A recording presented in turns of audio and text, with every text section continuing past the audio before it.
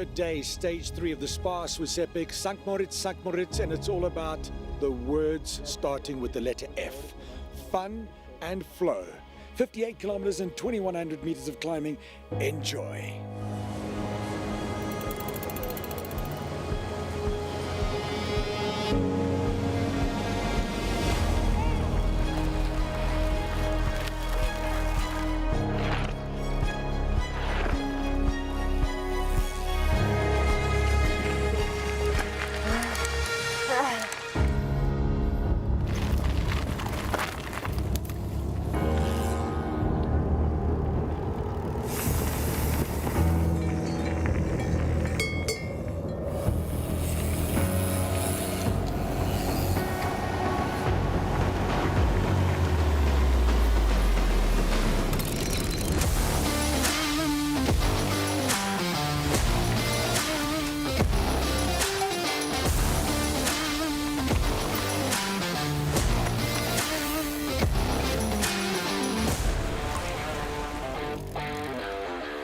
This stage was a lot of fun because we have all the flow trails around St. Moritz in one stage, so it was pretty a nice day.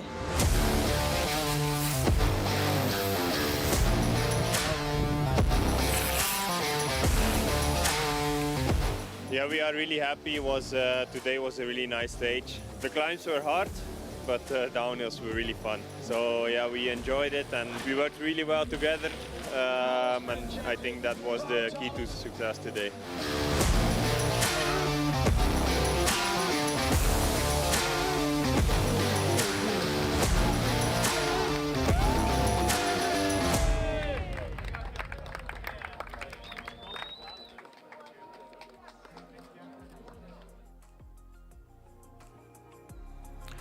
Welcome to St. Moritz in Switzerland, nestled in the Swiss canton of Graubünden. So much more than just a holiday resort for the rich and famous. It is also the birthplace of alpine winter tourism, twice hosting the Winter Olympics. Yet St. Moritz first became famous for its mineral springs, discovered 3,000 years ago, establishing the town as a summer spa resort. In fact, the city's emblem is a sun. And the weather today? Sunny, but a cool 9 degrees, and St. Moritz famous for its high-end boutiques, gourmet restaurants, top-class hotels. And this week in the Swiss summer, for the third time, St. Moritz is famous for mountain bike stage racing. St. Moritz hosts stage 2, 3 and 4 of the SPAR Swiss Epic, the 10th edition of the race. Around the area, 400 kilometers of mountain bike trails, flow trails we've seen surrounding us. At the start of stage 4, route designers have handpicked the very best of them. We've been watching some of the top professionals of the sport, Olympians, national champions, recent world championship medalists, and also the keen amateur teams who've prepared with an almost professional level of dedication. Such is the challenge of the SPAR Swiss Epic, conquering the Alps. 600 riders came to Graubünden to conquer the Alps, and they started in Lenzerheide. They visited St. Moritz yesterday, and today they leave on their way to Davos, the penultimate day. We're way past the halfway mark in this 350-kilometer race. Stage 3 was an exciting and dynamic day of racing around St. Moritz in the loop course, 58 kilometers, and the riders enjoyed the seemingly endless flow trails. We'll be following the race on board with the Bulls Media e-bikes on the transfer day, 73 kilometers, almost 2,000 meters of climbing, and the Bulls Media e-bikes will be in the thick of the action like we have each day, watching them with Thomas Ditch piloting and none other than Stefan Sam, 3-time winner of the ABSA Cape Epic, the pinnacle of the Epic series. They'll be giving us commentary from the head of the field. Paul and Till are on the mic, on the line, and Dario and Andreas are waiting for us. They're waiting for the riders, the 600 riders in Davos right now. And we'll be joining them in just a moment. But in the meantime, let's hear what the riders had to say about the past 3 days. I'm really happy. It was a really nice day. I feel a little bit better today. The last days my leg felt a little bit hard, and today was a lot better. Wood and I worked really good together and had also a lot of fun with the nice single trails today. Yeah, we are really happy. Today was a really nice stage. The climbs were hard, but downhills were really fun. So yeah, we enjoyed it, and yeah, it was just some good fun, and we also find a good flow in the downhills, and we could make the gap a little bit bigger every time, and we worked really well together, and I think that was the key to success today. I mean, the first thing is that you don't have to panic, because I know that we can fix it or we can change it quite fast, and we are also quite close to the tech zone. Yeah, of course, always it's like you try so hard, you are in front, you have already one climb done and you feel good, and then from the sudden you hit some stone in the grass which you cannot see, and that's it. Yeah, so we discuss if we try to put a plug inside and repair it, or if we go to the tech zone and change all like the wheel. So we decided to go to the tech zone and change the wheel, which was quite fast. and then the chasing started, but we didn't want it to chase so hard, like to get to the guys as soon as possible. So basically we were still keeping the same distance behind them, and in the end I think we had about 1 minute 20 seconds or something in the finish, which is not bad. I was riding the wheel, which was not perfect. There was a bit low pressure, and I was scared that I will hit something again, so I was a bit slow in the downhills. But I mean, with our leading, like the time we have now, still there is no need to risk, so it's okay. Yeah, we followed the podium from the first day. Also there we was with the first two teams, and together we feel really good. I suffer a little bit in the uphills, but in the descent we ride really well and safety. But we don't know how we could get the puncture on the first day, and yeah, that was really bad luck. So yesterday we try again and feel better than the first day, but after a few kilometers my shifter doesn't work anymore. So we suffer since the finish line to have another chance today. And yeah, in the first descent we tried also to attack a little bit, to get a little bit of advantage on the second climb. And then we ride a solid pace, and yeah, this day we would come to the finish line without any technical, and so yeah, we are really happy. Yeah, awesome. We didn't really plan to kind of ride away that early. We wanted to see how the legs feel. Yesterday we did take it easier for today because we knew it was going to be a hard stage, even though it's got shortened. The climbs are still long and steep. I didn't know any of the trails. Vera did though a little bit. But yeah, luckily the legs reacted on the first climb and we decided this is time, and yeah, we just did our own race, and luckily we got more time on GC. Yeah, today it's fast. It's a very funny downhill. I'm so very happy for today because my company Rina, it's a little bit better your feeling in the uphill, and today it's too uphill, but it's so very funny in the downhill, and so very beautiful part in the St. Moritz. Fortunately not rainy, and so funny.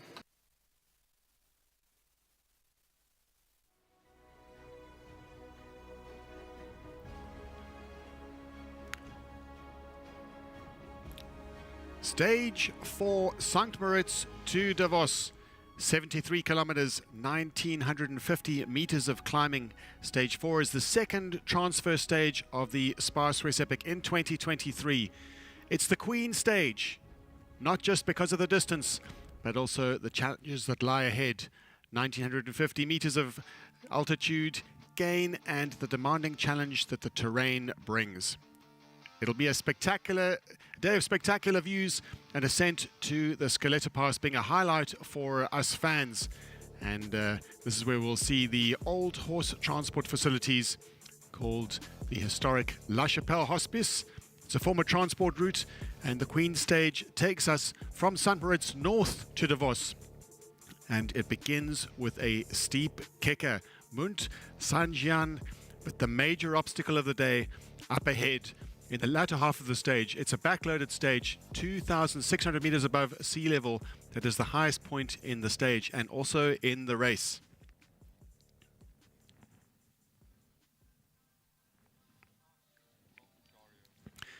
And we're here in St. Moritz, ready to start the penultimate day of the SPAR Swiss Epic.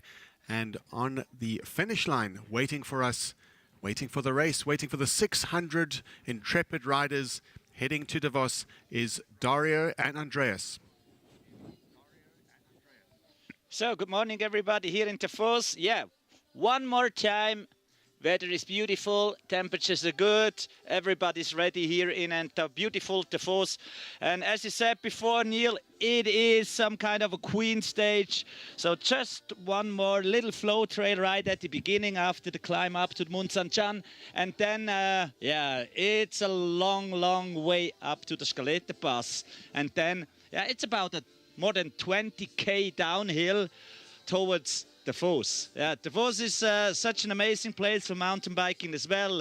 We've been in the Bike Kingdom, we've been in the Engadin Valley, and now we're back in Davos for the next 2 days. So today, the Queen Stage, and tomorrow, the last stage of this year's edition of the SPAR Swiss Epic. BNG, Andreas Wieland from RTR. BND, Dario.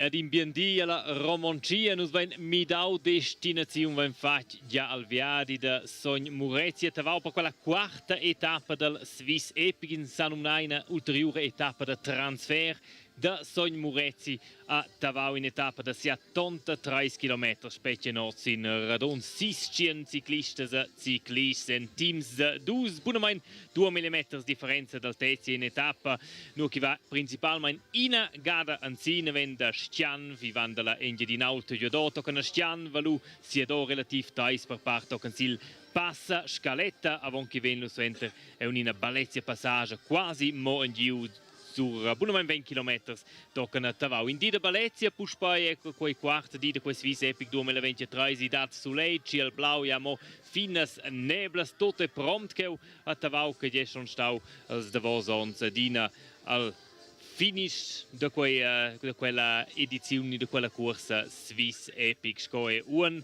oz vegni che a Tavau da me un vala Swiss Epic lo fin con in ulteriore a Davos etappa e la regione sils Trots trails da Tavau. In ulteriore di da Balezia tot è prompt alla soch vai libero wenn als prems termes sin viadis, capisce, als d'elite, als profis, quels che combattono veramente per Platz del podest. Si suentra mince 2 minuti a mese, vengono tromezzi in una gruppa sin viadi, e toccano la socia mesi, vengono spicciau che als prems contongen che l'arrivata a Tavau an se cusso enta las indisch. Genau. That means around 10 minutes past 11. That's the estimated time when they're home in Davos. Yeah, for 2 days yesterday. Interesting stage around St. Moritz. A lot of climbing, but a lot of flow trails. And it's a bit different today. It's rough terrain, high alpine terrain. So the long way up to the Scaletta Pass, it's a pretty steep climb, especially at the end. Probably it's more of a push the bike than to ride the bike. So the last part of that thing is really hard, but it's so amazing up there. They're really high up in the mountains, and then, as I said before, there's this long, fantastic and beautiful downhill. Probably the pro riders, they don't have enough time to stop for an Instagram shoot, but for sure, the ones in the back, they have to stop up there. It's such an amazing place, the Scaletta Pass and all. Yeah, the terrain around here in Davos tomorrow. It's another day in Davos. Yeah, Davos has enough trails to offer for just more than 2 days, for sure. So, general classification yesterday, no changes. Still the same at the women's race and at the men's race. But for today, yeah, we look forward to a hard fight for the general classification. Not even that. Also for the stage classification, we have a lot of the Davos Closters team at the start. So Maxim Lom and Sven Gehrig on the left-hand side in this yellow, white, blue jersey.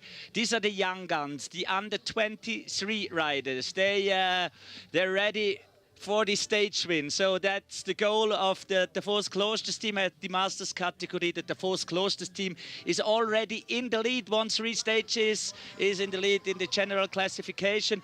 This is the Swiss team with Conny Loser and Fadri Barandun, the team lags. Yeah, probably a bit of a disaster stage yesterday. They took the wrong line and had to walk back for 20 minutes. And yeah, that's probably not a good thing for Fabri Barendum, because he's the local in Engadin, in the Engadin, and he took the wrong way. He told me after the race, hey, I thought they're wrong, but I thought, yeah, everybody's going there, so probably, yeah, next time here in the ZF. Hey, yeah, Andreas, gell? Spiacht ihr siat 8 minutos avant casa con I faliu el saveva exact nur chi mava trad av denter schlarinha a samada tutina ius in a falida via per coca tot els autos e nei faliu al nus tu tornar a Davos in brav toc a spiacht ihr in quella tiarta etapa bien siat 8 minutos a tutina ein els al moment onadina ciunavas el classamento general 22 minutos Davos Martin Stossek el Cech insieme con Marc Stutzenmann can in avantage da mo 6 minutos a 30 sin Daniel Geismeier Wout Alemann, also per un prim place und tot viert. La corsa va fin per da meuns entre la ciunavla etapa. I sa un capità fe bia quels Davos 12-10. Te las donas vesi un tec auto leu avere l'osere Kim le Cour in avantage confortabel da 20 minutos. Denton, tels omens ei tot viert. Fadri Barendum con i loser el duo Svizzer el team Lax. Mo 4 minutos Davos in place da podest. Ci sa forza en provenienza da fa in attacca per fa quei passa avon sil podest. And now this is the leading team at the men's competition. Mark Stutzmann on the right-hand side, Martin Stossek wearing the yellow leader's jersey. Right in the back, getting ready for the third stage. They had a flat tire yesterday, but yeah, it took only a few minutes till everything was fixed again, and they've been back on the climb. So Martin Stossek told me had to be had to ride quite different after this this change of his back wheel. So the air pressure in the new wheel was quite different to the first one. So he took it a bit easy on the downhills around St. Moritz. Yeah, as you can say, these are flow trails, so no major obstacles, but in these berms, it's better to have a bit of a higher air pressure in your back wheel.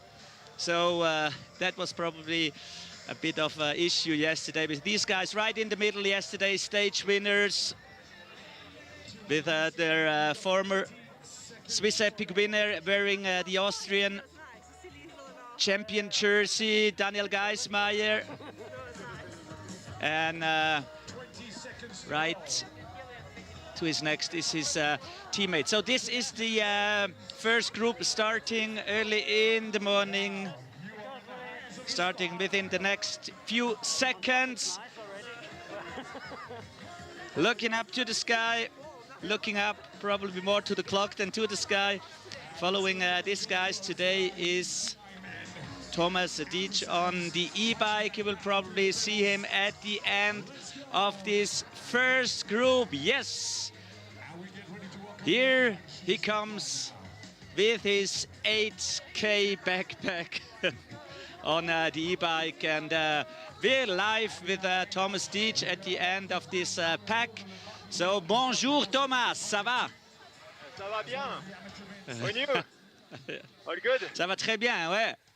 Yeah, right at the moment there's some clouds in the Engadin, but that makes it even better for the riders. So it's not that warm in the morning. So the temperature is coming up to 30 degrees. It's a bit fresh on the bike, but we'll be warm in a few seconds because the start. It's directly in a nice uphill, 250 meters altitude. Will be a good start. So already the first problems for some riders. This is the team we were talking before about that. Yeah. Andrea, you get small problems or, yeah, almost nothing. Ah, okay. It's done. At the end, it's the team Scott, the Davos Klosters, helping each other out. Riders, some of them still wearing a jacket, but they will drop off that immediately after the start. This is the second group of today. On the left-hand side, the leaders in the Masters category. This is Martin Gouyan, and Florian Vogel wearing the Davos Klosters jersey normally as well, but look at the colors. They told me they knew the color of the leader's jersey, so they choose these fantastic blue pants. No, definitely not. But yeah, they're waiting for the next star group, the Masters and the Grandmasters, right in the middle, wearing this. Is it pink? Yeah. With the pink jersey, these are the leaders at the Grandmasters. We had an interview with these two guys yesterday at the start line. They're pretty happy with their race so far. Yeah, if you're in the lead, you have to be happy. So, second group started in a beautiful St. Moritz.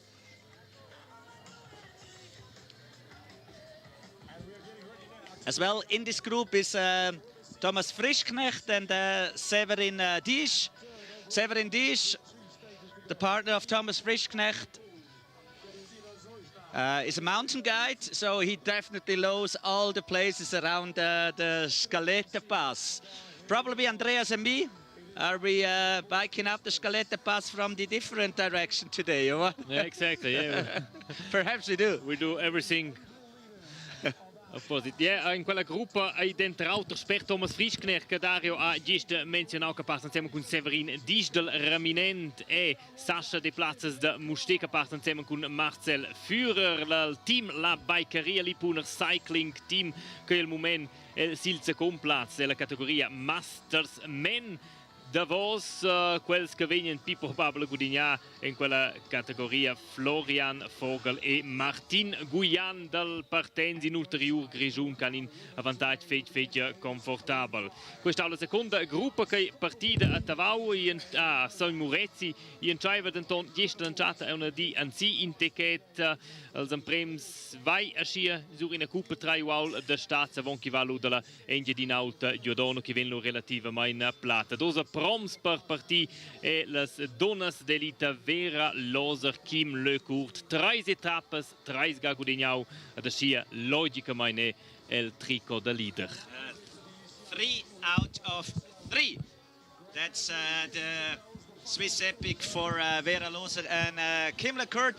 On the right-hand side, we have Bettina Janas in this Davos Klosters jersey. The European champion jersey is on Adelheid Morat's shoulder. Adelheid Morat, yeah, always leading in the beginning.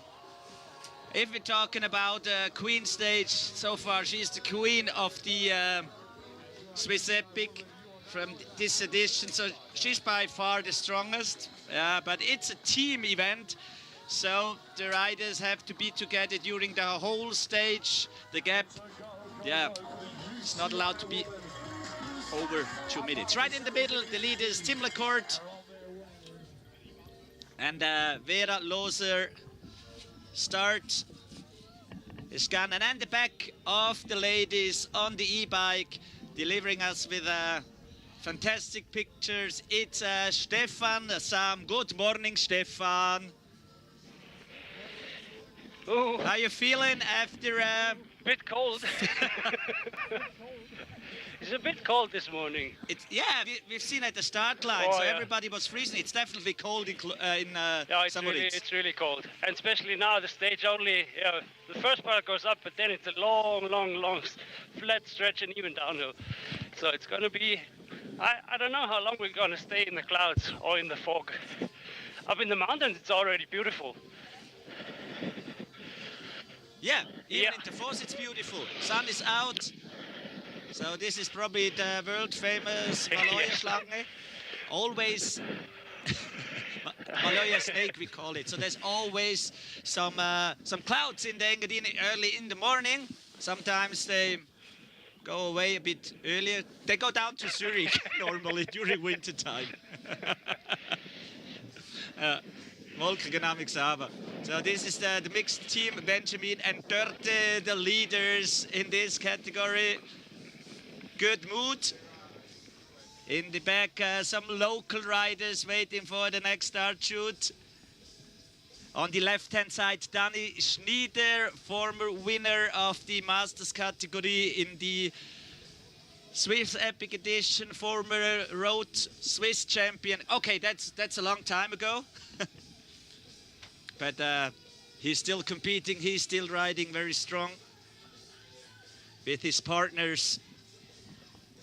So this is the fourth group.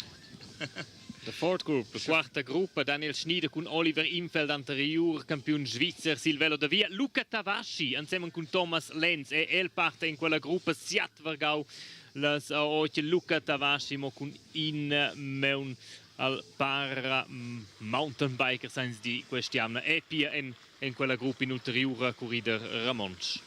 Yeah. Thank you very much, Andreas. Romanch, one more time.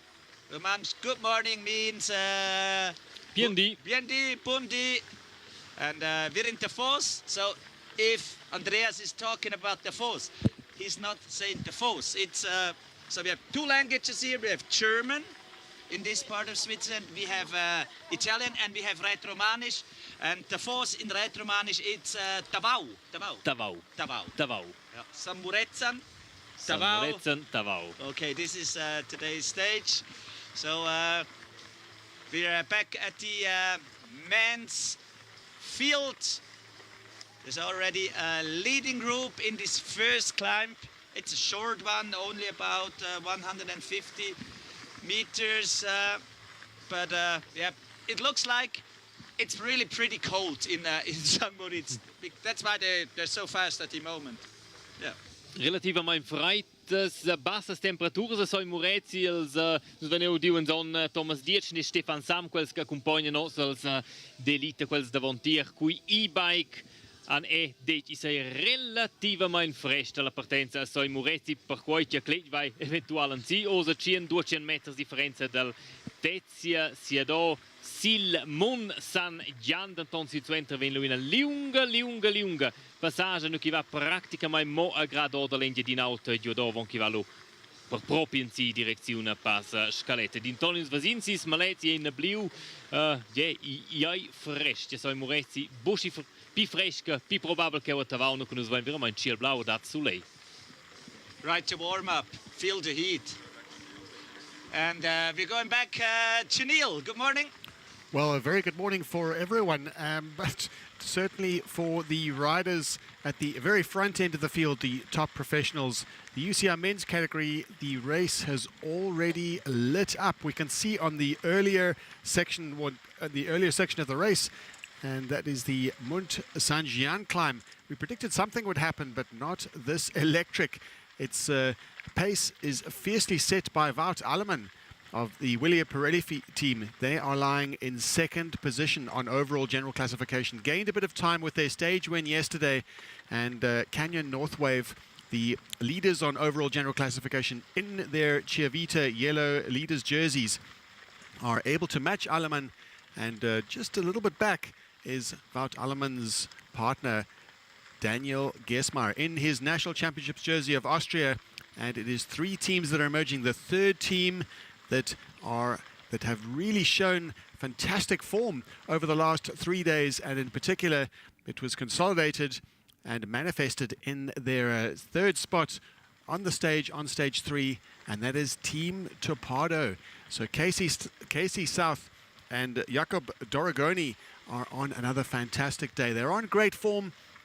We saw at the Swiss National Championships, in fact, Mark Stutzmann took that victory, but in second place, Casey South. So fantastic form for the Swiss national at the moment, riding in his home race and right at the very front of affairs in the SPAR Swiss Epic. On stage 4, hopefully they'll put their bad luck on stage 1 and 2 behind them.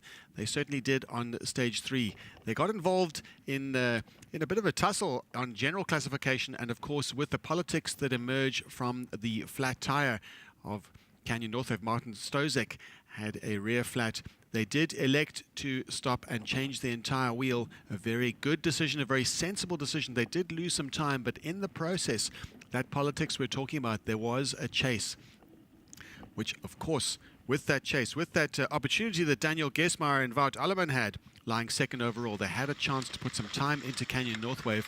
So the pace went to white hot fever pitch And with that, the stage hopes of KC South, Jakob Doragoni, were slightly compromised.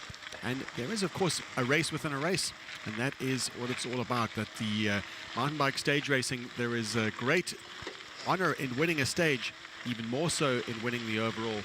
KC South, with their bad luck, really have put their general classification hopes aside, and they'll be targeting stages. And of course, yesterday they were all in, but they didn't account for the fact that the general classification, the big men of the sport, were also all in.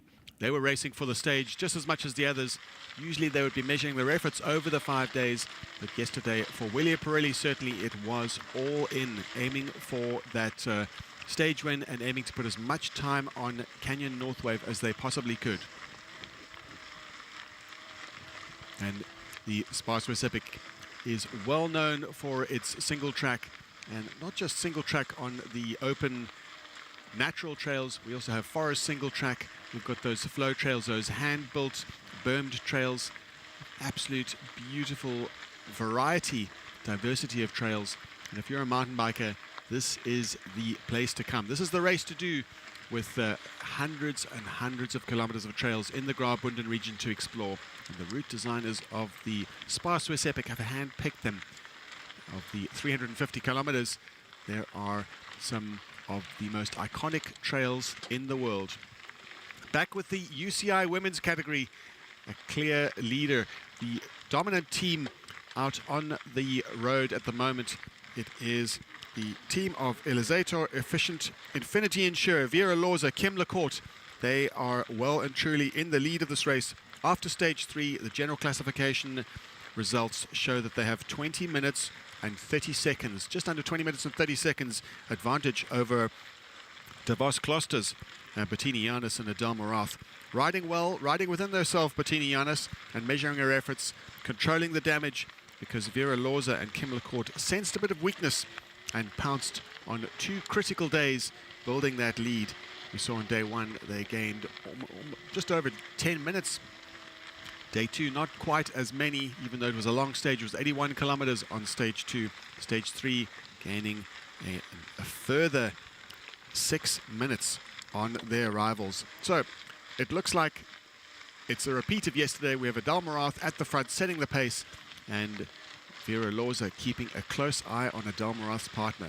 Bettini Janis, credit to Bettini Janis. She has turned herself inside out on these climbs, and she'll be hoping that the climb up to Munt San Gian ends quickly, because there is a long flat section until they reach the major obstacle of the day, the Scaletta Pass, topping out at 2,600 meters above sea level.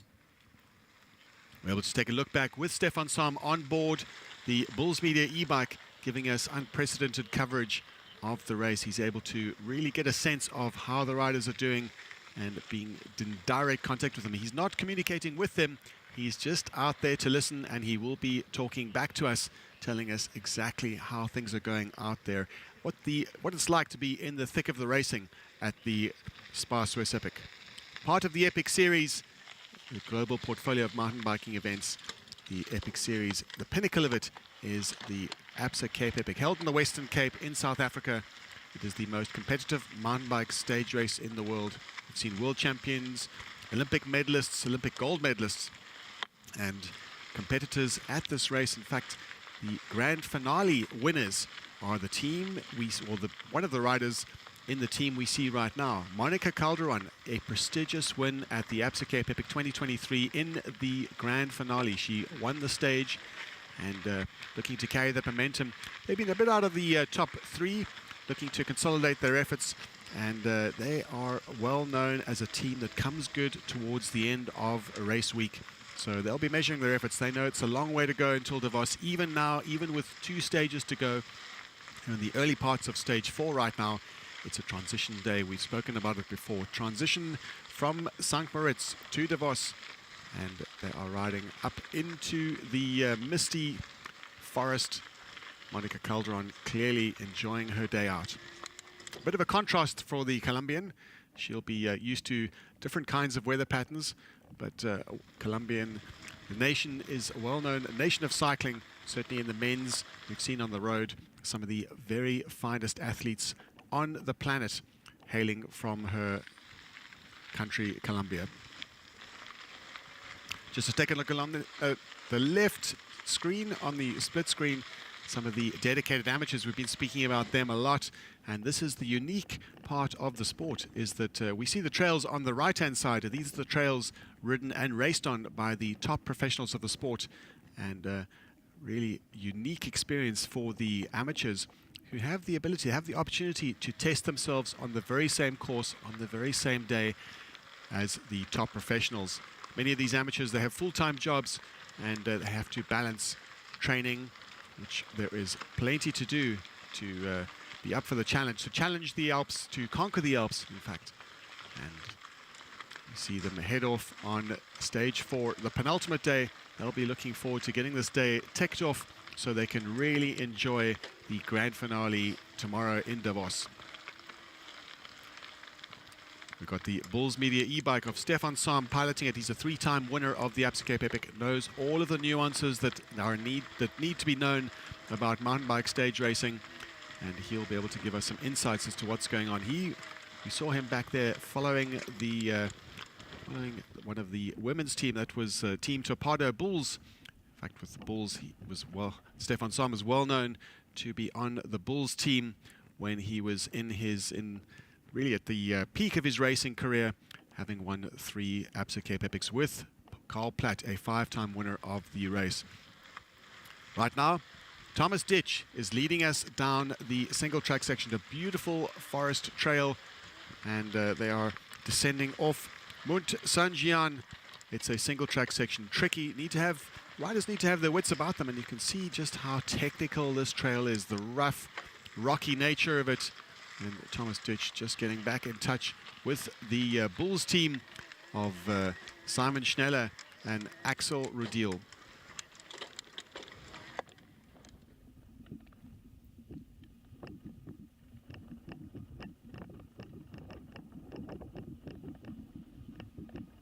The direct contrast between the smiling faces, trepidous looks on the faces of the dedicated amateurs that are about to start, and the fierce action already out on the course. The top professionals in the UCI men's category have been almost 20 minutes of racing so far, and we can see Thomas Ditch just forcing his own pace just to get back in touch with those top riders. Stefan Sam following the top women today. He is behind Irina Lutschel-Schwab, the Swiss national champion. She's had a bit of a quiet week, although we can't say that a 3rd spot on the overall podium is quiet. They've had some good podium time and riding steadily. They'll look to get in touch with those leaders right as soon as they possibly can. Vera Lorza, Kim Lecourt, it'll be a really good tactic if they could regain contact with that team, because then they will have an easy ride, or let's not say an easy ride, but certainly an easier ride on the flat section as they lead up to the Scaletta Pass. If you look at the profile, anyone who's following online will be able to follow the race on swiss-epic.com. You'll be able to keep an eye on exactly where the riders are. We'll be able to follow live and also be able to get some details of today's stage. And if you look at the profile, it's certainly a back-loaded profile with the Scaletta Pass topping out at 2,600 meters above sea level. It is the major obstacle of the day. It looks pretty flat, although looks can be deceiving, especially when it is relative to what is termed as almost a 15-kilometer rise. And the obstacle of the day that we've been speaking about is 1,000 meters gain in altitude, 1,600 meters at the bottom of the climb, and it gradually ramps up to 2,600 meters above sea level. 1,000 meters of ascent, an obstacle in any mountain biker's mind, and we are sure to see some plenty of action as the race starts to ramp up and the course starts to ramp up towards the Scaletta Pass. Dario spoke about it earlier, the final few hundred meters. The riders will have to elect whether they need to press on in their lowest possible gear, or if they get off and push. It is a rideable section, but sometimes it's about measuring your efforts and not going too deep into the red. We'll have to see how the top professionals cope with that as they reach more or less the 54-kilometer mark. But once they have breached the top, it is downhill all the way, more or less. Downhill all the way into Davos.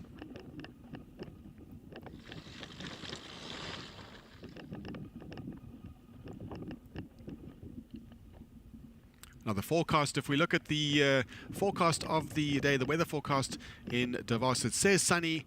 It also said it was sunny in St. Moritz, although just looking at some of that misty weather that we see coming in, we'll have to get it from the ground, and Dario is on the ground in Davos. He transferred to Davos earlier ahead of the riders. He's waiting for them, and he is with Andreas.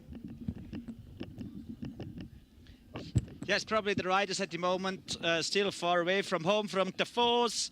Yeah, but the weather is completely different up here. It starts to get warmer and warmer. The sun is out. Weather is beautiful. Andreas, what does beautiful weather mean in Romansh? Bien. Bialaura. Bialaura? Bialaura. Bialaura, okay. Schönes Wetter. Schönes Wetter. So I thought it's about the aura of a... Aura, Wetter. Wetter, okay. Aura. Weather means aura, biel. Biala, aura. Okay. And we talked about Davao. That means Retroman Davos. But Davos in the Retroman is something different.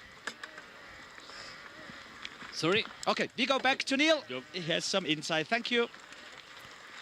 Well, insights on the day so far is that the Team Torpedo Bulls, they are looking to get back in touch with the leading team. So fantastic performance from the team of Irina Lutschel-Schwab and Katarzyna Sojna, and that is going to bode well for them in the stage.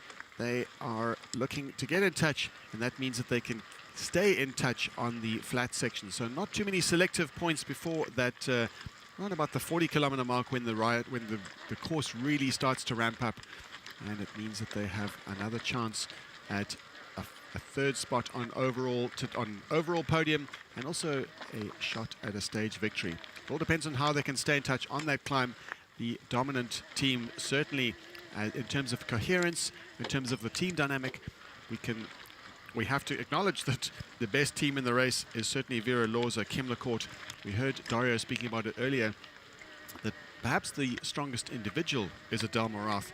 She's a former professional on the World Cup circuit, still a professional, but focusing on marathons and mountain bike stage races at the moment. And we could say she was the strongest individual rider in the race, but of course it is a two-person team race. She has to look after Bettina Yanis. Bettina Yanis, we saw her struggling on the early part of the climb, and all credit to her, she was able to limit those losses. But clearly spotting the weakness is the team of the week, the team of Vera Lorza, the Namibian, and the Mauritian rider Kim LaCourte, both having come from a road background, in fact multidisciplinary background. They are both national champions in many disciplines. Vera Lorza and Kim LaCourte have well and truly focused on mountain bike stage racing. They won the 2023 Absa Cape Epic. We know that it was in dramatic fashion. They took over the race lead on the penultimate day and brought it home. Fantastic performance from these two. Vera Lorza is a Swiss national. She lives in Switzerland. She's married to Connie Lorza, who we've seen in the men's category lighting up the race. She lives in Switzerland. She rides under the flag of Namibia, but this is very much her home race.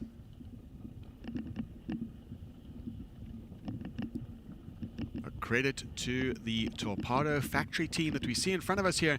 They are very much in touch with the lead and on fantastic form. They had a great day yesterday. Very pleased with how their luck had turned around. We could see them riding at the very front of the field on day one and day two. Stage one and stage two really was a days to forget for the Swiss and the Italian. They had some terrible luck. They had a flat tire. We saw them having a flat tire, in fact, with Casey South desperately trying to get some sealant and some air back into that tire. It plagued them the whole day. They lost tracts of time. Again, lost tracts of time on day two. With stage three, luck was on their side, and they managed to get a podium spot on the stage. Third place for Casey South and Jakob Doragoni. That was yesterday. Today looks like another great day for the Swiss and the Italian.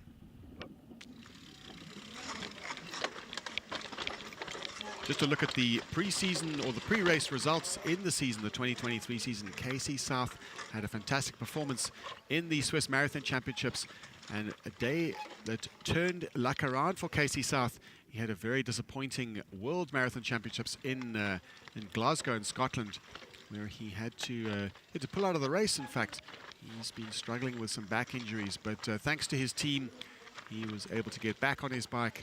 And even a couple of days before, he wasn't even sure if he would participate in the Swiss National Championships. And he did, and performed admirably. Second place behind none other than Mark Stutzman, who just happens to be in the race lead at the moment, riding for Canyon Northwave, riding with Martin Stozek. So he was in good company indeed. KC South, his form certainly has just peaked just in time for one of the most prestigious mountain bike stage races in the world. Part of the Epic Series, premier mountain bike races, part of the global portfolio, the pinnacle of which we've spoken about a lot, and it is the Absa Cape Epic in the Western Cape. Incidentally, the field at the SPAR Swiss Epic in 2023, of course we would expect the large portion of the riders coming from Switzerland. It is their home race, but the second most represented nation is South Africa.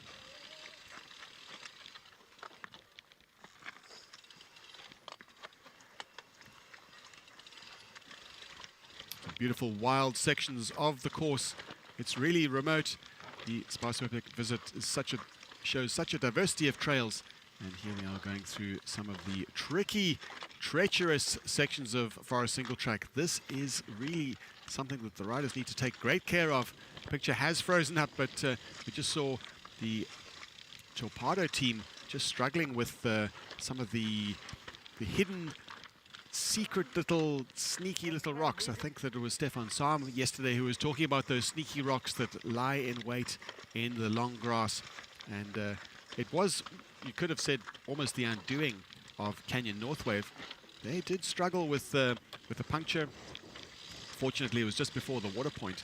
But the politics of that meant that they had to decide at exactly that moment whether they're going to repair the tire. But then there is the risk that it could plague them the rest of the stage. And they took the decision. They took the decision to replace the entire wheel.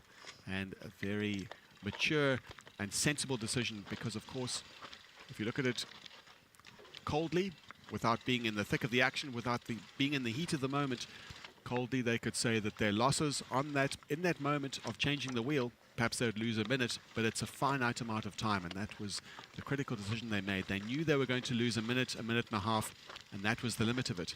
Whereas if they'd tried to repair it, and that tire had plagued them throughout the stage, the losses are virtually infinite. So knowing it was a sidewall cut, one of those sneaky rocks that was lying in wait in the long grass, a sidewall cut is a very difficult type of puncture to repair, even with the modern technology, even with the plugs that are available today, those little worms, those sticky worms that they would put into a tire and let the sealant do its work. There is still a risk. The way the sidewall flexes, it can open and close that little wound in the side of the tire, as we are now with Jakob Doragoni on the back, following KC South back to the very front of the race. The racing has lit up. We see Canyon Northwave right in contention. They are defending their race lead at the moment. They have 6.5 minutes over their nearest rival, Willia Pirelli. But we can be sure that Willia Pirelli are going to be challenging them. They're going to be attacking this race like never before. They know they have the opportunity to get another victory. Daniel Gesmar is a multiple winner of this race, and his partner Wout Alleman, a virtual newbie in this race, not to mountain bike stage racing. Of course, he's a double stage winner of the Absa Cape Epic and an accomplished marathoner, as is denoted by the multiple national titles, but also his European. He's the current European marathon champion. KC South, Jakob Doragoni, a fantastic day out for them. They have shown that they are riding among the very best. Could be a breakthrough moment for them in mountain bike stage racing.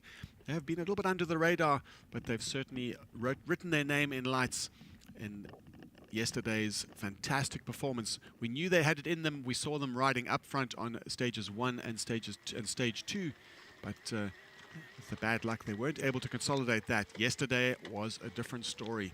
They were able to come in third spot, and they managed to hold off a chasing pack. Casey South, Jakob Doragoni, fantastic performance from the Swiss and the Italian.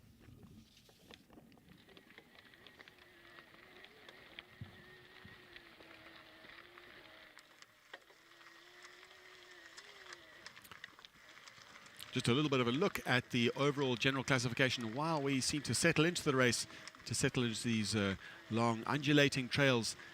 The leaders of the week after stage 3, Canyon Northwave, Martin Stozek, Mark Stutzman have a 6-minute 30 advantage over Willie Pirelli, and some way back, not completely all unrelated to the fact that Buff Megamo, Bulls and Team Locks took a wrong turn in yesterday's stage, lost plenty of time, and Buff Megamo are 21 minutes and 18 seconds back in the third spot. There is a bit of a competition developing for that third spot on the overall podium. They might have written off the second place, although in mountain bike stage racing there are no guarantees. But if they were to be looking for any of their goals ahead, they would be looking, those three teams would be looking for that third spot on overall.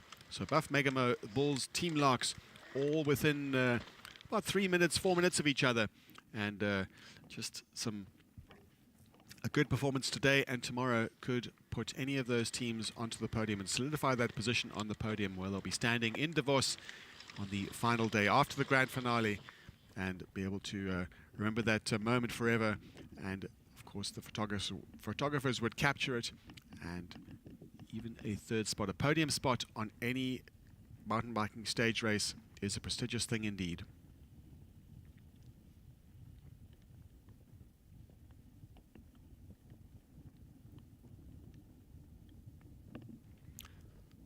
Running on a slightly easier part of the course, really the leading teams of the race. We can see there that in the pack right now we have spotted the Bulls, we have a Buff. We just need to keep an eye out, see who is in there. We'll be able to have a chat to Thomas Ditch. He'll give us a rundown of who is in that front group, and Daria will be chatting to Thomas Ditch in just a moment. And just a quick preamble before we hear exactly what's going on the ground. The battle in GC is between Canyon Northwave, Willie Pirelli, Buff Megamo, Bulls, Team Locks, and we'll hear from Thomas in a moment.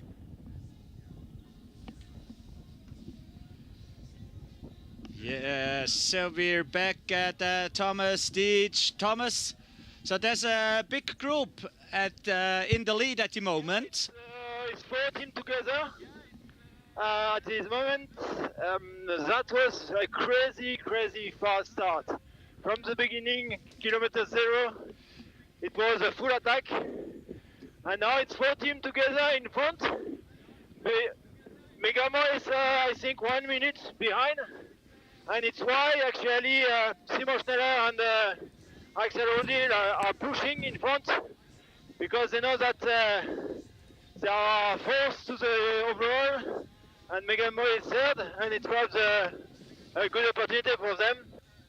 Yeah, and Simon and Axel are really pushing in front actually. So it's crucial to work together at the beginning of this fourth stage. So it's pretty flat till the uphill. So they're working together pretty good.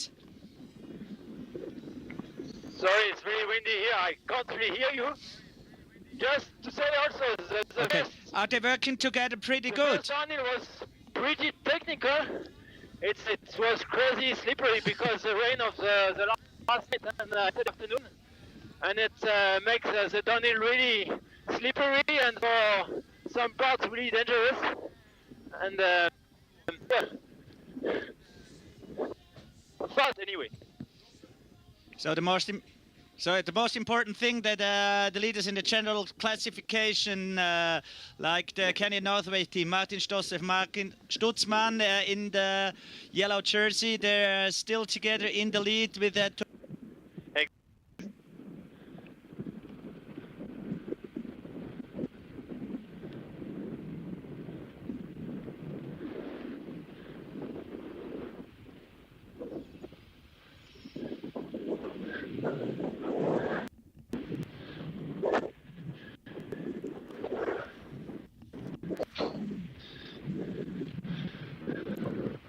just heard from the trail side, Thomas Ditch, giving us the insight as to exactly what's going on.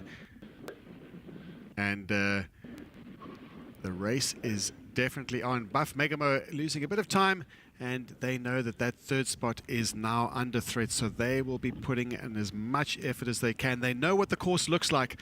This is more or less a flat section, quite a long flat section before they reach the main obstacle of the day, and they know that the riders out front, in the very front of the field, they're riding in a group. They will not only have the camaraderie of the group, but also they will be able to cooperate. A critical thing in the tactics of mountain bike racing. They will need to get back into that group as soon as possible, because the pace is absolutely fierce. If they don't get back in touch, they know that the Bulls will be maximizing their efforts and cooperating with the others to try and put as much time into Buff Megamo as possible. Peter Pruis, Hans Becking, they have their work cut out for them, and Simon Schneller and Axel Rodil Cortina, they will be trying to make as much of this advantage that they've gained as possible.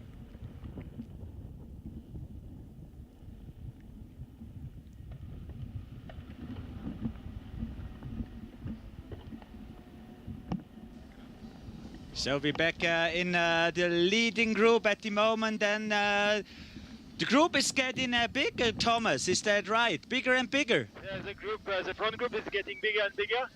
3 teams are coming back with us in front. Now we are seven teams together. And yeah, the pace is a little bit slower. And yeah. But 7 teams together, actually.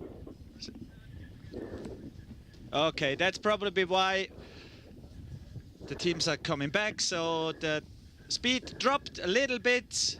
We go back to Andreas. 4 equipas en venidas da escapainte che tra Val da Staz, nu che sta una passaggia fech tecnica avon chi va dalla Engadin judo d'Antoni am Buluvrau fech bei insieme davantiera circa e puspet 3-4 equipes campo di suentra nos venne la testa in una grande gruppa dentro altre confedriber anduna con i loser che avevano espias bien in mesa minutas in quasi prims 10 kilometres andanton Podium suentra puspei als corriders ni als ciclists alla testa gest per quels an priu an avos in ticket al tempo che vasinus las donnas alla testa davantiera vera loser Kim Lecourt dels tricos da leader quels tricos oranska fan tempo las donas che partidas denton in 5 minutas pitart kals omens elas an euse absolviu quella parte tecnica no che stau UNC in quel Pian San Gian lanciata a lua trainual veramente tecnica mai no che sa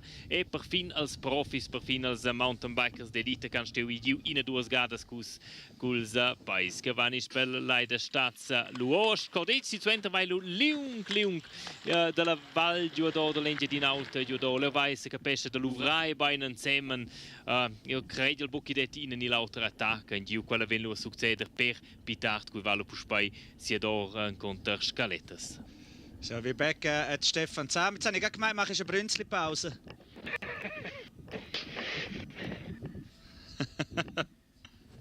So Stefan, you're at the front group of the women's race.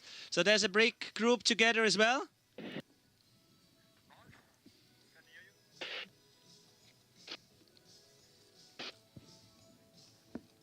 So we can't hear Stefan at the moment. So the ladies, the women's competition is now in this deep forest here. Fantastic trails, soft ground, but yeah, especially in the morning, it's wet and it's fresh. But yeah, these trails around St. Moritz, yeah, it's pretty deep forest. Yeah. There was a hard climb at the beginning, but a short one, and now they're heading into the flat part of today's stage. So we can see it here now on the map. So women's competition is just past the Lej da Staz. This is the lake, and now they're coming to the flat part of the Engadin.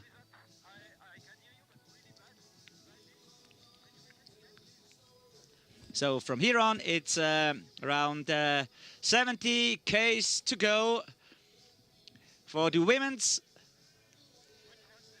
The men's are a bit further away.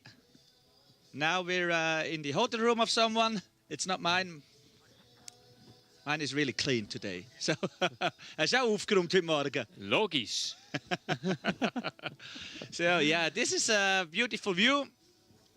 So, a beautiful stage. Richtig eine schöne Etappe, die wir heute haben, Andreas Wieland vom RTR. Una febbiala etappa in 15 dificultades técnicas al moment nus perdunhain. Iese capisce nus eine bodina colligazione, avant tot bo con us vain quella etappa valo sia do an conter na venda stian cui valo da la Val Sasauna vieden direziun culm stialetta sia do leo datelo buona colligazione da internet sia de telefonina sia che no e prendersi contact culs dus I mountain bikers Stefan, Sam e Thomas Dietsch che per nus sin via di quella GoPro montada vidal cul saccados che paese del raminent tocan 8-9 kilos che els porten con els per center anni el velo in batteria. Che vesinus las gruppa de testa de las donas, l'equipa de Tavau Claustra davantier, insieme con Viraloser Kim Lecourt, Tavau Claustra, Bettina Janaset, Adelheid Morat, las Tudestias. Can il classament general in retard intonde già 20 minuti sin Viraloser Kim Lecourt. Ci sa forza che elles provano con una attacca in quella quarta de chun etapas de quei Swiss Epic per això un salvai una pinche chance de forza con il classament general. So, why to try something new? It's the fourth stage and one more time it's Adelheid Morat in the lead. Stefan? Yeah. Can you hear me at the moment? Yeah, we see the same picture as the first 3 stages. It's Adelheid in the lead. Yeah, we had a little bit split on the first uphill and also in the super slippery technical downhills, but everything rolled back together. So I think this will be the picture for the next kilometers until we hit the bottom of the climb, and then there's pretty much a restart of the race. So the 3 contenders of the GC are all together, and the pace at the moment is not really high, so it doesn't make sense to pace it when everybody's there. Yeah, so the general classification leaders are there together, the leading women's group. So it's flat till Schamp. So yeah, almost flat. So the first case, you think that some ladies are coming back? It's quite possible. I mean, the speed is not really high, and it's mostly flat, slight downhill with a couple of speed bumps. So it's possible that this group will get bigger as well. So Irina Lützer-Schwab is in this group as well, together with her teammate. So probably she's feeling a bit better. She was pretty tired on the first and on the second day. So she had Swiss Championships, the Eiger Trail race, and that was a real hard one. And only Sunday and Monday to recover. That was probably not enough, Stefan. I was at the Swiss Champs, and of course, she's a Team Bolt rider, Team Bolt Switzerland. But I spoke to her, and yeah, she was already tired at the Swiss Champs. She could manage to win, but was not really happy with her performance. And overall, she's just feeling tired. She has a long season already, also a really successful season. And yeah, sometime at some stage you need to give your body some rest. And that's probably now. It's unfortunate that she feels tired at the Swiss Epic because it's her home race and it's an important one. But she's still young, she's super talented, and she will come back. Yeah, she's back in the race at the leading group at the moment. How long does it take to recover? How long does it take to recover from a race like that, from a 5-day stage race, Stefan? It depends in which shape you are when you enter the race. If you're in really good shape, then it doesn't take long. But if you're on the downslope of your shape, then it takes for sure longer. And you really need to take that rest, otherwise you kill your body. So you taking a rest means no mountain biking at all, or No, just a little, or most important is good sleep.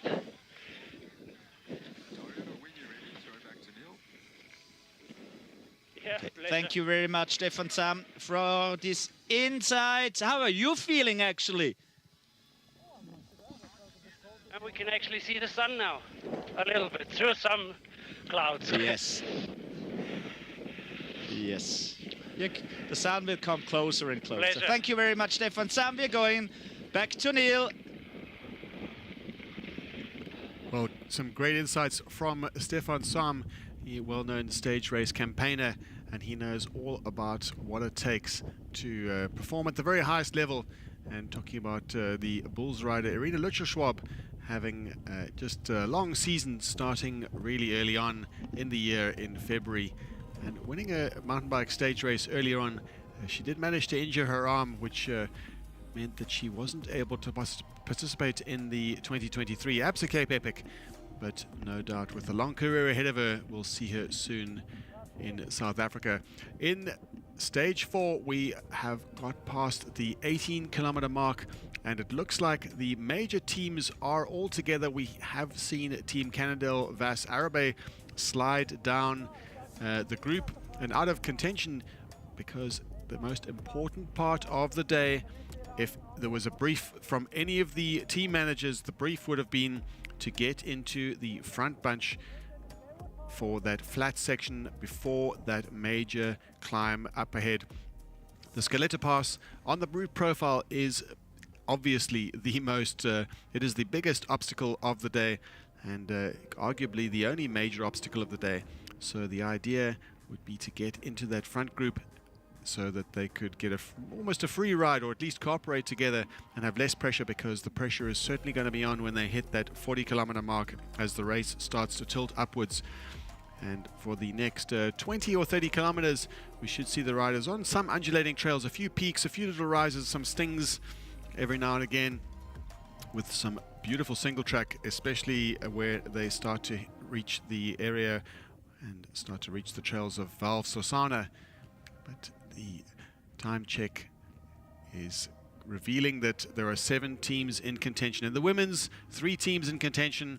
We've seen them. We saw the images from Stefan Sam of the top 3 teams in the women's category. And we're still with Stefan Sam as we follow Irina Luchel-Schwab and the orange jerseys. Really, they have absolutely owned that jersey. It's Vera Loza, Kim Lecourt, even from day one. From the first climb on day one, they looked like they were already in charge. They were well in sync. It's a well-drilled team, superb dynamic, and Kim Lecourt herself said one of the tricky things of mountain biking stage racing isn't just being able to tackle the course, having form, technical ability. It's about choosing the right partner and gelling with the right partner. It's about that partner dynamic. And Kim Lecourt and Vera Loza are not letting each other go. They are firm friends, and they are even more firm partners. There's more of a firm partnership. They have talked about it after stage 2. Their philosophy is never leave each other behind. So that means that they're always in communication, always in touch, and now they have achieved the next level of partnership communication, where they don't need to talk at all. They can telegraph the messages just from their body language. They know how each other are feeling. They get a sense of it, and just those very quick messages to each other, they can cooperate and put their rivals under pressure at exactly the right moment. We saw it on stage 1 on the climb. We saw it on stage 2 on the climb, and that means with that team dynamic, they've managed to gain a large buffer over their nearest rivals. Looking at the general classification after stage 3, all of their efforts that we've been speaking about, the team of Vera Loza, Kim Lecourt, have a 20-minute and 30-second advantage, just under 20-29 advantage over Davos Klosters, and a further 30 minutes back, at 50 minutes behind Kim Lecourt and Vera Loza, Katarzyna Sosna and Irina Luchel-Schwab, Torpedo Bulls.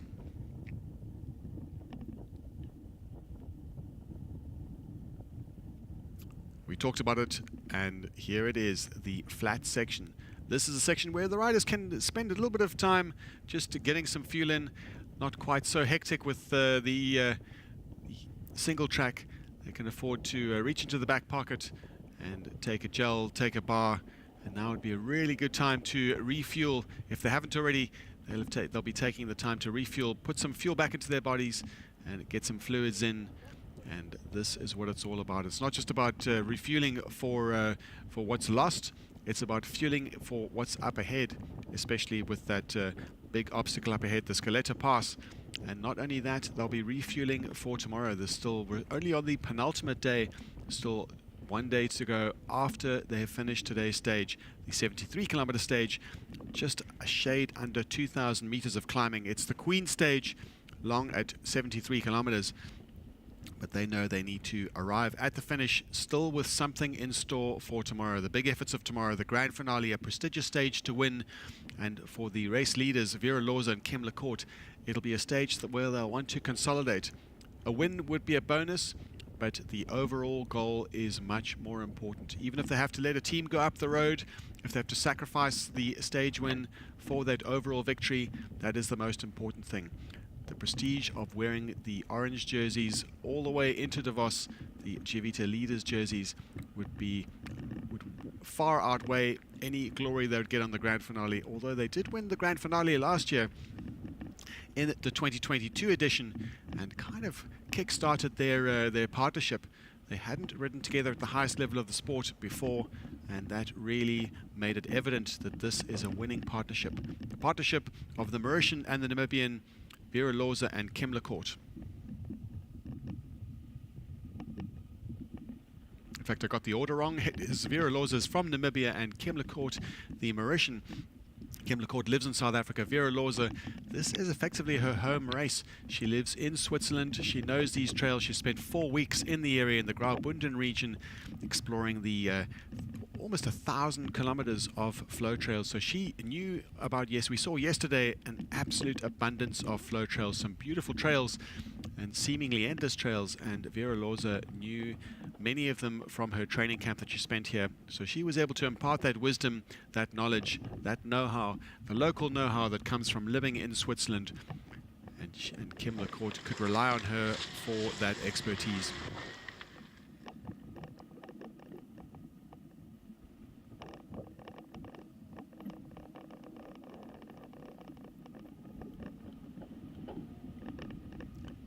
Well, we're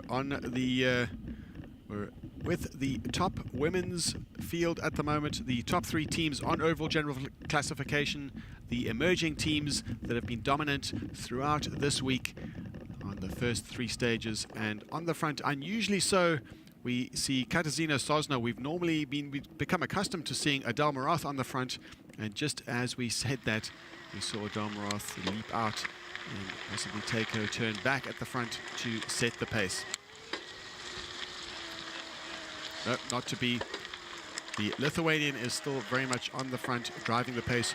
She is a powerful rider, so these flat sections would certainly play to her strengths.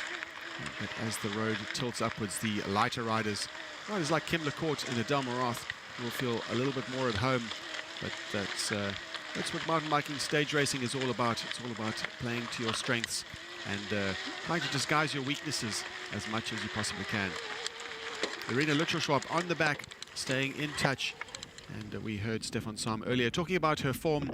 It's been a little bit tough to maintain form all the way through the year. Her season did start really early on in February, having won a mountain bike stage race really early on, trained through the winter. It's not just about where you are showing your name in lights, it's about the preparation that's required to win a race in February. So she must have been doing a strong build-up before that, which means she's been pretty much aiming to keep form since January, possibly even December. So a long year for the Swiss national.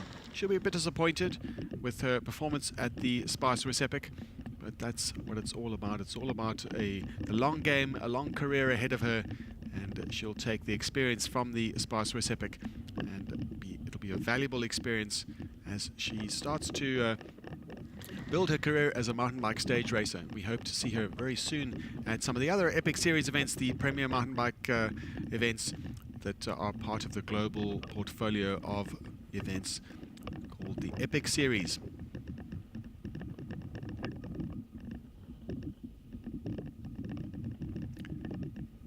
Now, we see the weather. We had to report that the weather was sunny in St. Moritz. We were wrong.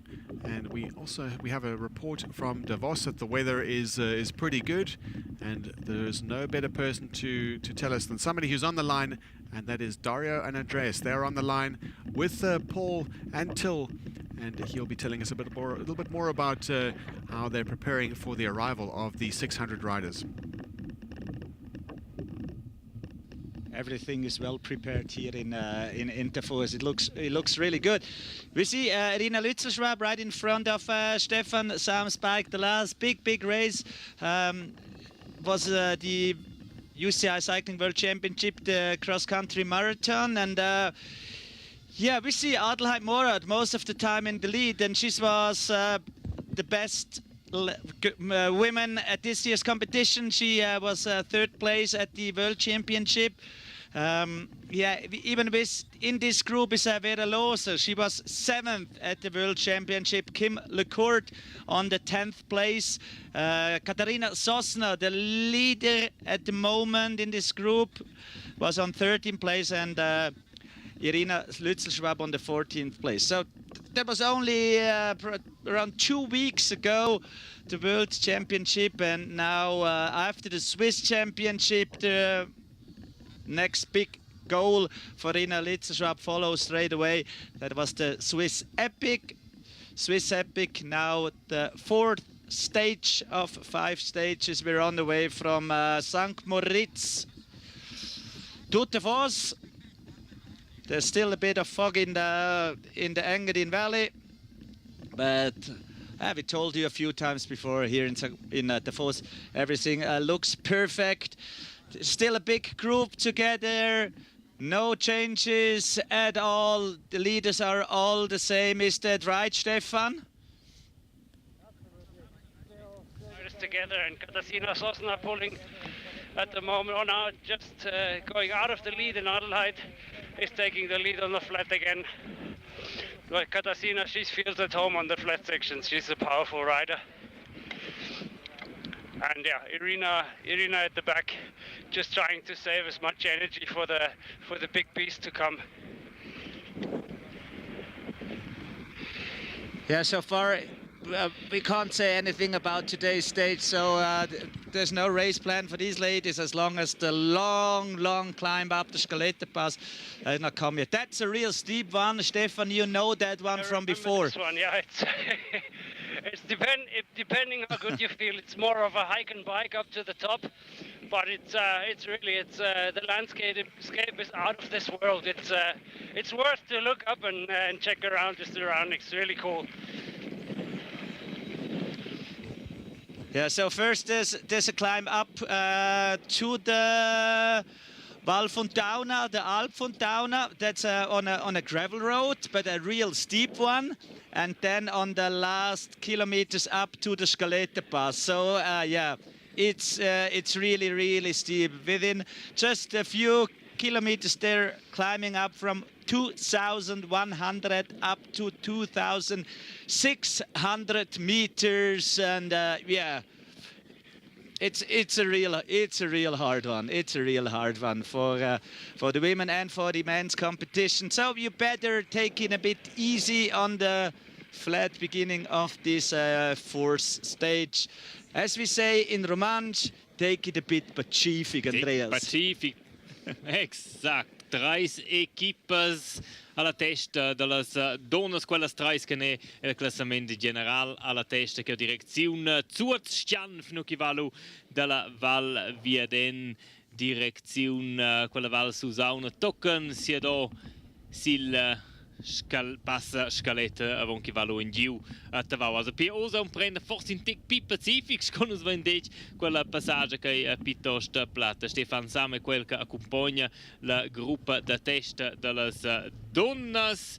in quella scodeccia le strais vera loser Kim Le Cour, quella che nel tricot da leader Bettina Janas insieme con Adelheid Morat al duo tudest. Alu Katazina Sosna insieme con Irina Lützel-Schwabler, Schweizer che è venuta da Kurt campionessa Svizzera a Grindelwald e la corsa da Marathon, come pausa entra che la tornata dels campionati mondiali a Glasgow. Che vasinus no che le donne si sanfano nel momento la vicinanza da Bever, os vai direzione a punta che muest, allo vai è un'inaga in token suenter stian fallu.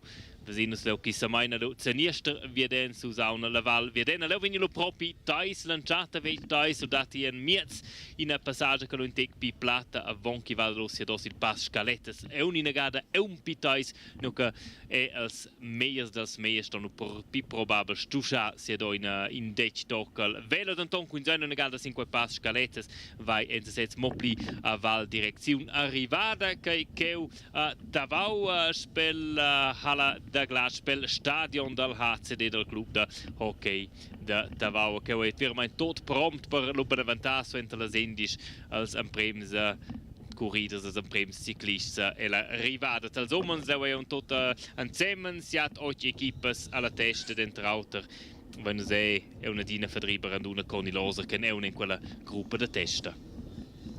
Grazie Fitch, Andreas. Yeah. This is the first part of today's stage. On this map it looks pretty easy, but it's definitely not. So the last climbed 15 kilometers up from 1,600 meters to 2,600 meters above sea level. Through the Val Sasauna, beautiful valley that compensates a bit of the effort. There's a service station on the Alp Funtauna, so before they're heading into this last real steep climb. And then this long downhill, it's around 20 kilometers from the Scalette Pass through the Foss will follow. So at the moment, the women's leaders right in the middle of this leading pack, wearing the orange leaders jersey. It's Vera Loser and Kim Lecourt. They can take it pretty easy, have to go with the train today. So their lead is pretty big in the overall classification. Pretty comfort lead for them. Irina Lützel-Schwab dragging in the back, saving some energy on this last flat parts of today. So otherwise it's just going up or down. So she can save a lot of energy. We tried to talk to Stefan Sam, so we're talking about dragging. So it's really important to do it at the moment, so you can save a lot of energy now. Yeah. I mean, if you're sitting at someone's wheel, you can save up to 30 to 40% of energy compared to the guy or the woman that is in the wind. And I think right now everybody's happy that Katarzyna is making the pace, because when she went out of the lead, then Adelheid was also looking around. She also really didn't want to take the lead and waste energy. So everybody's happy that strong rider Katarzyna is taking most of the flat sections from the front.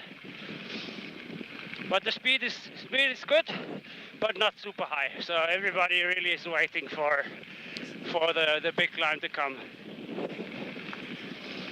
Yeah, it's around 25 k's at the moment. So wind is not an issue. Tailwind or headwind at the moment on this flat part? No wind. So actually perfect conditions. Yeah. No wind at all. Coming out, warming up a little bit.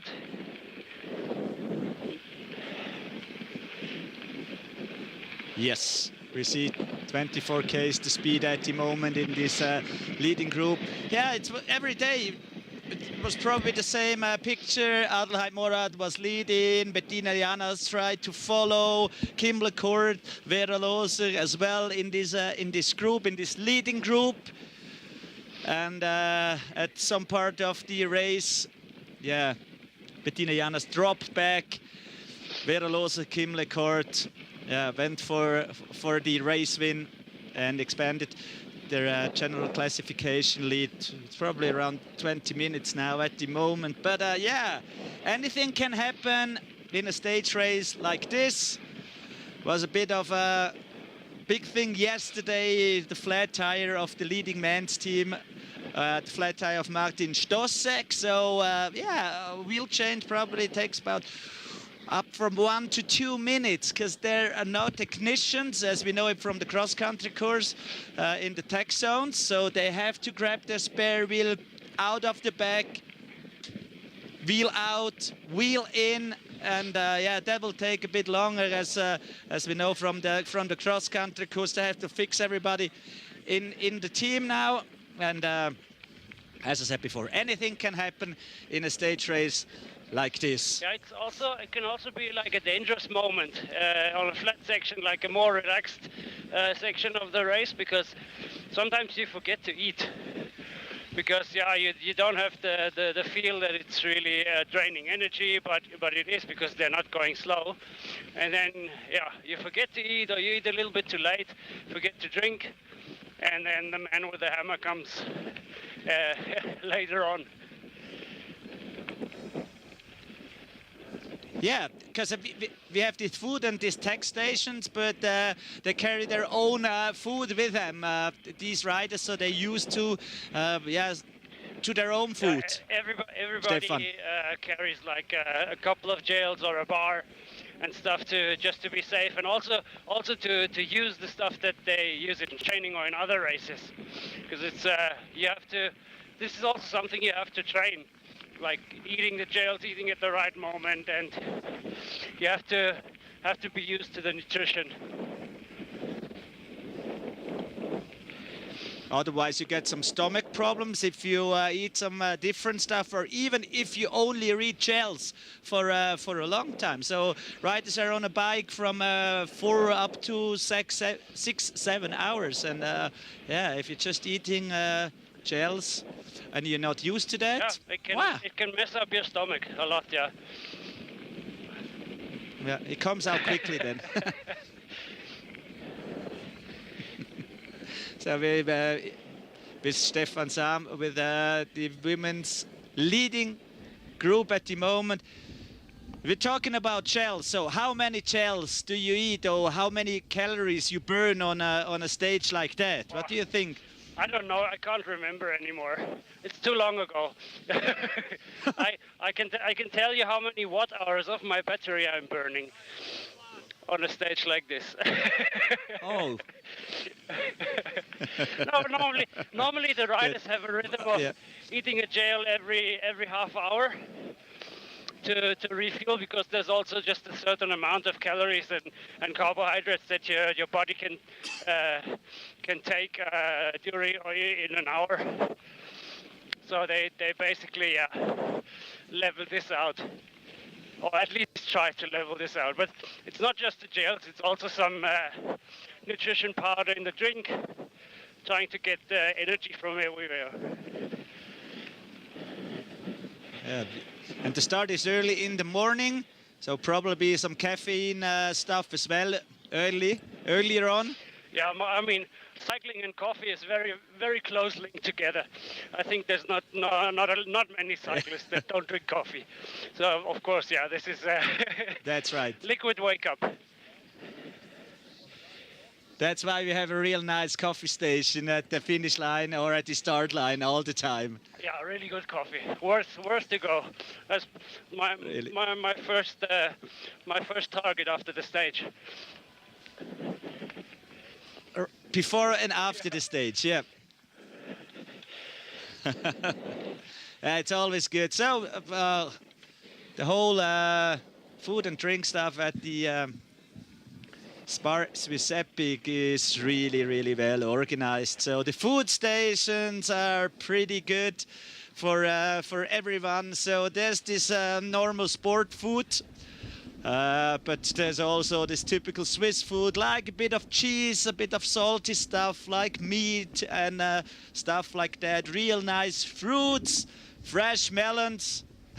Actually, they're not from Switzerland, but a lot of other food is ready for them. And if the riders are home So there's a real nice buffet waiting for them with a lot of recovery shakes, recovery stuff, recovery food, a lot of pasta, whole pasta buffet waits for them to refill your body, that you're ready for the next day. Tomorrow, fifth stage. Giunavla etapa, exact. Nos vazin che las equipa, las donas alla testa han gest passau la punta, che mueschios va in tec de la Val Ovra Chamuera. Via den Bologna lo samaine lo puspai ano direziun Zuoz, direziun Stian Dario discurriun son con Stefan Sam da Vartal nutriment con gels che vin mi audro da scine etapa in sets. C'est schon important Biber fit bien liquid e osa schi forse temperaturas bassas no che va e a grado no che blide lo magari da prender si energia aidenton fit important da Biber bia das biars veden prende pure mai mince mesura in gel adello als qui venien che è la arrivata a Davos in prem chi fan ni ualti sperta lui vidal buffet per veramente prender nutriment per mia una porzione pasta, una porzione riso, Biber feit via dina important. Che els mountain bikers insomma els ciclisti in general a ne dina puspe bugiena in bien caffè che in decca in set minche andrei ciclist Biber. Nos essen na vos che la gruppa dels homens und tombo quels che ein alla testa scheus bail Master, ja. Masters exact in te quels che in partie e pitart. Che ein eusa da direzione Engadin alta della Val Giordano che va scodi che va per grande parte plati va con tempos de bien 30-31 km l'ora i va in 2-3 gades in tec lefsi e giuden ton bia meters differenza d'altezia fanno lo veramente buon tocken kisen veramente giu da do stian va von chi va lo della Val Sasauna via den. So we just saw some riders, master riders, coming back to the women's leading race. So Stefan Sam, does that not affect the women's race if masters or other teams are coming into this group? It affects the racing, but right now they don't interfere with the women's racing. It's also not allowed to mix up with other categories or interfere the racing of other categories. So slipstreaming not allowed, and I think the UCI compensates they have a close look on that, so it doesn't get messed up. Great to hear that. Yeah, that was Danny Schneider in this group before Danny Huber as well.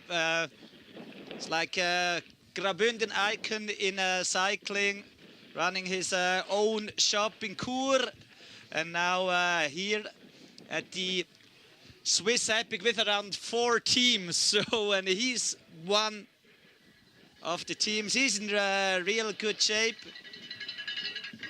He's riding together with the father of Janis Baumann, a real good under 23 riders from Switzerland. Already won some medals at the World Championships.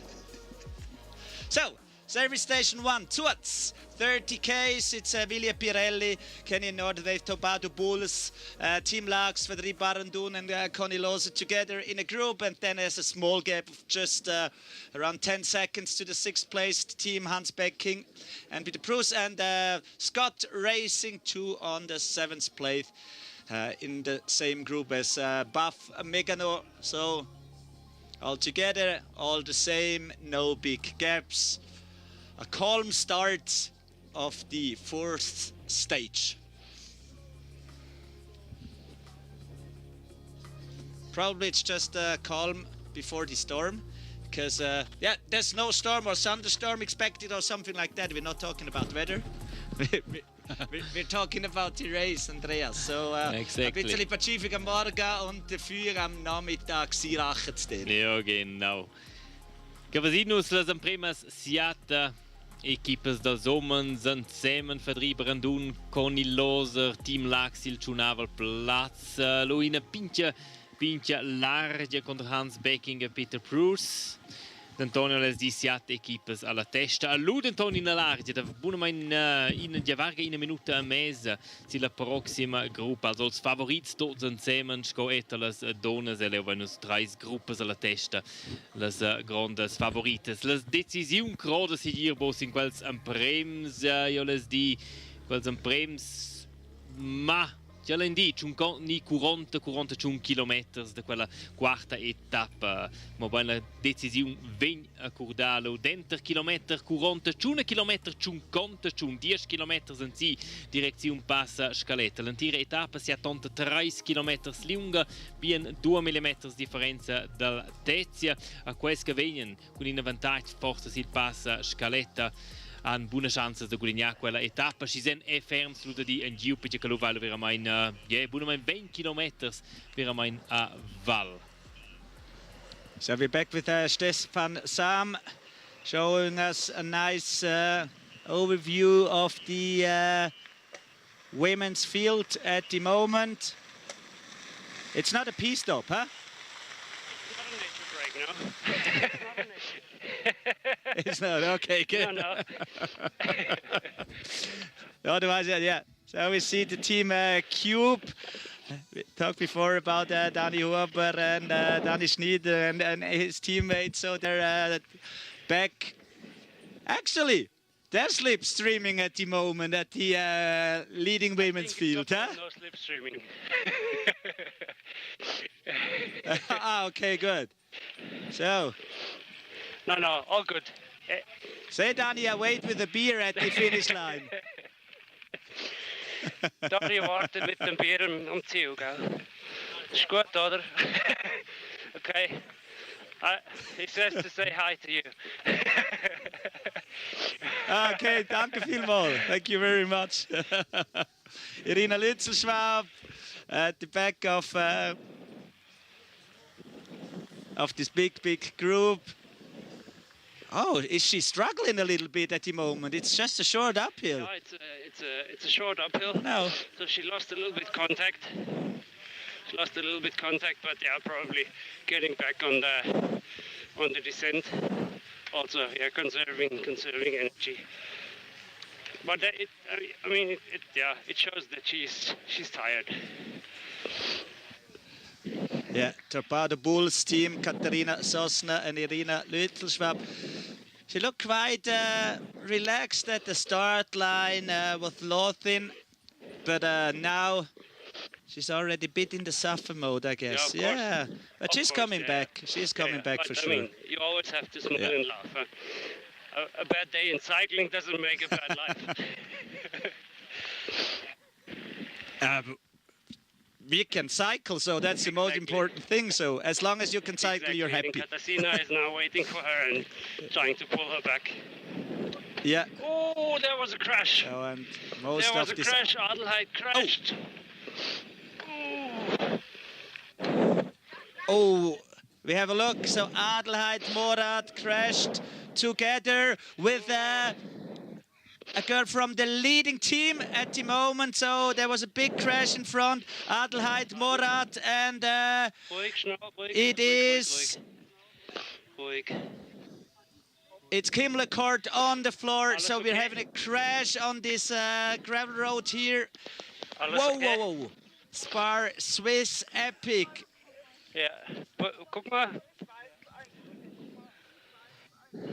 So Adelheid Morat looks actually okay. Things like that can happen in a stage race. So Adelheid Morat checking everything. Sit, relax. That she looks good. Kim Lecourt still on the floor. Yeah. Need a little bit of time, need a little bit of a break. Stefan Sam is looks after all of them. So the medical team is on course. They will be there as soon as possible. So we have a lot of mechanical stuff on course to look after the ladies, look after. Show some tests if everything right with the shoulder. So some deep breathing at the moment. Yeah. Yeah. As we said before, anything can happen on a 5-day stage race. So these are the leaders: Bettina Janas, Adelheid Mora, Kim Lecourt and Vera Loser. A crash right in front of the women's race. So totally new perspective at the moment. They're waiting for the medical check. Hast du Brutalschmerzen? Oder? And Aber das ist der Aufprall, oder? Adelheid Mora shakes his head. Easy, easy, easy. Easy blood on her arm. Easy. And it's good now just to relax. Also guck mal, sieht. Ja, in prim drama tra ina passaggia in giuno che sets tecnica ma in bugreve in piala via di in giudenton les duas equipes de testa Kim Lecourt ai Ruclada contra Adelheid Morat. Adelheid Morat para da vez fac mal wieder la gioiala de Kim Lecourt sto fa in a pausa in un prim grand drama sans di in quella Swiss Epic 2023 quella quarta etapa che ovesins la corsa ai a fin perta la linea dell'arrivata su Trupchun etapas l'Spara che domis duas equipes sapien continuar la corsa perché quelles duas equipes delle zonas che domination quei Swiss Epic 2023. So we're going back to Neil. Drama out on the trails leading towards Davos. The top two leading contending teams, Team Davos Klosters of Adel Marath and Bettina Janas, having a crash and colliding with Kim Lecourt and Vera Loza. Kim Lecourt looking like she came off worst of the team of the leaders' jerseys team, and Bettina Janas looking very concerned about the well-being of Adel Marath. Adel Marath looking at that right shoulder blade, whether or not it is damaged, and whether or not she'll have to elect pretty soon whether she'll be able to continue. And still as yet undecided. We don't have a news out on the course yet as to whether or not the two teams will carry on. Look, Kim Lecourt looked pretty shocked when she was lying on the ground. It took quite a long time to get up, and it looks like she's in one piece, and we'll be hearing out on the course from Stefan whether or not Adel Marath will continue.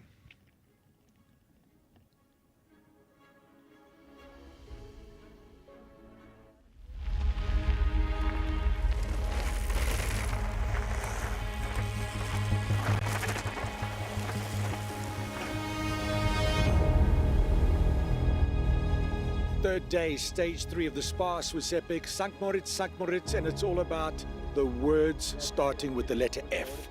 Fun and flow. 58 kilometers and 2,100 meters of climbing. Enjoy.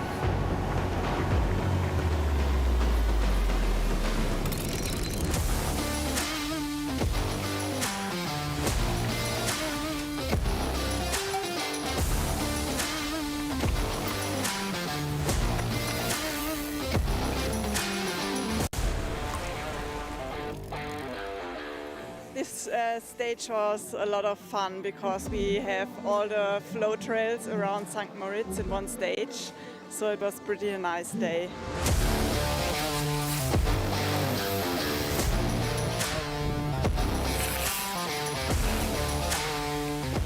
Yeah, we are really happy. Today was a really nice stage. The climbs were hard, but downhills were really fun. So yeah, we enjoyed it and we worked really well together. And I think that was the key to success today.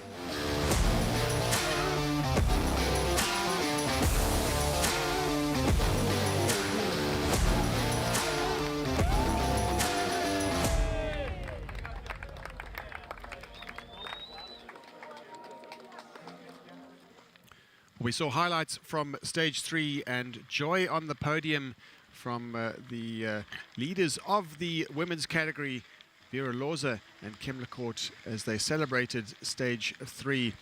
Absolute direct contrast from right now on the course, where Kim Lecourt fell and collided with Adele Morath. Still waiting for details as to what happened in that crash. No doubt when they crossed the line, exactly what happened. Stefan Sam spotted it first. He is out on the course on the Bulls Media e-bike. And currently the state of affairs is that the team of Vera Loza, Kim Lecourt took a long time to get back on her bike, clearly shocked from the crash. Still waiting for word out on the course as to whether or not Adele Morath could continue. She was looking at that right shoulder, whether or not it was operational. We saw Stefan Sam have a look at that shoulder, doing his own diagnostics, and when he switched from media cameraman to, I guess, emergency responder, luckily no major injuries, but of course a collarbone break is completely debilitating. Adele Morath will not be able to continue if she has in fact broken that collarbone, and time will tell. We'll be able to know soon enough whether she is continuing. But up the road from the team Davos Klosters are this team right now, and ahead of Vera Loza and Kim Lecourt. Up in front, the team that didn't crash, keeping out of trouble, was Katarzyna Sojna and Irina Lutschelschwab. They are out in front. So the team we are looking at right now, the leaders of overall general classification, are not the stage leaders as we've become accustomed to see. The leaders of the stage currently at the moment, the status quo is that Lutschelschwab and Sojna are leading the stage. They are in front by, we guess, by a few minutes, because we were able to see from the pictures how long it took Vera Loza and Kim Lecourt to get back on their bikes. These are the technical trails that aren't apparent if taking a short glance at the profile for stage 4, the 73 kilometer and 2,000 meters of climbing. The profile doesn't give much away when it comes to the technical nature of the trails. They've seen what it takes and how quickly things can change and how quickly fortunes can turn around. So they are going to be taking no risks on this downhill. The steep, treacherous, tricky downhill. And anyone who's mountain biked in forest roads like this or forest trails like this will know that roots can be the end of you, especially when they are slippery. We've had a bit of rain. You can see the ground is a little bit damp. And when the soil is damp, that's a good thing. But when the roots are damp, that can cause a slide out, especially the front wheel. Once the rider loses traction on the front wheel, it's very hard to stay upright. But Kim Lecourt looks like she's recovered. She's bounced back from that crash, and they are now in hot pursuit of Torpedo Bulls. And we'll be able to hear out on the course from Stefan Sam, who is right there with the leading team on overall general classification, but chasing after the Torpedo Bulls team on the single track section, heading towards the big obstacle of the day, the Scaletta Pass. They have already passed the 18-kilometer mark, more or less altogether, but with that crash that we just saw now, the drama out on the course, that has changed the racing and the dynamics considerably in this stage. I'm just hoping that Stefan Sam can hear us, and Daria will be able to chat to us a little bit more about the situation down on the racecourse. So we're still at the women's overall leader at Vera Loza, Kim Lecourt. Kim Lecourt had just had a crash together with Adelheid, Murat, Stefan.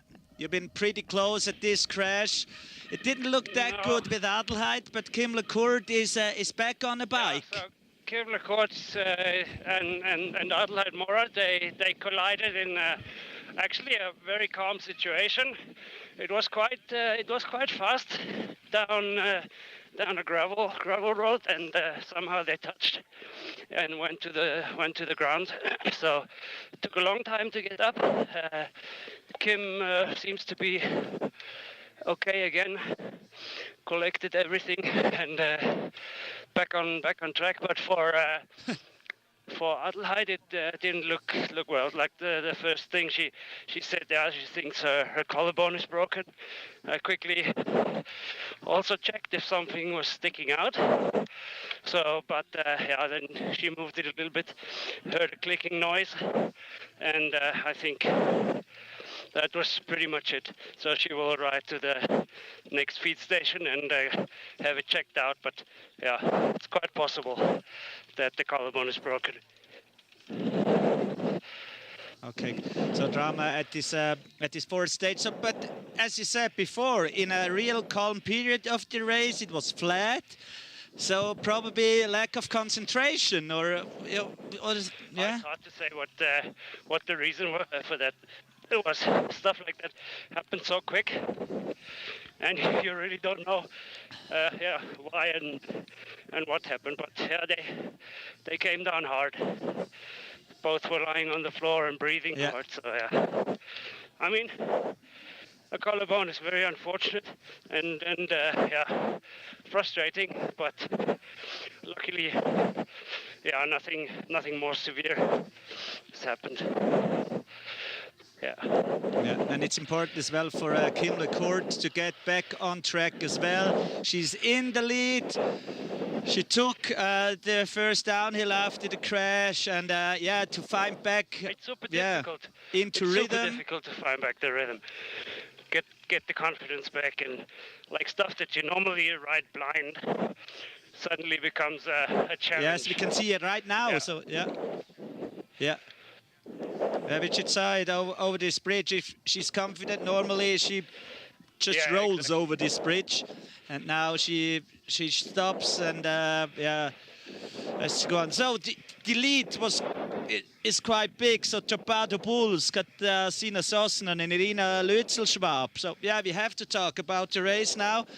The gap was there 50 minutes in the general classification. Vera Lose, Kim LeCourt wearing the leader's jersey. Yeah, different race now. We wait for news from Bettina Jansen, especially for Adelheid Morat. We'll inform you as soon as we have some informations.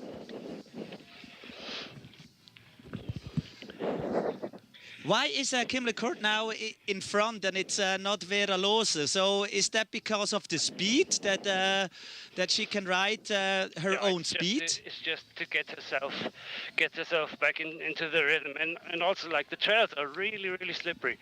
So lots of roots, and they are wet from the moist and the fog overnight. So it's better if she can pick her own lines and find her rhythm back. And they have a comfortable lead. They are not in real stress, so they will have to collect themselves and try to get back to race mode. Yeah. Okay, and one big thing. Thank you very much, Stefan, for helping these girls. So being kind of a doctor, immediately you're ready for them. Having some nice words. Yeah. Pleasure. Thank you very much.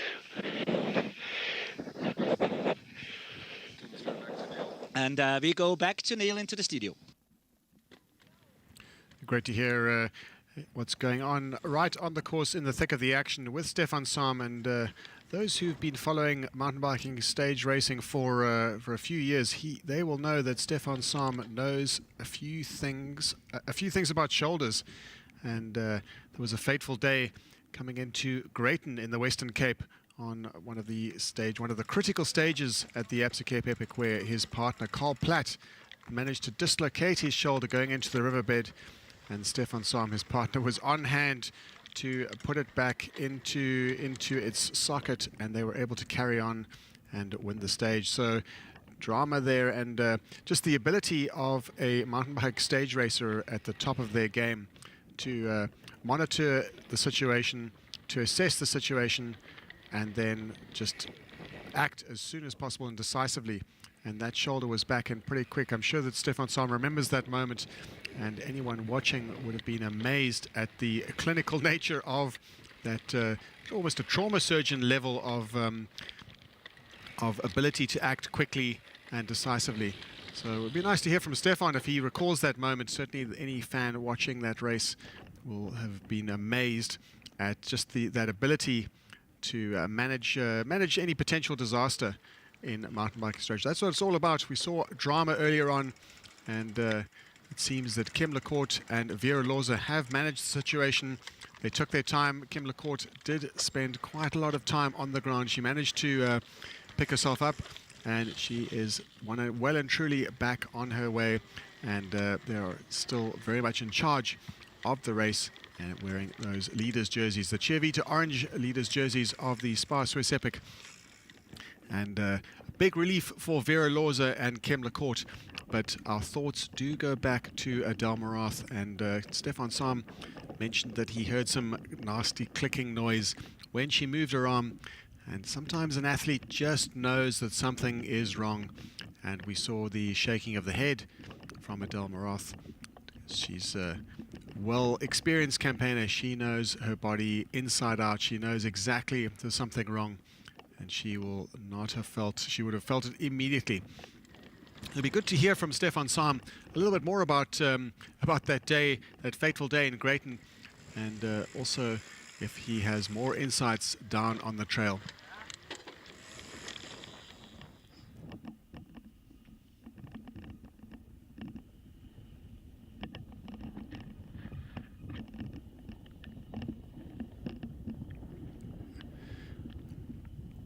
We're just still following the race on these beautiful forestry roads.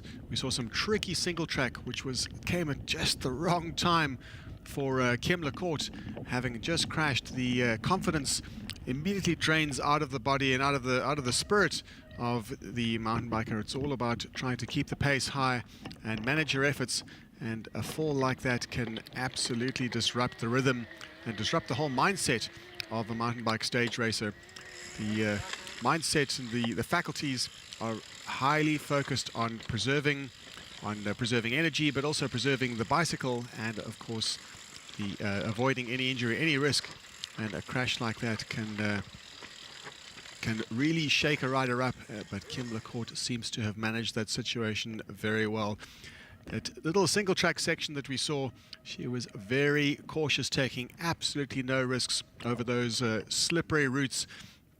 The soil is grippy, but the roots are slippery after a bit of moist conditions last night, and of course just a bit of rain and dew settling onto the ground. And looking now at the 38-kilometer mark, just an eye on the men. We saw some drama really early on in the men's category.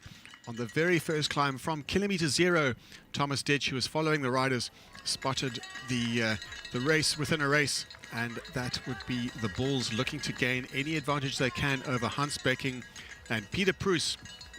But at the 38-kilometer mark, as they go into that final drag up to the Scaletta Pass, the teams that are together are Canyon Northwave, Willia Pirelli, Torpedo Factory, the emerging team at the moment at the race, and the newcomers.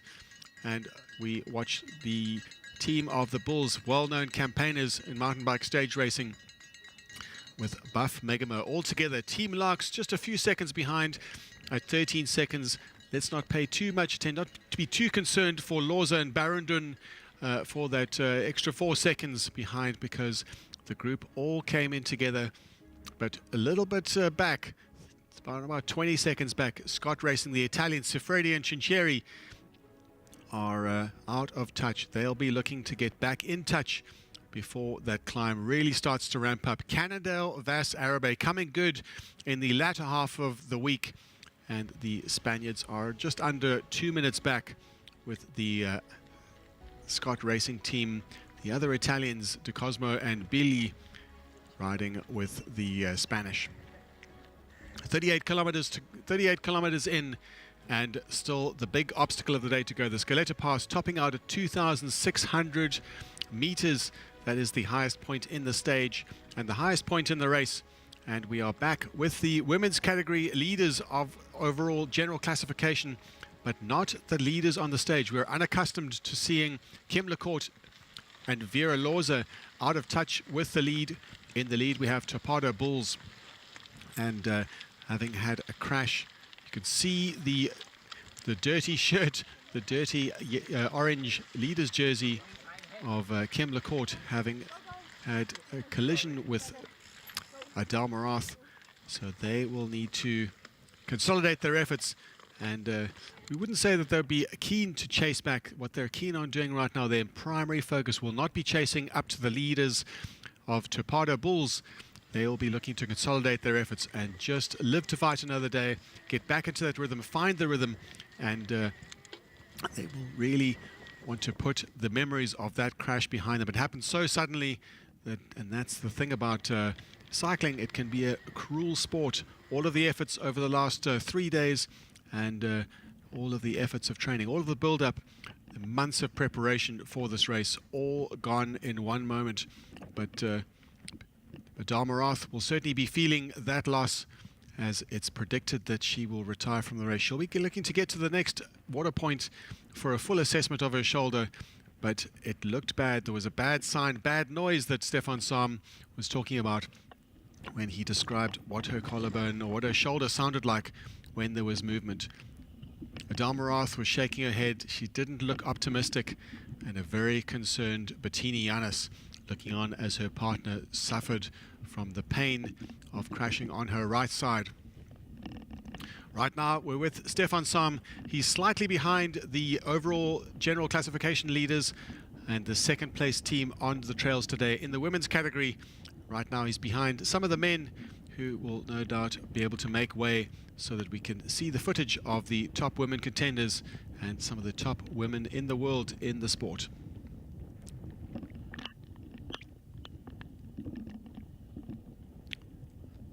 We have down in Davos, Dario and Andreas, and they are waiting for the 600 riders, and especially to see how this race is unfolding. In the men's category, we've got an exciting race at the 38-kilometer mark. We've got all the major teams, all the major contending teams in the mix. We had some drama early on where the Bulls were on the pace, pushing the pace with a bit of a gap back to Buff Megama, Hans Becking, Peter Proes struggling on the early part of the stage, about 30 seconds back, but on the flat section of the course before the main obstacle of the day, the teams all regrouped, and Team Larks of Fadri, Barandun, Connie Lorza, Buff Megamo, Bulls, Topado Factory, Willia Pirelli and Canyon Northwave all in touch. Now Dario, I wanted to ask you to ask Stefan a question about that day in going into Greyton and his expertise on shoulders. Dario, are you in touch with Stefan at the moment? Yes, we are in touch because he's still following at the moment the mixed leaders, Benjamin and Dörte. So did you hear that? So you're pretty well known stuff like that with shoulders, not? Yeah, Stefan? I remember that very clearly. That was in the 2009, I think. Yeah, I can't remember the year, but I exactly know the stage. And it was already in the prologue of this year in Tokai, where Carl dislocated his shoulder, and from then it only got looser and looser, and like every time he had to counter move, it tried to pop out. And we were going, at that stage we were going through a riverbed with like big rocks and pebbles, and like he just, with the front wheel, he just hit the rock, and immediately you could see the shoulder was out. And the day before, I was asking Vincent Durant, who is now the team manager of Team Bulls, back then he was the physio of the team, hey, what must I do if the shoulder pops out? How do I put it in? And he gave me some tips, and everything went so quick. I just pulled the arm and twisted it forward, and the shoulder popped right back in. So yeah, and yeah, funny thing, we didn't lose a lot of time and managed to win the stage still. Wow. So how many times did you have to put the shoulder back? I only had to put it back once, but I think it it popped up 3 times during the epic, and after that the car went for surgery to get everything tightened and fixed, and since then everything is okay. Yeah. Yeah, it's really painful. So a dislocated shoulder is so painful. I don't know. I never had it, but I think it was for sure it was painful. It came out so quickly because everything was so loose, and Vincent taped him up with the strongest tape. Sometimes that was just not enough. Yeah. But yeah, I mean, big respect to Carla for still racing and riding. Yeah. Yeah. We're talking about Karl Platt, so your former teammate. You won 3 Cape Epics together with him. He was on the e-bike last year as well, and right now he's just riding his Porsche. That's quite possible, yes. But also around the racetrack, possibly. No electric Porsche, probably.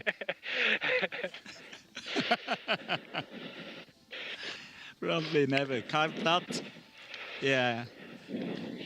Mountain bike legend. This year we're together with Thomas Dietsch. He was with us last year as well, and with Stefan Sam now in the middle of this uphill. And you can see the floor. It's so slippery here as well. It's still wet. A lot of roots, a lot of stone. So it's even worse the day after a rainfall than during a rainfall, Stefan. This is really bad. Also, like the mud gets now dragged on all the roots, and it gets even slipperier. The more people ride this part of the course, and yeah, it's very, very greasy and slippery on the roots.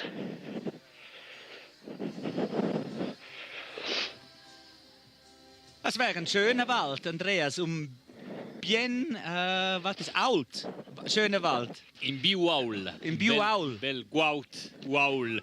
Che vasinus in a parte tras coi Uaul di relativamente leigen perché è pluiula noc vergada. A nus vasin che las donas leader kim le court kein ticke forse piazza confidenza sventer quella cupicciada sventer quella ruclada insieme con Adelheid Morat cadel raminent e un buc canton giu Zuoz sventer 30 kilometres nos sparai che la sai di Silvelo e la venerdì tocca la prossima stazione tocca il prossimo posto per la propria Marrakech di buc schabiausti e la salamentava vida ve mal in Jouy d'Anton più probabile la burro di IS clave il Schlüsselbein bien Ramon qua che veniva da stender in sets al barrage d'Anton il retard naturalmente nosa enorm grons per Bettina Janas et Adelheid Morat Kim le cours vera loser ein del reminente Davos e la course also Kim le cours das continuar con la course d'Anton Scordeg in piard in la fidanza la confidenza dins vav sigir pi precaut davantos in quels trails che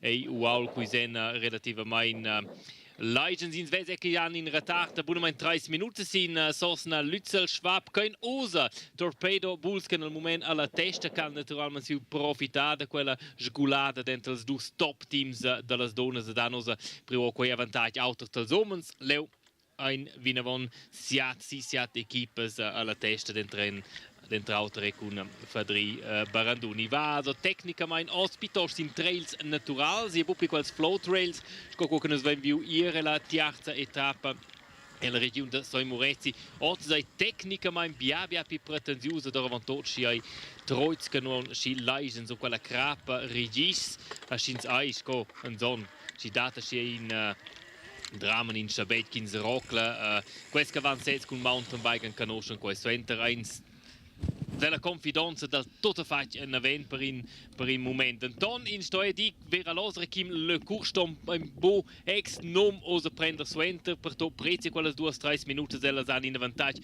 confortabile il classamento generale per elles important osa da un flapus per il ritmo una vosa la corsa allo sono procedus che quei vesa o bain kim le curfa parabol de esser plaçada auter la demanda che capitao con Adelheid Morat lösten don finanzielle de demanda. So we don't know exactly at the moment if Adelheid Morat and Bettina Janas is still on course. At the moment, Turbado Bulls at the women's race is leading with a gap from 2 minutes and 46. Second place, the leaders, Vera Loser and Kim Lecourt. On fourth place. On third place is the team next ride, Christel Baumann and Sandra Stadelmann. The Swiss team already around 7 minutes back. And Amy Hanchot and Jane Barr. They're with 7 minutes back on the fourth place. So Kim Lecourt, Vera Loser, still in contact with today leaders after this crash.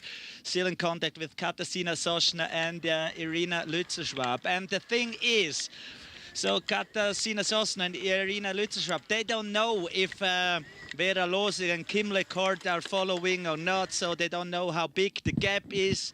They don't know is Team Davos Kloster still in the race. Probably they get some information on the next water station, which is pretty close. You can see it just above the Orange Bulls logo, so not far away. And then they probably get some information there. Medical staff is on course to look after Adelheid Morat. All the teams are wearing a GPS tracker, so not only the pro riders or the whole bunch is wearing a GPS tracker, so every time we can locate the riders. They have a wristband with a phone number on it, SOS phone number, so if something happens they can call up immediately our medical team. And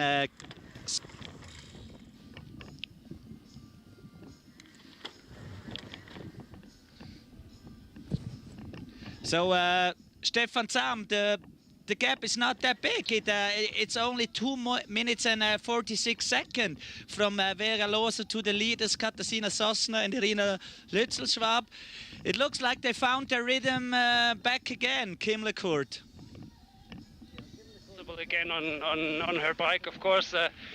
She fell on the right side, on the back, and that took a breath. Of course, that will feel.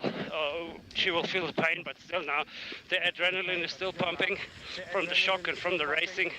It'll hurt more later today, but right now it seems like they found the rhythm again and keeping a good pace. So there was a question on YouTube if there was some rainfall or if it was just the humidity that makes the trail dry. So it was probably a bit of both. So we had some rainfall yesterday evening, but we're in the forest. So it's always a bit wet in the morning. I mean, this is a beautiful. This is such a beautiful forest, like with the trees and lots of moss and all the stuff, and it just keeps the moisture for a long time. And we are also, the sun's not reaching this part of the forest yet, so it's still early in the morning, and it will be wet for a long time. Yeah, that will stay for a long time. The riders, probably getting hot on the climb up to the Scalette Pass. Another question was about the display on your left-hand side, what that is. If this, it's just, it's really easy. It's the speed. Yeah, it doesn't show the exact speed, so we're a little bit, normally the riders are a little bit faster. Then the speed shows on the display, but this is pretty much the controls for my Bulls e-bike. I switched the support level so I can check kilometers and everything, or battery levels. Yeah. So how many times do you change the battery? Today I changed one already, and then the next one just before at the last feed, or at the second feed point, pretty much, and then it should be good to go to the finish. Yeah.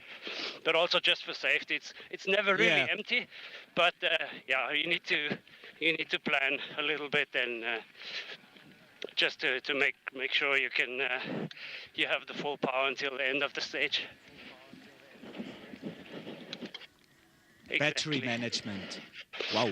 For the riders, it's so the next water station management. For me, it's more like battery management. Yeah, because there are only 3 water stations as well. So yeah, they have to check if their bidon, their water bottle, is full enough. What's in there? They're allowed to fill it up on some spring water on course, but. Or they can go to a kiosk and buy something, but it's not enough. It's not enough time at the leaders. No. It's too stressy to go for a cafe. Who drinks a coffee Me? during a race? Are you the one? Yeah. Probably got your espresso machine in the backpack. That could be possible. Exactly. That runs with the battery out of your That's Bullseye why bike. I wear a big backpack. Always be prepared. Yeah, that's why your battery is always empty. So, but you're pretty close to the next water station. Kim LeCourt still taking it easy. On the some technical difficulties on track, and yeah, she has to go back into the mood for racing. Yeah, the ups. So, Neil, we're having a coffee. We're talking about coffee. Hopefully, you have a coffee as well. Well, that sounds really good, and it's certainly the racing has got interesting now. For perhaps. You could say for the wrong reasons. The last thing we want to see is a rider's or a team's hopes dashed by a crash, but it is all part of the sport. It's about keeping upright and managing not just your efforts, but also managing your skills and the risks out on the trail. And just earlier on, we saw the dramatic crash that involved Kim LeCourt and Adele Morath, the two top contenders in each team. Adele Morath arguably coming off second best on that crash with a potentially damaged shoulder. And the medical professionals down at the water point at around about the 30-kilometer mark will be able to make a full assessment and be able to make the call and help Adele Morath make the call as to whether she will be able to carry on. But carrying on, we have seen Kim LeCourt get back on her bike and get back on the course and settle into that rhythm again. And we can see here they are racing alongside with the leaders in the mixed team category. And it's the UCI Women's category is the leaders' jerseys are denoted by the orange Chivita leaders' jerseys, and in the mixed, the green. And Vera Loza is being led by Kim LeCourt.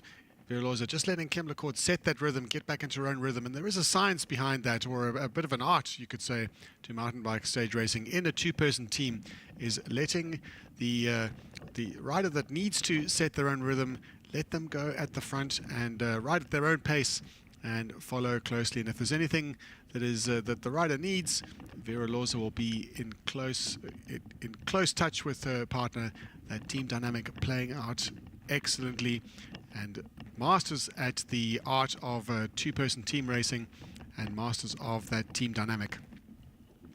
We did see some time checks earlier on at the 30-kilometer mark, and a bit of bad news for the Davos Klosters team, as they still have yet to reach that 30-kilometer service station.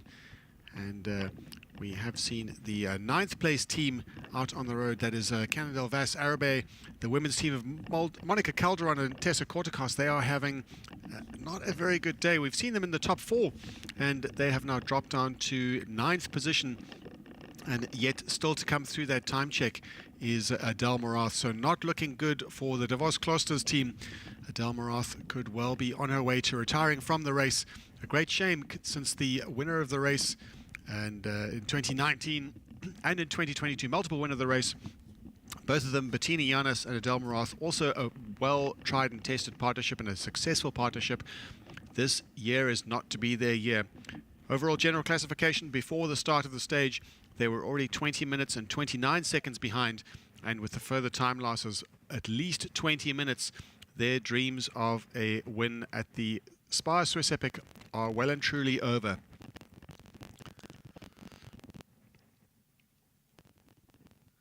Topada Bulls at the moment hit that time check, that 30-kilometer time check. They reached that that service station where the riders will be able to refuel.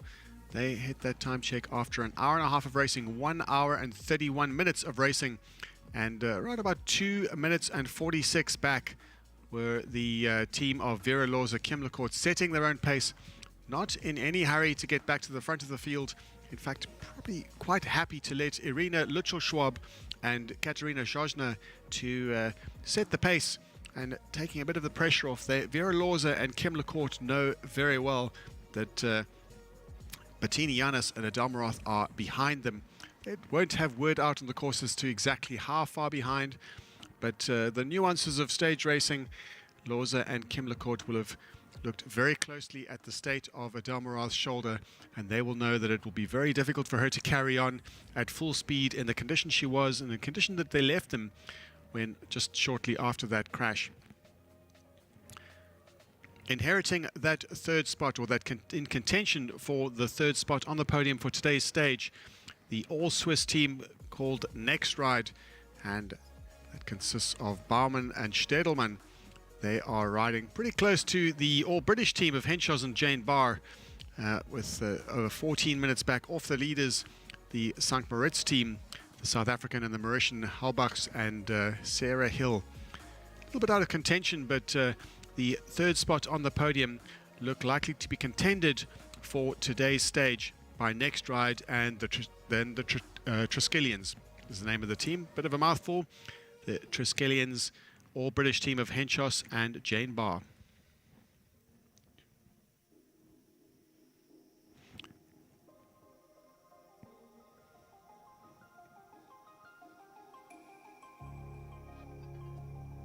So we're seeing there the time checks at the 30-kilometer mark. Just to recap, a visual recap of what the general classification would look like if the race were to stop right now. So that's a virtual general classification. The race hasn't finished. Certainly the stage hasn't finished. But those are the time gaps right now. So very much in control of the overall lead of the UCI Women. Vera Lorza Kimlecourt in those orange jerseys. Topada Bulls, second place, inheriting that second place from the Davos Klosters team.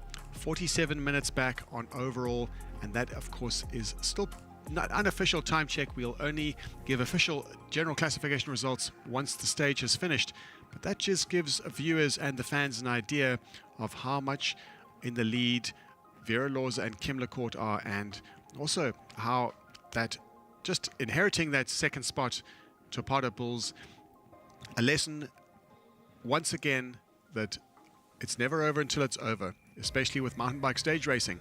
Monica Calderon, Tessa Kortekas inheriting that third spot, and their campaign for an excellent stage race. Another excellent stage race. They had a great showing at the Absa Cape Epic earlier this year in 2023, and they are well-known campaigners. They've raced a few local races, and they are looking good for a podium finish. In the amateur men, we've seen the dominant team is Spengler and Baumann, but of course that is just at the 38-kilometer mark. They are 2 minutes and 19 seconds ahead of none other than Thomas Frischknecht.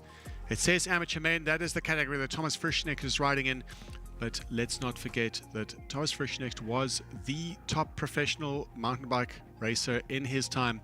He is a silver medalist in Atlanta and a world champion, former world champion, silver medalist. It doesn't get more prestigious than this, having the founder of the Swiss Epic in 2014 riding his home race and riding his own race. In the mixed category, we have Bike Store Brunox very much in the lead at the 30-kilometer mark in the stage. Pit Stop Velo Cafe, the all-Canadian team, 3 minutes and 49 back.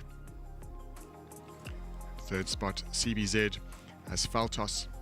Blanco and Espinoza, 6 minutes. So all evenly spread. Two teams riding together are fourth and fifth.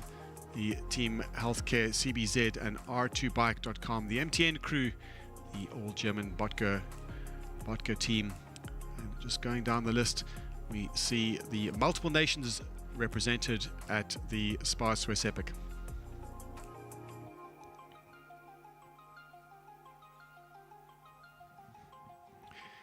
In the Masters, one of the most hotly contested categories across stage racing across the world, and certainly in the Epic Series, Florian Vogel and Martin Gujan, former professionals on the World Cup circuit, the UCI World Cup circuit, highly competitive circuit, and Florian Vogel, a former teammate of none other than Nino Schurter, a 10-time world champion. Florian Vogel, a multiple national champion, and he leads the Masters category with Martin Gujan at the 38-kilometer mark. On the stage, 38 kilometers in, they are almost 2 minutes ahead of the Finnish team, with another all-Swiss team closely behind, 3 minutes back off the fierce pace set by Florian Vogel and Martin Gujan.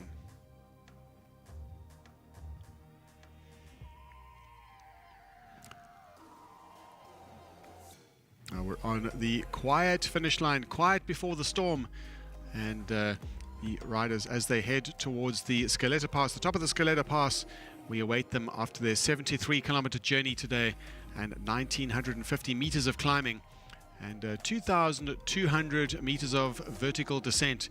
So you could arguably say it's a downhill race today, but they will not be feeling that at all on the major obstacle of the day, the Scaletta Pass, topping out at 2,606 meters. That is the highest point in the stage and the highest point in the race. And the Queen stage is a stage that transfers the riders from St. Moritz to Davos. And it's the Queen stage, not just because of the distance, but also because of the trails and the meters of altitude. It's a combination of all of those things. And also being late in the race week, there'll be the fatigue to contend with as well.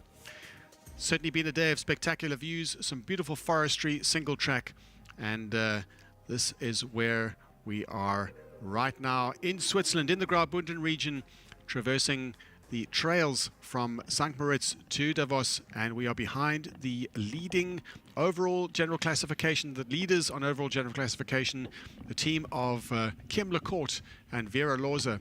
Kim Lecourt having crashed, she is in the lead right now, setting her own pace, taking her own, riding at her own speed along here, being closely monitored by her partner Vera Lorza. Tremendous team dynamic going on here. They are lying behind the leaders of the stage of Topado Bulls. A bit of a surprise. We saw Topado Bulls just dropping off the pace set by Adal Marath earlier, until that fateful crash that we saw before the 30-kilometer mark that took out Adal Marath and Davos Klosters' chances of an overall win and of a stage.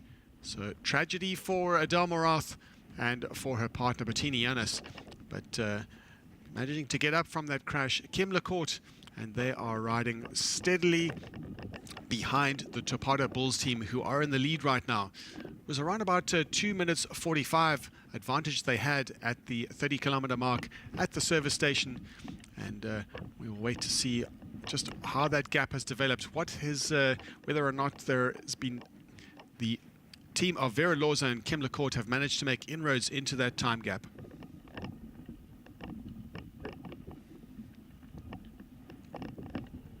Just a bit of a word out on the course, the 38-kilometer mark. That is the section just before the race starts to tilt uphill, just before the Val Sasauna section.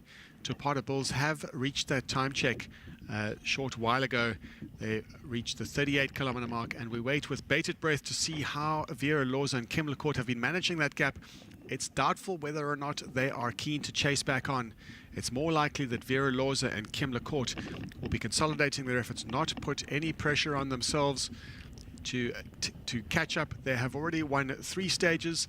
They're not greedy. They know they have the overall objective in mind, which is an overall win when they reach Davos. So today could be a day of consolidating.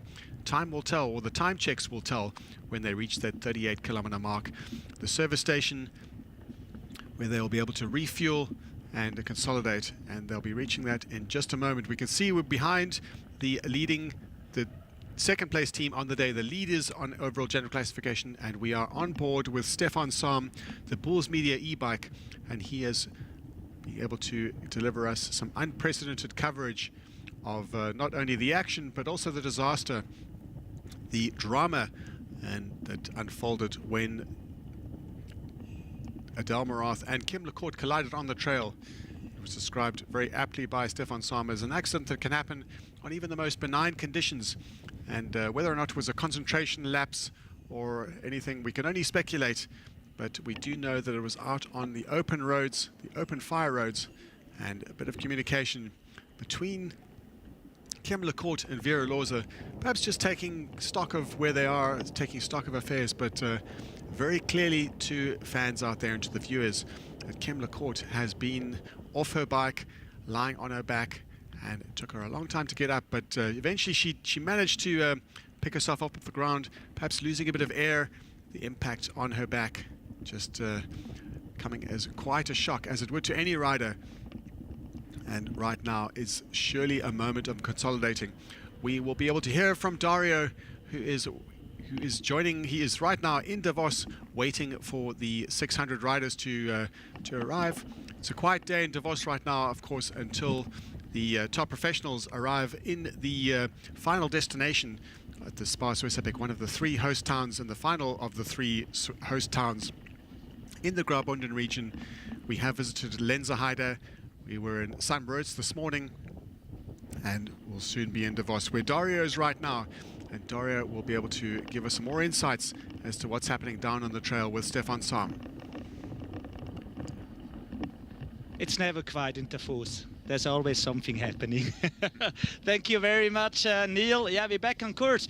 We just saw that Kim LaCourt and Vera Loza had a chat between each other. Stefan Sam on our Bulls Media e-bike on course. Did you hear something about that? No, I didn't hear what they were talking, but for sure, I mean, Vera is asking how Kim's feeling and how, I think she was pointing to the chest, so maybe that's what I guess. Like Kim got a big impact on the chest, which affects the breathing and also the movement. So maybe ribs are bruised. You never know. Just just making damage control and try to keep up a steady pace and not caring about the stage victory today, of course, but saving the overall used jersey. Yeah, exactly. That's the important thing today for Kim LaCourt and Vera Loza. And we see the gap. The gap grown a bit. It's up now to 3 minutes and 27 seconds. It's not a big one, but we see now Kim LaCourt pretty close. We see dirt on her shoulder, on her back, on the right-hand side. So that was a real good impact on this forestry road. So it was already after an uphill, so speed was actually not too high, but already high enough. And we didn't hear anything about Adelheid Morat at the moment. She's not on the stage classification anymore. So as soon as we have some official information, you will hear from us. So, it's Irina Lützelschwab and Katarzyna Sosna going for the stage win today. And that would be a big relief for this too, if they can grab it, because Irina Lützelschwab, yeah, she was struggling in the first uphill already, felt a little bit tired. But as we said before, Stefan, it's a stage race. Everything can happen, and you have to be ready for everything.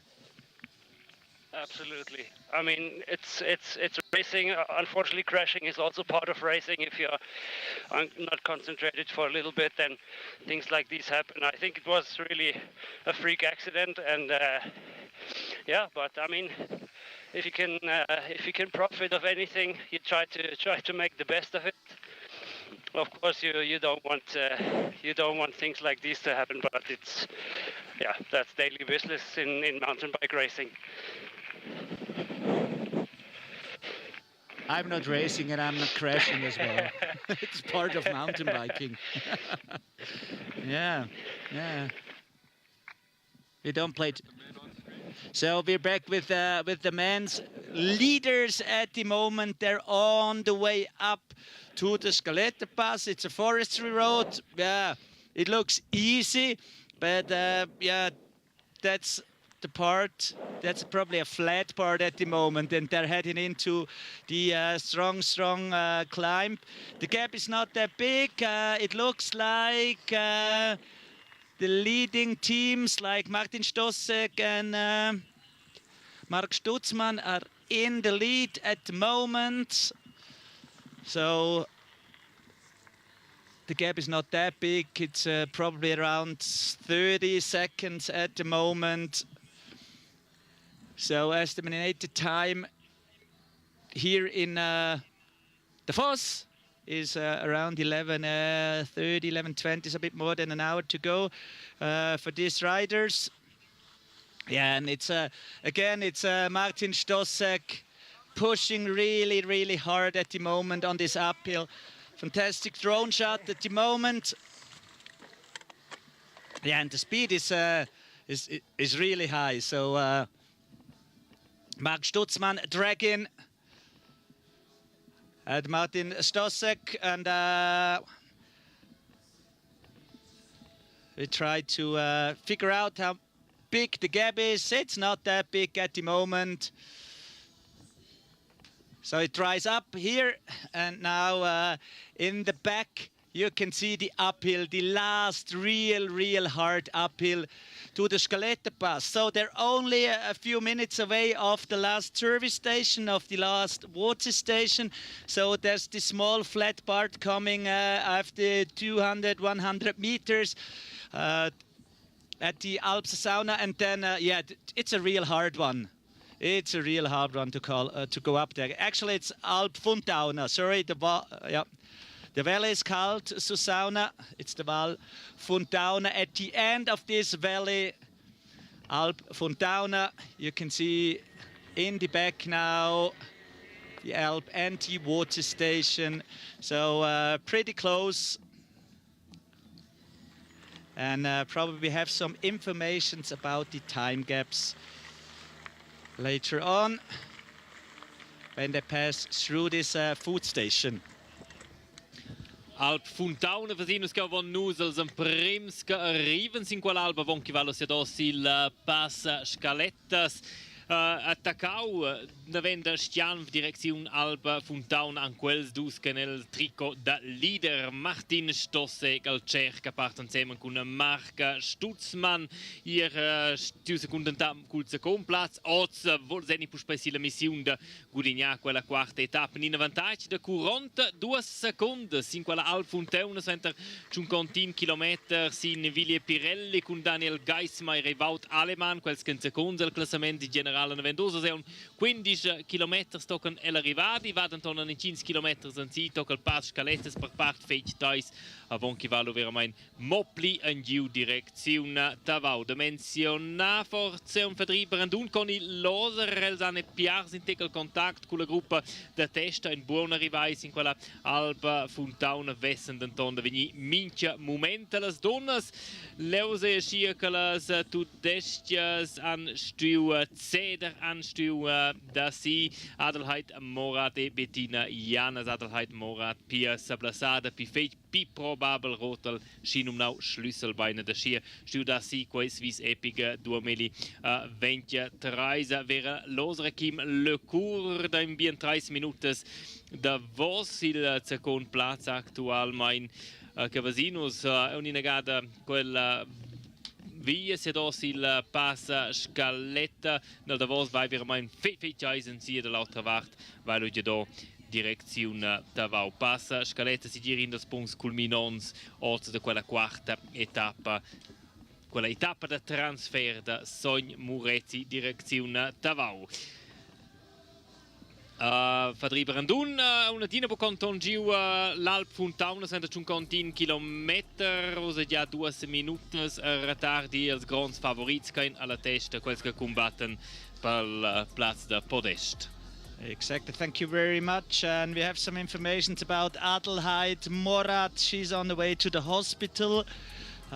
She broke her collarbone, so drama around the team Davos Klosters on the way to Davos at the UCI Women's competition. We're going back to Neil. Yeah, bad news for Adele Morath, having won the race last year. The race winner, the title holder, is now out of the race. So all to play for in the women's category. And in the men's category, at that time split, that was at the 51-kilometer mark, shortly before the tricky ascent, the single track ascent up the Scaletta Pass, the final section we've all been talking about, that technical and steep section. So before they've reached that at the 51-kilometer mark, topping out at 54, 3Ks from the top, or rather 4 kilometers from the top, we have Canyon Northwave were dominant on that climb. They are showing their strength, showing that they deserve to be wearing that yellow jersey between them. And Willia Pirelli, Torpedo Factory and the Bulls very much in contention. So 3 teams in contention for those last 2 spots on the podium. Who will it be? Who will miss out? Because it looks pretty much like Buff Megamo at over 2 minutes down, a minute behind the Bulls team who crossed that line. The 4th spot, Buff Megamo, Hans Becking and Peter Pruss are 2 minutes back. So their hopes of overall general classification of that 3rd spot that they've been hunting for, that looks like it's going up the road. Of course, it's never over till it's over, as has been proven and is proven time and time again in mountain bike stage racing. But also, perhaps not quite on the pace today, is Team Laux. So Becking and Peter Pruss are losing time to the Bulls, Torpedo Factory and Willia Pirelli. The second team on overall general classification, Willia Pirelli, are still very much in touch with the lead of the race. But Canyon Northwave showing their strength, showing their dominance. And even if it is just a show of strength, a show of dominance, and a show of morale, the Czech rider and the on-form Swiss rider are really showing their strength at the moment. We've got a very short glimpse of the overall general classification leaders in the women's category, Vera Lorza, Kim Lacourt. But up the road, looking for their first stage win ever. Team Torpedo Bulls of Schosner and Lutschel Schwab. They will not get all of the information out on the course, but they do know they have a gap. And the best thing they can do is to set a steady rhythm on this climb. They've already passed the 38-kilometer mark, so the road for them is just beginning to tilt up. So we saw the men cross the second last time check, which is the section just before they reach the technical climb up to the very top of the pass. The men have reached that point already. They're past the 51-kilometer mark. The women are just starting to approach the lower slopes of the climb.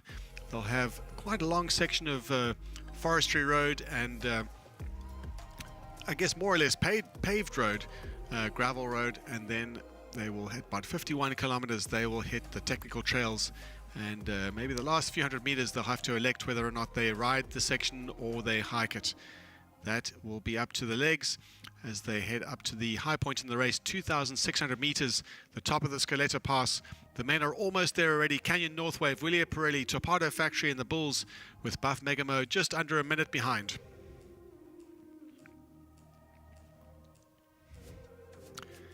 We're at the SPAR Swiss Epic Davos in the beautiful Graubünden region, with hundreds and hundreds of kilometers of trails in the Graubünden region to explore. And course designers of the SPAR Swiss Epic have handpicked the very best of the 350 kilometers in total, as the riders will take on the challenge. Conquer the Alps is what it's all about.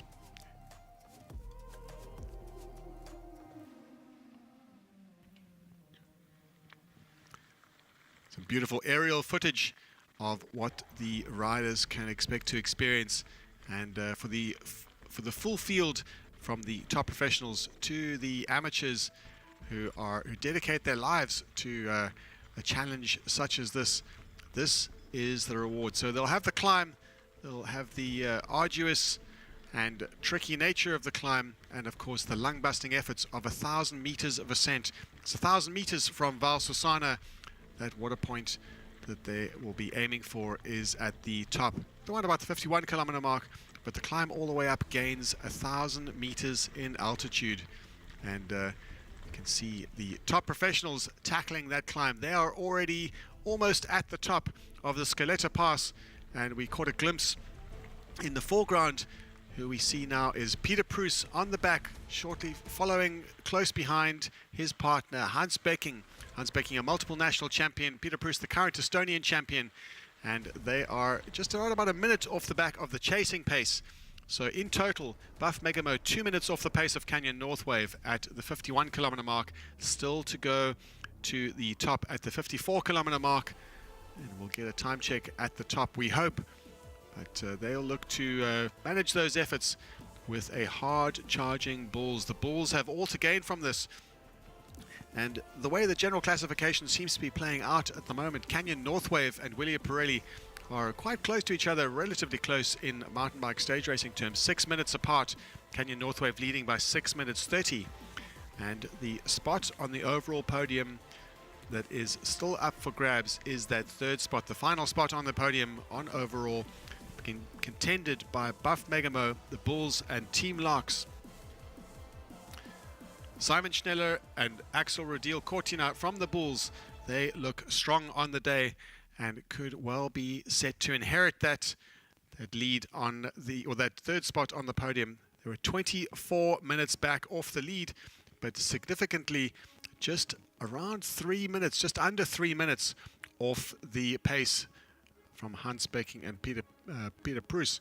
So they have 3 minutes to make up. They've made up a minute already, and time will tell whether they take extra risks on the downhill to try and extend that lead. Not much time to go to put more time into the Buff Megamo team. The Bulls will need to put in a special effort tomorrow.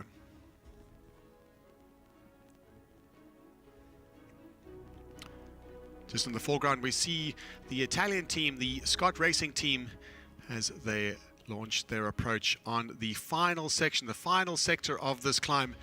It's been noted as the trickiest sector of the race, especially with the altitude. They are over 2,500 meters above sea level, and the hard part of that, of course, is that they have to be putting out maximum effort, not just to stay at the front of the field, but just to get over the gear, just get on top of the gear so they can mount their assault on this pass. And we can see up in the foreground, in the very far background, we can see two teams who have elected to hike a bike this section just to save a bit of energy. It is rideable, but you need to have fresh legs, and of course you maybe just need to make the call whether or not to dismount and save those legs for the rest of the race to come.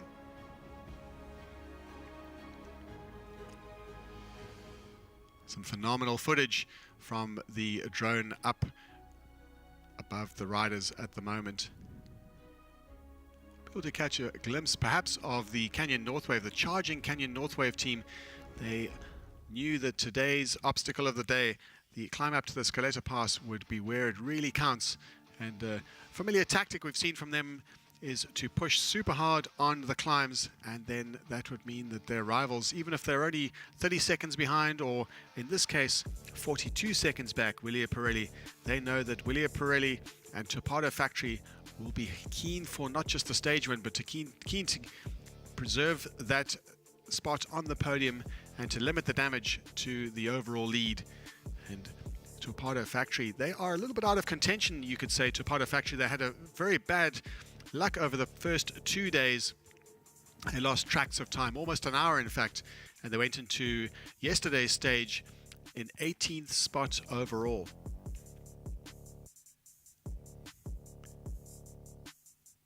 Was 18th spot overall. They wiped out that deficit, not necessarily the time deficit, but in numbers.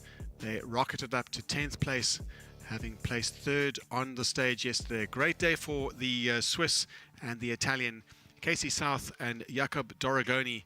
Fantastic day out, and they look like they are on form, certainly with Casey South having placed recently on the podium at the Swiss National Championships, just a short distance behind Mark Stutzmann, who is proven to be the on-form rider at the moment in the SPAR Swiss Epic, his home race. But to spare a thought for the bad luck that befell Topado Factory on day 1 and day 2. Who knows what might have happened on the overall, but certainly on the stage they have all to play for and a very good chance at another victory.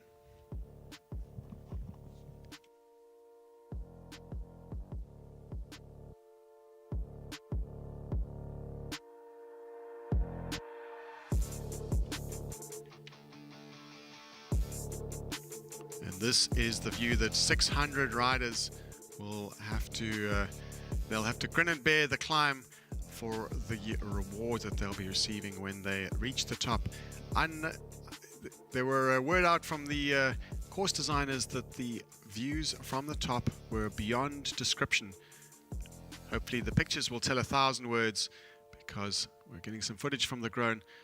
Of course, we are broadcasting from some remote regions of the countryside. This is the Epic Series. This is mountain bike stage racing. It's all about exploring those remote regions, those iconic regions, but it's not always the makes for excellent coverage, or certainly high resolution coverage. As we cross back to the finish line in Davos, we're waiting for the 600 riders, and especially to see how the race is unfolding. In the men's category, we've got an exciting race. It's Martin Stozek, Mark Stutzman pushing the pace super hard with Daniel Gesmar, Wout Allemann, Hans Becking, Peter Proes, Simon Schneller, Axel Rodil Cortina, and Fadri Barandun, Connie Lawser very much in contention. We saw Scott racing too, of Andrea Sifredi and Lorenzo Cincheri also on the pace, all within a few minutes of each other. And this will be the longest ascent that they have to go, is when they reach the top at the 2,600 meter mark above sea level. They will have a descent, and that is a descent to behold.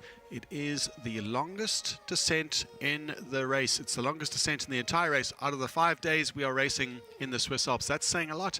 We're in the Swiss Alps, so this descent coming up, if we're to say that's the longest, it must be really long. It seemed like the trails were endless yesterday. We watched some of the top riders in the world and some dedicated amateurs really revel in those flow trails that have characterized the region, characterized the Graubünden region. Some of them hand-built, some of them natural trails, and some of them in the most remote locations.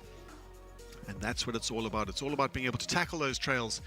And when you say you finished the race and you have your Swiss Epic Finishers Medal, you can surely say you have conquered the Alps. Now the view with the riders, if they took some time to look back, they'll be able to see where they've come from, and when they reach the top they'll see where they've got to go. And the SPAR Swiss Epic, it's certainly a demanding race indeed. 5 days that they'll have spent when they reach Davos on the grand finale tomorrow.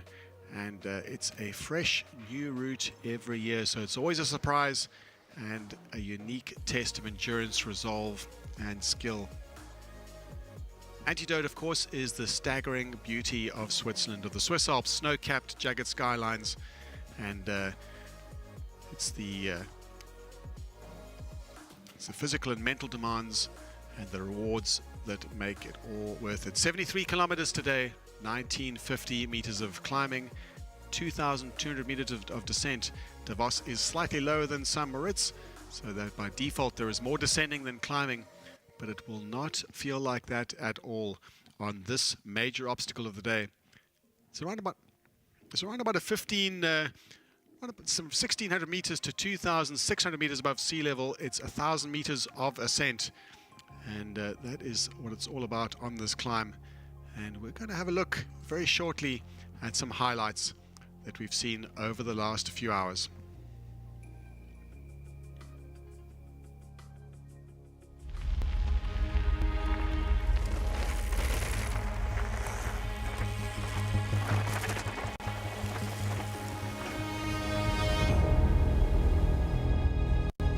Third day, stage 3 of the SPAR Swiss Epic, St. Moritz, and it's all about the words starting with the letter F. Fun and flow. 58 kilometers and 2,100 meters of climbing. Enjoy.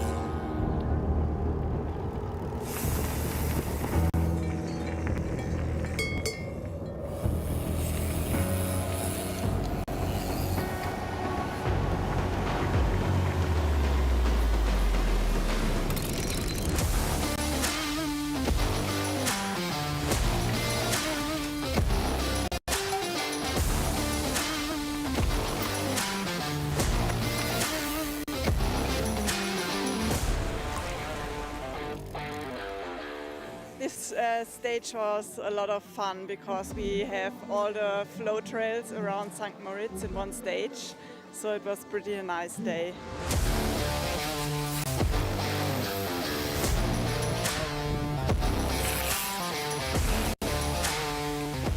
Yeah, we are really happy. Today was a really nice stage. The climbs were hard, but downhills were really fun. So yeah, we enjoyed it and we worked really well together. And I think that was the key to success today.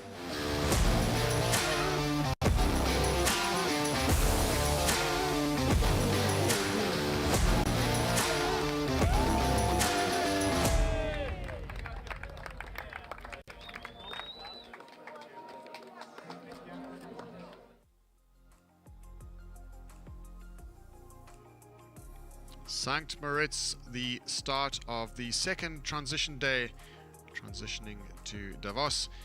This morning, some sunny skies, some mist up ahead, and the city with the emblem of the sun is witnessing the stage 4 of the SPAR Swiss Epic.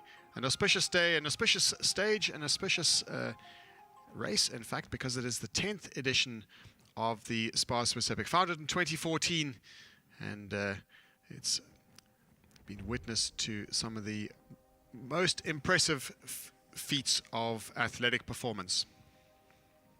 Recapping from stage 3, over here we're looking at the loop stage from yesterday, a stage that provided us from much dynamic racing, as the racing really started from the word go. The field started to stretch out, and the fierce pace set by the front riders, the Canyon Northwave and Willia Pirelli team, and of course the tail whip effect that you get in the peloton as the pace goes super white hot at the very start. And on the climb, already with the fierce pace, we could see on stage 3 the Bulls team of Simon Schneller, Axel Rodiel-Cortina. Axel Rodiel-Cortina doesn't much like the early starts. He prefers to let his body just take some time to get used to it, to ride himself into it, and struggling on that early part of the climb. Credit to him, he managed to come back. His partner has credited him with having one of the strongest minds in the sport. In fact, Simon Schneller said when we were on the line yesterday that Axel always comes back. So clearly the French rider has earned that National Championships jersey, and he is wearing it proudly at the 2023 event at the SPAR Swiss Epic, riding in the Bulls outfit, a well-known team in mountain bike stage racing, and really professionalized the sport in the Absa Cape Epic, the pinnacle of the Epic series, the SPAR Swiss Epic. Also part of the Epic series, also included is the Croatian race, the Four Islands Croatia, and another race where the riders can conquer the Pyrenees. We're conquering the Alps this week, and a few weeks ago we saw the riders in the Andorran Epic conquering the Pyrenees. A race won by Hans Becking. Hans Becking is lying on the third overall with his partner Peter Proes. He rode the Andorra Epic with his well-trusty partner Jose Diaz, and yesterday in fact, the stage was characterized by the puncture. It was one of the major happenings of the day. The flat tire of Martin Stozek, he cut the sidewall, just a sharp rock lying in wait in the long grass. A sneaky rock just cut the side of the tire, and they made a very important call. A tactical call, in fact. The call was to replace the entire wheel rather than try and mend the puncture and manage it throughout the day and risk the chance of it being there, of it plaguing them for the rest of the day. The sensible approach was to replace the wheel in its entirety, a fresh tire, no risks. They knew the losses would be finite, perhaps a minute and a half, and once they'd got that wheel back in, or the new wheel back in, they knew it was time to chase. They'd only lost about a minute and a half, and they were happy with that. They had over 7 minutes advantage on overall general classification over their nearest rivals, Willia Pirelli, but Willia Pirelli were really making it count. They'd sensed there was a gap. They weren't quite aware of exactly what happened. They may have been aware of the flat tire. They weren't aware of the gap. But Daniel Gesmar and Wout Alleman, very strong on the day, and Martin Stozek and Mark Stutzman were left to chase.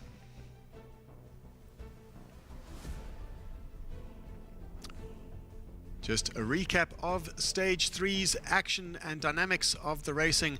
And team of the day was certainly Wout Alleman and Daniel Gesmar, just taking a short time to enjoy the seemingly endless flow trails of Stage 3 around St. Moritz, and the course designers having handpicked the very finest of the 400 odd kilometers of flow trails, much like the ones you see now, with Daniel Gesmar following Wout Alleman down these trails.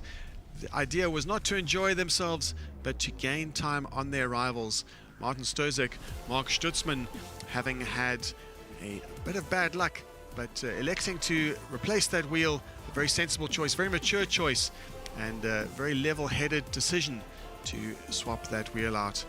Of course, anything could happen throughout the day, and it did, and they chose the best possible option. They did have the luxury of that 7 minute or over a 7 minute lead, and that afforded them just an opportunity to ride steady, ride easy. Of course, completely the opposite for Daniel Gesmar and Wout Alleman, who knew they had their chance to put time on their main rivals, the Canyon North Wave team.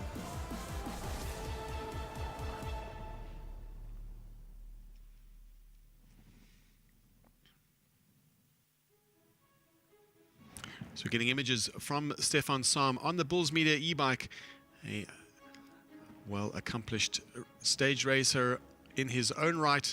Stefan Sam, a 3-time winner of the Absa Cape Epic, and certainly capable of following the world's best on these downhills, and the skills honed by many years at the top of the sport, and just being able to show the world, in fact, the skills of Daniel Gesmar and Wout Alleman, two of the top marathon racers on the planet right now.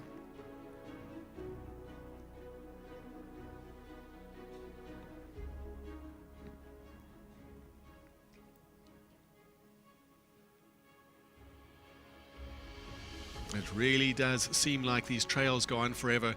It is the reward that is all about riding or conquering the Alps and racing in the Swiss Epic.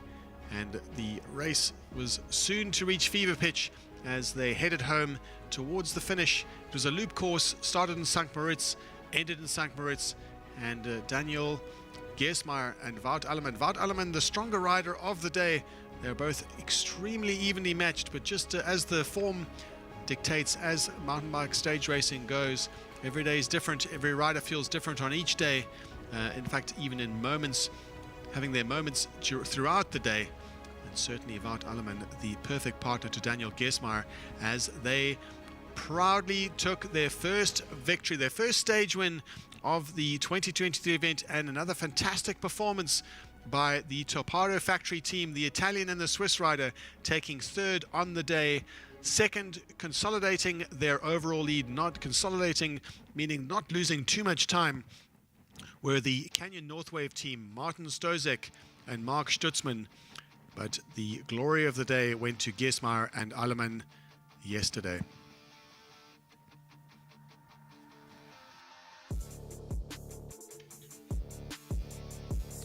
Stage 3, bit of a recap on what's happened in the women's category. The UCI Women's category, led by the team of the Namibian Vera Loza and the Mauritian rider Kim Lacourt. And the Elizator Efficient Infinity Insure team look very much in charge of the race before stage 3 began. General classification going into stage 3 was saw Vera Loza and Kim Lacourt have over a 14-minute advantage over Bettina Janas. Katarzyna Zosna and Irina Lutschel-Schwab 34 minutes 53 seconds back off the lead. No real threat to overall, but Vera Lorza and Kim Lecourt looking to consolidate that lead and to ride conservatively with Bettini Giannis and Adele Morath 14 minutes and 9 seconds back. All together in the group in the early parts of the stage. Irina Lutschel-Schwab just happy to take it easy on the back and to manage her efforts. She's had a long season and feeling the fatigue. Certainly after the finish in stage 2, she looked like she was feeling the fatigue of a long season, having been on top form since February. She is now in her home race and feeling the effects of a long season and of course of 2 days of racing in her legs at the very highest level of the sport. The climb of the day saw Bettini Giannis and Adele Morath and the leading overall general classification team riding together and breaking free of the rest of the riders, the rest of the teams, as Bettini Giannis began to struggle on the upper slopes of one of the major obstacles of the day and taking full advantage. Kim Lecourt and Vera Lorza, a carbon copy of the day before, just consolidating their efforts, riding sensibly and waiting for their turn, waiting for the time to pounce, waiting for any weaknesses, as Vera Lorza, Kim Lecourt solidifying their lead overall, not just in terms of time but also in morale.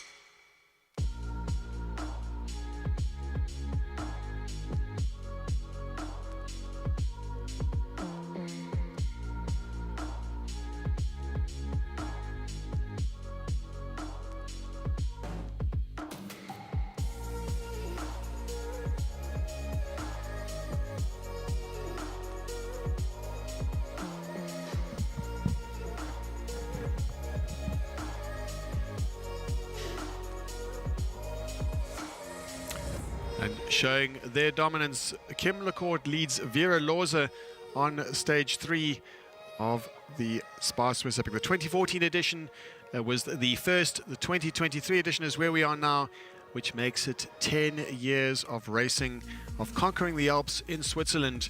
And that is certainly what the Mauritian and the Namibian are doing right now, with the Namibian on the front right now, just setting the pace on the downhills, having spent a few weeks here in the region on a training camp, preparing especially for the upcoming season, the World Champs, where she placed 7th. Vera Lorza was 7th in the World Champs, Marathon Champs in Glasgow, and Kim Lecourt raced both the Marathon Champs and Road Champs, and placed 10th in the Marathon Champs, and in the bunch, finished creditably in the bunch in the road race in Glasgow on that tough street circuit, the 150-kilometer street circuit in Glasgow.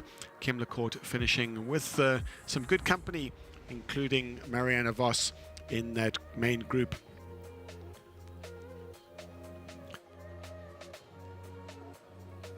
It did mean, of course, that Kim Lecourt didn't have the ideal training when it came to preparing herself for the altitude, but showing absolutely no signs of weakness at the 2023 edition of the race, coping very well, in fact, and certainly be able to exploit any weakness she's seen in her rivals. And Kim Lecourt leading the way on the descents, happy to let her Namibian partner follow as she starts to get the hang of these beautiful and seemingly endless flow trails. We've been speaking so much about them, and that's what any rider, any of the 600 riders, have got to look forward to for the next couple of days. We're on day 4 already, out of 5 days, and the pictures we're seeing are day 3, characterized by these flow trails, some of them man-made, some of them a little bit more natural, but certainly no less beautiful. We've seen some natural trails, some forest single track, and also some beautiful hand-built berms, just to keep that flow, just to keep the momentum going. But the riders will still need to pay attention with just a few obstacles along the way. Definitely not plain sailing, not easy. Experience necessary to navigate these trails, as these two have shown their experience, their firepower, and their team dynamic. That's one of the most important things. You can have strong legs, you can have good skills, but it's all about how you measure your efforts according to your partner. And these two riders have got it absolutely dialed. We first saw signs of that in last year's 2022 SPAR Swiss Epic. They won the grand finale. They had a great campaign up until that point, but their breakthrough moment was winning the grand finale, the last stage, the prestigious last stage, the 2022 event, and it really solidified their partnership, and they went into the 2023 APSA Cape Epic with some extra momentum of that. And that team dynamic they applied all day and every day. We heard about it yesterday, and today on stage 3 certainly they proved that they have it 100% right. The partnership, the firepower, the skills, all coming together for Vera Loza and Kim Lecourt.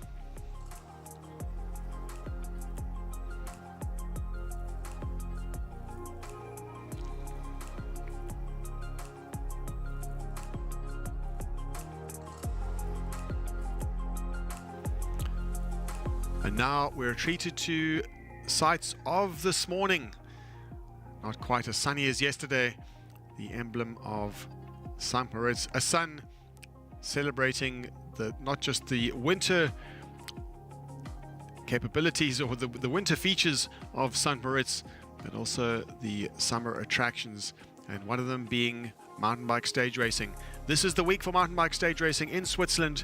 It is the Swiss Epic, and founded in 2014, now the 10th edition, as we see riders line up for stage 4 this morning. This is what we saw this morning as the riders left St. Moritz. They headed towards Davos with one major obstacle to go. The women's field, with Stefan Sam right now following the women on the Bulls Media e-bike, and he will no doubt be able to tell us some great insights from the trail side when he gets home this evening, and share some of those stories of his experiences out on the course. Back with the men, fierce pace set by Wout Alleman, and right on the pace, as we've seen, is Topado Factory. They had bad luck day 1, day 2.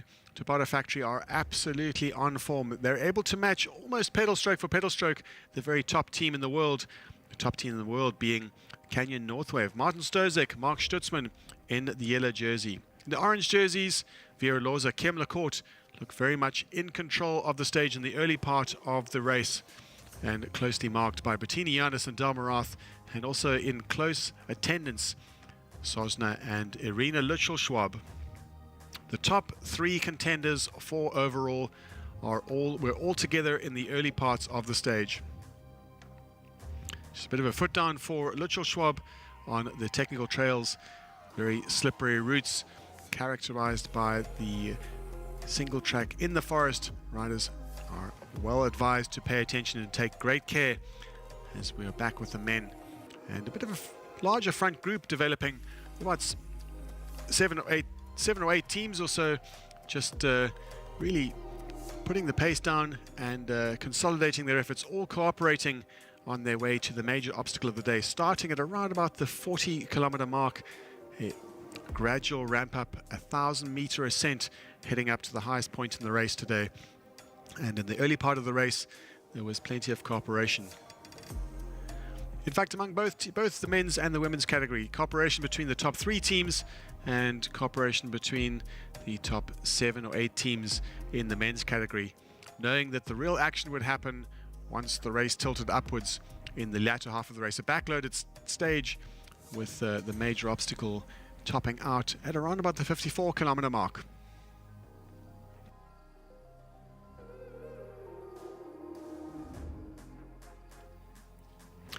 Irina Lutschel-Schwab knowing full well she has to refuel, not just for the day, but also for tomorrow. Mountain bike stage racing. Already an experienced campaigner, won a race early on in the season. Unfortunately managed to injure herself, so she was unable to participate at the APSA Cape Epic in 2023. APSA Cape Epic, known as the pinnacle of the Epic series, the global portfolio of mountain bike races. We'll be hearing a little bit more about that but the global portfolio of mountain bike races, the pinnacle of which is the Absa Cape Epic. Great shame for her to miss that, but no doubt we'll be seeing her on the shores of South Africa, in the Western Cape, and in the next coming years. She's got a lot of promise, and just a bit of drama out on the course. Yes, this was where it really all happened. This was the turning point in today's stage, and we caught a glimpse of Bettini Janos looking very concerned about her partner Adele Morath, and Kim Lecourt also involved in that collision, just managing to get back on her bike. But unfortunately for Adele Morath, she was on her way to hospital after that crash. Broken collarbone suspected. We're waiting to hear from the doctors exactly what her injury looks like, but certainly unable to continue with her damaged shoulder. Kim Lecourt back on the bike, setting her own rhythm. She knows exactly what she has to do after a crash like that. Can be a bit of a shake-up for any rider, breaking the momentum, breaking the rhythm, breaking the concentration, and above all, it's about the confidence. The confidence she needs to be able to navigate these tricky flow trails, especially the forestry trails, where sometimes the low speeds can lead to a bit of a mistake. There's some rocks lying underneath the long grass, and we know all about those sneaky little rocks that can scupper the chances of any team. We saw the Canyon Northwave. Martin Stozek hit one of those rocks yesterday on the stage. It did play quite a big role in how the stage unfolded, and the last thing any rider needs to do is have one small error ruin their chances, ruin all of the build-up that it takes to prepare for a race, and also all of how the riders have managed to be such a shame to lose what these riders have put all together to create a successful campaign for themselves. We saw the pairing Kim Lecourt, Vera Lorza having a chat, just consolidating, just checking how each other are doing, checking in with each other. All important communication between the teams. As we take a look up the road, earlier on we saw the Canyon Northwave team putting down the power on the major climb of the day. This is where they really knew it could count, was the efforts of Canyon Northwave, Martin Stozek and Mark Stutzman. Fantastic performance from these two, showing that they were the dominant team on the race and putting big pressure on Willia Pirelli. A moral victory to get to the top first, and also gaining some time on Gesmar and Alleman. And in hot pursuit, the Bulls, Buff Megamo, Team Larks, all to play for in today's stage 4 of the SPAR Swiss Epic.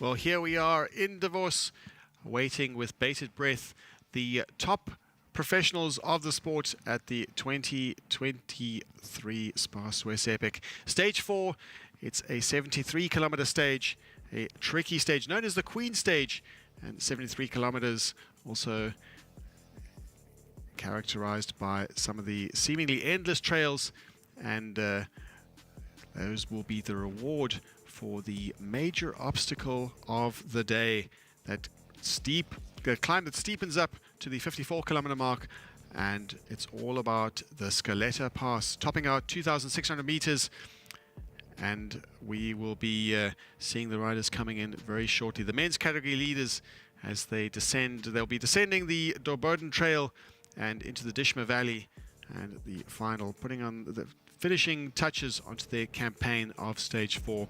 We did see at the 51-kilometer mark, Canyon Northwave, shortly before the summit of the Lej da Pass, we saw the firepower of Zuoz and Stutzman putting over 40 seconds into their nearest rivals, Willie Pirelli, who are riding in a group with Topada Factory and the Bulls, and with those 4 teams in contention. About a minute back off those teams, we saw Buff Megamo, Hans Becking, Peter Proes, and riding also close with Team Larks of Baron Dun and Carney Lorza. So really 6 teams in the mix for a stage win today, and with the overall general classification being first and foremost in the mind of Canyon Northwave. They know that if they put a bit of time into their rivals, it'll put them on the back foot on this descent. And we've been speaking about it all week. It's all about a psychological game as much as it is a firepower game. Stozek Stutzman look dominant as we wait for them to arrive. We wait to see if they've held that gap of 42 seconds that they had at the top, with Daniel Gesmeyer no doubt taking some risks with his partner Wout Alleman on the downhill.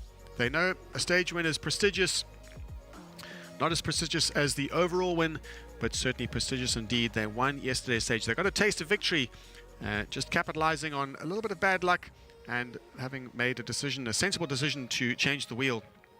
It left the race wide open for Willie Pirelli to take that stage. Daniel Gesmeyer and Wout Alleman, deserved winners. And we can see that already at the time check at the 65-kilometer mark, so very close to home, less than 10 kilometers from home, Canyon Northwave have gone through the time check together with Willie Pirelli. So Canyon Northwave and Willie Pirelli together, 27 seconds back are the Bulls, and we will wait to see how Topada Factory are faring, and with Team Buff Megamo also more or less in touch, within shouting distance certainly of Topada Factory. It'll be interesting to see if Buff Megamo can hang on to that 3rd spot on overall GC. That is the race within a race within a race. We've got the stage to contend, we've got overall general classification, and of course we've spoken about it a lot this week, is the 3rd spot on the podium. Position 1 and 2 on overall general classification look more or less sewn up by Canyon Northwave and Willie Pirelli, but the Bulls are looking very keen for that overall classification. You can see, just as we went in today, just a reminder that in stage 3, the overall general classification after yesterday's stage, the Canyon Northwave team, just to recap, had 6 minutes and 30 advantage over Willie Pirelli. Those 2 spots look more or less solid, but the Buff Megamo team at 21 minutes back, 24 minutes back are the Bulls, and 25 minutes 20 back are Team Larks. And if we look at that refueling station at 65-kilometer mark, Canyon Northwave and Willie Pirelli altogether 2 dominant teams, and the Bulls look like they are making inroads into that final spot on the podium for overall general classification. These time splits are of course virtual, only at the 65-kilometer mark. There is still 8 kilometers to go from this point, mostly downhill. So if the results are telling us anything, it looks likely that the Bulls will have the final spot on the podium for today's stage, and we'll need to look at the clock when they cross the line in Davos, whether or not they've put enough time into Buff Megamo to leapfrog them on overall general classification.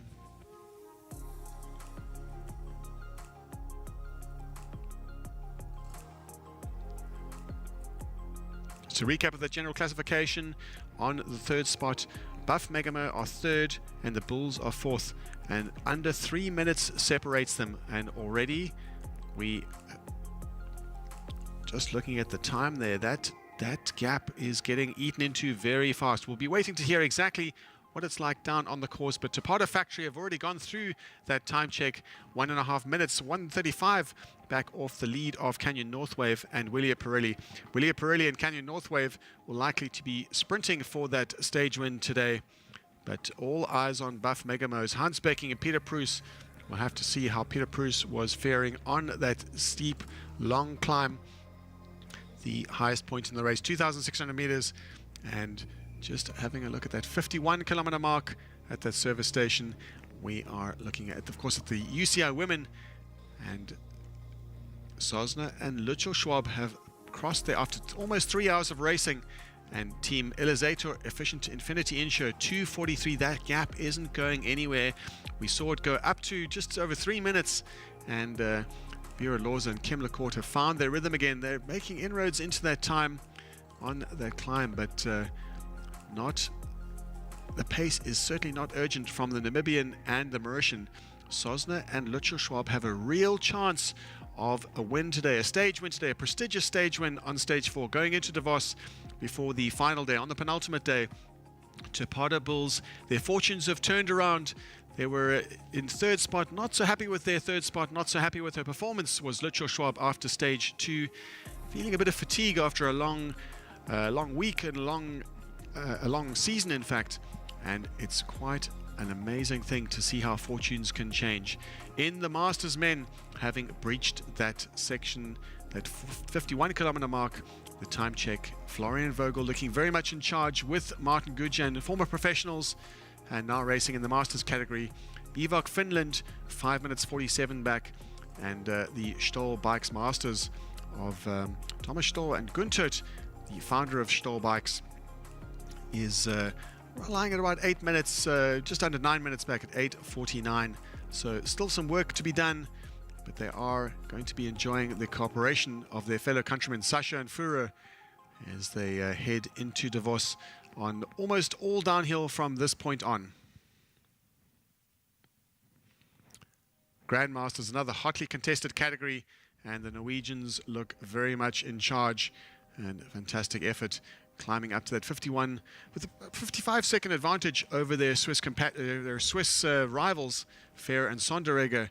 We saw Fair and Sonderegger, a fantastic performance from them over the last few days. And Bucher, the 9-time finisher of the SPAR Swiss Epic, an epic legend, and one of the only two riders to have finished all 9 of the Swiss Epics in the race's history. And the other one is lying in 5th, Danny Schneider.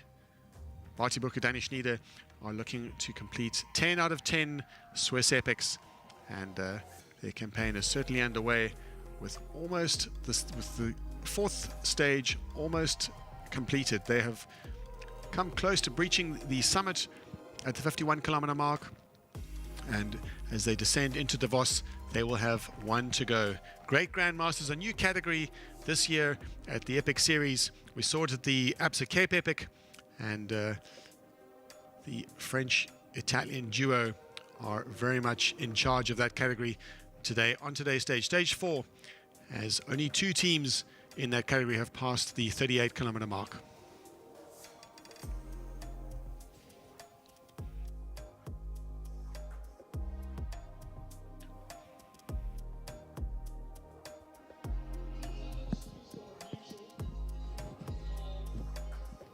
And we're on the finishing line in Davos. We see the announcer on the line announcing the riders, just about to welcome the top professionals in.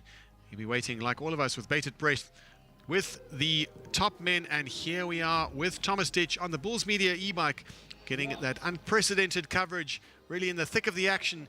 And this truly is action, because so it looks like these a two teams between, are these contending. Two teams. So it's the team Canyon Northwave, Martin Stosek, Mark Stutzman wearing yellow, for the 4th competitive stage, and on 2nd place in the general classification it's Vilja Pirelli. This is Daniel Geismaier and Wout Aleman. So it looks really like a sprint decision. They're pretty close to the finishing line now. So we're on the e-bike with Thomas Deitch. So this is gonna be a hard one. Only a few minutes away after this real long stage. So they're already around kilometer 68 at the moment. Paul Kay, the speaker, is cheering up the people up here in Davos. And it's gonna be a hard one for the stage win. So in the lead, it's always Wout Aleman wearing the European Champions jersey. 2nd place is Martin Stossek. 3rd place is Mark Stutzmann, and on 4th place at the moment it's Daniel Geismaier. I vin pi probabilmente in sprint final dentro le due ferme equipes da questo Swiss Epic 2023, Daniel Geismaier, Wout Aleman, insieme con Martin Stossek e Mark Stutzmann, quels dus che leader an in moment in vantaggio da 31 secondi si la concorrenza si les Bulls con Simon Schneller ed Axel Rudel Cortino. Geismaier, Wout Aleman, quels can continuare ir la terza etapa a Sogn Moritz combatten odds per la vittoria contro Stossek Stutzmann. Also spektakulär. Quei sprintfinale um paucas minutes in 2 Kilometer avon l'arrivata a Davos. Genau, es geht nicht mehr lange bis zum Ziel ankommen. So only a few minutes left on the left hand side. This city, this is Davos. And it's still the whole team together. Some discussions between Mark Stutzmann and Wout Aleman in the front. So Martin Stossek at the moment on 3rd place. 4th place at the moment, it's Daniel Geismaier. So it's a real sprint between that. It's a grass finish line. So it's really hard to pedal on that one. Still a bit wet. Deep ground. They're going full gas at the moment. So it's a real tactical mind game at the moment. So both of the riders have been together. So who's gonna start with the sprint? So it's not far away after such an iconic stage from St. Moritz to Davos over the Scaletta Pass. They stay together. Now we're on the gravel road entering into Davos. And now they have to go to the left-hand side. Riders know it from before. Oh, whoa. Really narrow. Here, some change at the front. So it's still the team Vilja Pirelli in the lead now with Wout Aleman. So only a few minutes, they have to go down now these stairs and up on the other side, as we know from the years before. So it's a hike passage just for a short amount of time. Oh, whoa. Thomas Deitch with the e-bike. Yeah, it's a bit heavier for him at the moment. So that means within the next few seconds, riders will arrive here. Thomas Deitch goes back with the e-bike, tries to follow the leading group. 4 riders in the lead. Daniel Geismaier, the winner from last year's edition of the Swiss Epic. He exactly knows what's going on the last meters. So that's probably a big advantage for him, who starts with the sprint. I think it's only about 1 or 2 Ks to go. Pocs meters avon l'arrivata, se naturalmente tatticamente ci in prova di attaccarci, in prova di fare in l'attacca decisiva i d'ombra col secondo sulla linea dall'arrivata. Also spektakulär sein di questo winter, questo sprint final dentro proprio le due ferme equipes de quei Swiss Epic. Sei als dus leaders, ni sei scoier Wout Aleman e Geismaier che vengono da battere quels dus el trico melen. Pocs meters avant l'arrivata ai ur del stadion da hockey del HCD. Yes, only a few meters. We saw some, amount of an attack from Mark Stutzmann just a few seconds ago. It's only a few meters away now, so it's a sprint decision. between 4 riders, and this is the attack on the right-hand side from Mark Stutzmann. Mark Stutzmann starts with the sprint. Now they're going to the right-hand side into the waterport. At the moment, it looks better for Team Canyon Northwave wearing the yellow jersey of the sprint leaders. It's first place for Wout Alleman, second place for Daniel Geismeier, and at the third place at the moment, it's Wout Alleman. It's sorry, not Wout Alleman, it's Martin Stossek. That will mean that the sprint goes to the team of Canyon Northwave. So, oh, this is a real hard sprint. This is the real hard sprint. At the moment, it's Daniel Geismeier in the lead. Oh! Real short sprint decision between Vilja Pirelli and Canyon Northwave. We cannot figure out who's the winner at the moment. It seems like Vilja Pirelli wins today's stage. Daniel Geismeier and Wout Alleman in a sprint over Martin Stossek and Mark Stutzmann. That was a real hard decision. Now it probably changes. So we're still waiting for the official result. At the moment, it changes. So that means that Martin Stossek and Martin Stutzmann won today's stage. We're not sure at the moment. We're waiting for the official confirmation. I'm sitting right on the finish line, and it's really hard to figure out who's the winner of today's stage. So it's always a battle between 4 riders. And the timing is still counting, and we're waiting for the official result. As soon as we have that, on third place we have the Team Bulls, Simon Schneller and Axel Rudil Cortina.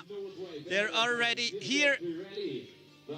Fourth place in a moment coming in is Casey South and Jacob Dorigoni. So it looks like the winners of today's stage, of the 4th stage of the SPAR Swiss Epic, is one more time Martin Stossek and Mark Stutzmann, the leaders wearing the yellow jersey, Team Canyon Northwave. They won over Team Vilja Pirelli in a sprint decision, Daniel Geismeier and Wout Alleman.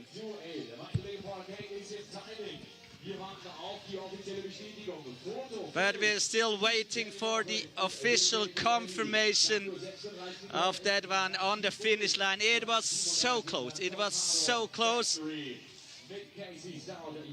Daniel Geismeier with the tiger jump, as we know it from sprint decisions, jumping into the finish line here at home in Davos after such a real hard stage. So they stayed together for the whole race. The leading teams, Vilja Pirelli and Canyon Northwave, stayed together on the uphill, stayed together on the beautiful downhill from Durboden down. So this is the recap. First rider was Wout Alleman on the finish line. Then it's pretty close. It looks like Canyon Northwave is the winner. I'm going back to Neil, and we're looking for some interviews. What a fascinating end to the story unfolding on stage 4. Canyon Northwave and Vilja Pirelli sprinting for that finish line, and Canyon Northwave not happy to consolidate, not happy to leave their rivals to the stage when they wanted to sprint it out. Sometimes happens that the two contending teams coming into the finish, and they do like to just have a bit of a deal before they go in. But there was no deal, no discussion. It was team against team, Northwave versus Canyon Northwave versus Vilja Pirelli. We're waiting to hear the official results, and in fact, that is the official result we have there. Martin Stossek, Mark Stutzmann taking the win. We saw Daniel Geismeier on the back of that group, really wanting to get into position, and it's all about the last team member, the second team member to cross the line. That's what it's all about in terms of who will take the stage. So there was a bit of tactics playing out, and certainly racing at its finest. We were treated as fans and as spectators of the event to one of the most thrilling sprint finishes we've seen so far, and Canyon Northwave eventually emerging victorious. It really came down to that sprint between Gersmeyer and Martin Stozek, and Wout Alleman leading the field in. He knows that all he had to do was be out in front and leave it up to Daniel Gersmeyer. Unfortunately, Daniel Gersmeyer just didn't have quite the best positioning and just not quite enough firepower to sprint past the Canyon Northwave team. Fantastic performance. But just into the finishing chute right now, Buff Megamo 5 minutes down off that fierce pace set by Canyon Northwave and Willia Pirelli, but all eyes on the Bulls. The Bulls have been looking all day to inherit that third spot on the overall podium. Simon Schneller, Axel Rodil, Cortinat have been looking to gain back just under 3 minutes over their rivals, and just looking at that time check as they cross the line with 5 minutes off the pace and around about 4.5 minutes off the pace of the Bulls, it looks unlikely that they will hold on to that third spot overall. So Buff Megamo look likely to be leapfrogged by the Bulls. Simon Schneller and Axel Rodil Cortinat having a fantastic day out, staying in touch with the chasing teams, and no doubt suffering in the process on that last section of that very long and steep climb, gaining over 1,000 meters. And we're in the foreground here. We have Fadri Barendun, part of the second part of the Team Larks, and his partner Connie Lawser coming in. A great result, coming in fifth. Top five on the stage will definitely stand them in good stead on the overall GC. We'll need to wait for those final official results of the general classification. Before we conclude the day, we'll see just how the order has shuffled, but there's no shuffle in the order between positions 1 and 2. Canyon Northwave and Willia Pirelli coming into the stage together. So that 6-minute 30 advantage that Canyon Northwave had over Willia Pirelli is no change to that. And soon we'll be hearing from the riders themselves just how today went. We lost a bit of coverage with the remote regions that we've been covering at the stage 4 of the SPAR Swiss Epic, and we'll be going down and hearing in just a moment. After 3 stages, but the Triskelions. Today's stage winners, Wout Alleman and Daniel Gersmeyer. It was a pretty close one. They've been the last at the finish line, but you really jumped into it. Yeah, it was really close. I thought, what, this will be now hard, but I came from behind. I had good legs, but I missed a little bit. I started a little bit too late, and in the last moment I pushed the bike forward like in a road sprint, but it was really close. I'm happy. Yeah, probably it was only about the amount of winning or not. You started with the sprint. No, it was Mark starting with the sprint, but you've been the strongest sprinter today. The ground is, it's not that, it's a bit greasy. Yeah, it's not easy to sprint on, but yeah, Mark started really strong, but I was immediately on the wheel and I wanted to be the first here in the last straight. And then it was up to Daniel, and luckily he made it, but it was really close. Yeah, we know that these guys are also really fast, and yeah, actually on the climb we struggled a little bit, but then we came back in the downhill. I said that we wanted to do all or nothing, and it was a little bit maybe kamikaze, but yeah, it was nice. Yeah, we heard some discussions before between both of you guys with Martin Stozek, so he was not that happy with the sprint. Yeah, I think we take some risk also in the last downhill. There was really sharp stones, and on the top we had quite a big gap, I think, and that we closed in the downhill. So we went quite fast, and then we see them from far, and for maybe they have a problem, and we didn't know, and go full gas like we see that we have the chance again to win the stage. And yeah, there I passed Martin maybe in a not so nice moment, and Yeah, he was maybe a little bit angry about me, but I think that's also part of racing, and yeah. Probably that's forgotten then. Tomorrow, easy. Hey, it was a totally different stage than yesterday, so there's only one real long climb. Yeah, no flow at all, the downhill. So, yeah, today was, we tried to attack from the beginning on the first steep climb, but yeah, we were not strong enough to make a gap. So yeah, it was completely different than yesterday, but also we liked it, and yeah, it's just a really nice race. And tomorrow the last stage, and we will try one more time. Go for the stage. When you knew the Scalette Pass, so you've done that before, no? No, never. And I would say we are now in Grand Ride because we also have to walk a lot.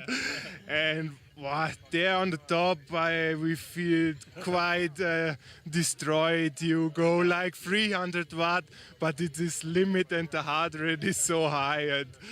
But it was really nice on the top. The guys were cheering for us, but we were like really in the red zone today there. So no time for an Instagram post. No, I was just head down and push. So. But the downhill afterwards to Durboden, that's an easy one to recover a bit, or yeah, you have to stay concentrated. We saw the crash at the women's field, so it's important to stay concentrated till the end. Yeah, it was no recovery. You had to work with your whole body to get down safely. So it was nice, but hard work. Okay, so recover your whole body. Big up to you guys. Thank you very much for that right after the finishing line, and see you tomorrow. You. So we're going back to Neil. Thank you. Thanks, Dario, and thanks to Gersmeyer and Alleman for giving us a excellent description of how today's stage went, and just really showing how fierce the racing is. There's no friends out there. It is tooth and nail between Willie Pirelli and Canyon Northwave, big rivals in the sport in general, and also at the SPAR Swiss Epic in 2023. Daniel Gersmeyer, a former winner of the race, and he has no doubt got plenty of experience. And just a correction, we initially thought that Canyon Northwave had in fact won the stage, but correction on that after looking at the footage is Willie Pirelli. Gersmeyer and Alleman have been awarded the stage victory, a prestigious stage victory, their second in a row after a successful day out yesterday. They repeated that in a sprint finish, dramatic sprint finish between Gersmeyer and Alleman and Martin Stozek and Mark Stutzman.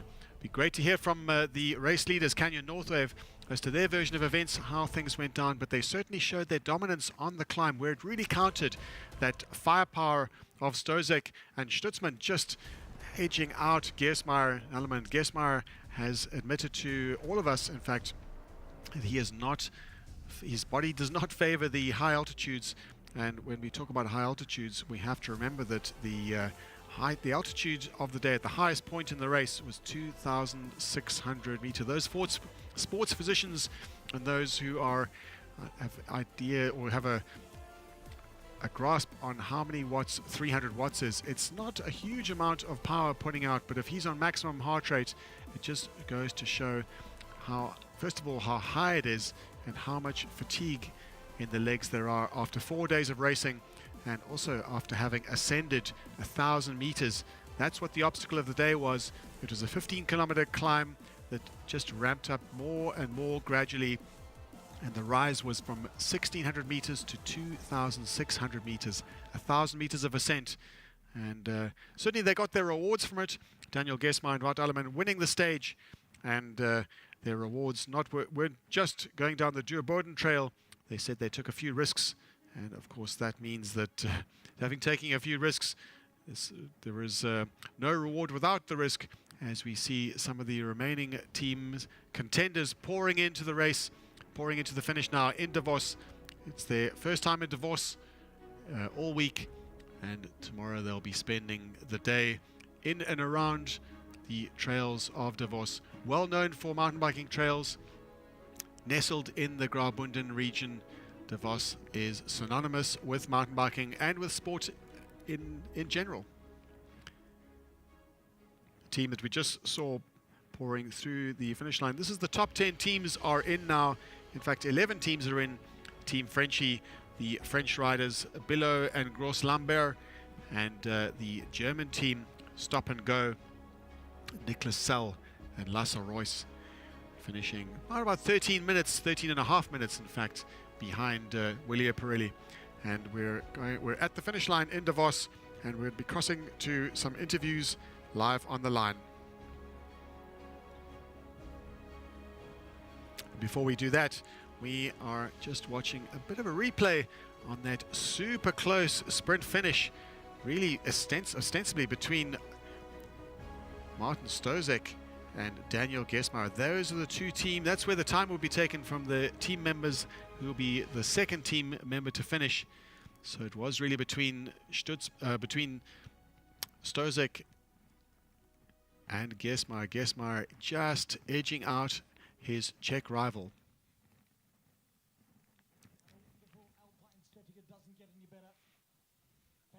Spectators as well, even though we bribed you with cowbells, but stick around. We love the noise and the energy. Wonderful deck chairs. And we'll be joining the celebrations on the podium in just a few minutes. And right now we'll just enjoy some of the sunny weather that we've been experiencing in Davos. We left St. Moritz, a little bit of mist. We predicted, from looking at the weather report, we predicted some sunny weather there. After all, the emblem of St. Moritz is a sun, known for summer sports as well as winter sports. And this week, St. Moritz is all about the SPAR Swiss Epic, the 10th edition of the race, nestled in Graubünden, exploring the several hundred kilometers of trails surrounding the area, where visitors from all around the world, all year in fact, come and enjoy them, either in the winter or the summer. And no better time than now to enjoy those trails of Graubünden. World-class, iconic mountain biking destination, and that's what the Epic Series is all about. It's about exploring those iconic destinations and absorbing not just the characteristic trails, but also the culture. We saw on the summit yesterday the Alpine horns blowing that melancholy sound as the riders crossed over or breached the summit. And a fantastic moment for all riders, the locals and international riders alike. Of the international riders, several coming from we said 45 nations, I think, with the final figures of on the start line. 45 nations represented in Switzerland for the 2023 edition of the SPAR Swiss Epic. So all of them having a true Swiss experience, the mountain biking and also the culture, and of course participating in a full-service stage race, a full-service multi-day stage race. The riders will not only find a new route every year, and in particular in Switzerland, the backdrop is the jagged peaks of the Swiss Alps, but the rider experience also includes 5 nights of that legendary Swiss accommodation. They'll be enjoying that. The riders now will be going into their recovery routine. If they don't have podium obligations, they'll be going straight into their recovery routine and getting ready for some lunch. And we'll be enjoying a post-stage recovery meal at the finish, coffee and beer at the race villages, and been certainly stocking up on nutrition throughout the day at the well-stocked water points. And the thing about multi-day stage racing in races like the Epic Series, premium mountain bike races, is that the riders from the very front of the field, who have their own personal soigneurs, they have their own personal helpers, even the riders like the ones finishing in 600th place or 300th place teams, will also be able to take advantage of the full service race, so that most of the things that they would have to worry about during a stage race are taken care of. Their bikes will be washed. They'll have a professional bike mechanic available on the course for any trailside repairs, and all of their bags and so on will be transported. They'll have meals at the end of the day, and all they'll need to focus on, the main thing, all of this leads to the fact that they can just focus on the trail ahead. That's what it's all about. It's all about enjoying the rider experience, and every single rider will be able to participate in that full prom experience, where they'll be able to share a meal, share a laugh with the top professionals, but also be treated so well that all they need to do is focus on the 10, 15, 20 meters in front of them and look ahead to the stage. Keep an eye on that profile, measure their efforts over the stage, measure their efforts over the 5 days. So at the end of it, in Davos, after 5 stages, they can say, I have conquered the Alps. Each finisher will receive a finishing medal, and it'll hang proudly in the houses of many of those we see.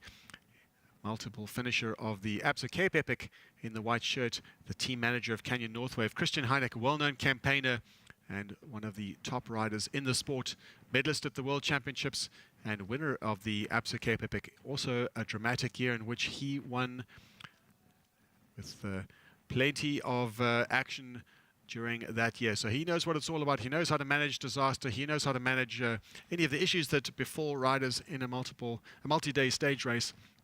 As we cross now to the top of the Scaletta Pass, a spectacular view, and certainly any rider looking at the view from the top of the Scaletta Pass will have earned it. It's a 1,000-meter ascent from 1,600 meters above sea level to 2,600 meters. Any rider who is not yet acclimatized will certainly be acclimatized after today's stage. This is the Alps. It's the Swiss Alps, and altitude is the name of the game as they breach the highest point in the race, the highest point all week, in fact, at 2,606 meters.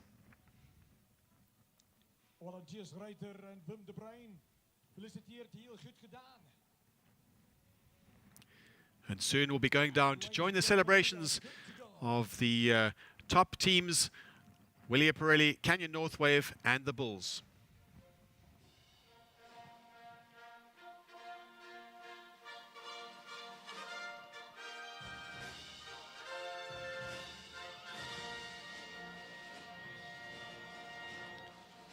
Welcome to Davos, Graubünden, at the end of stage 4 of our SPAR Swiss Epic, as we get ready to present to you the top 3 men's teams after 73 kilometers of racing with 1,950 meters of climbing.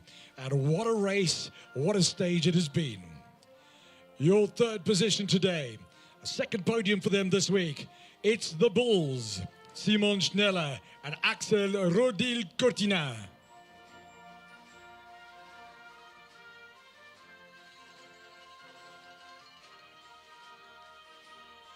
And our incredible team from Davos Cloisters handing out the gifts to our teams as we move now to your second place in a super tight photo finish.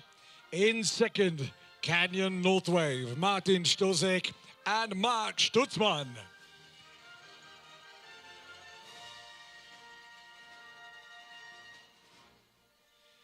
What a race they gave us. Elevated heart rates, not just for the riders, but for the spectators and for our commissaire as we viewed the footage. And winning the sprint after the Queen stage of 73 kilometers, second stage win, Willia Pirelli, Daniel Geismeier and Wout Alleman.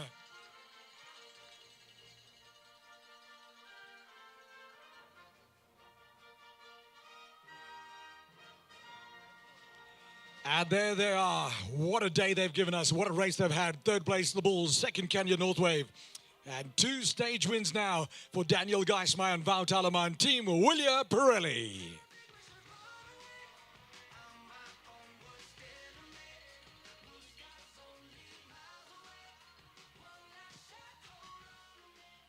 And the theme song for our SPAR Swiss Epic, Run Away. No running away today because we're going to be back momentarily with the presentation of the overall leaders jersey for the SPAR Swiss Epic 2023.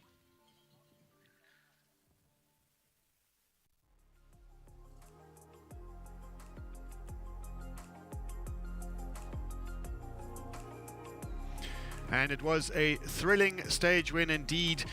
The sprinting expertise of Daniel Geismeier and Wout Alleman. Wout Alleman just leading across the line. He knew what he needed to do, leaving it up to Daniel Geismeier to finish off the job. And he cut it a bit fine, you could say, with the stage win. But 2 out of 2 for the Austrian and the Belgian.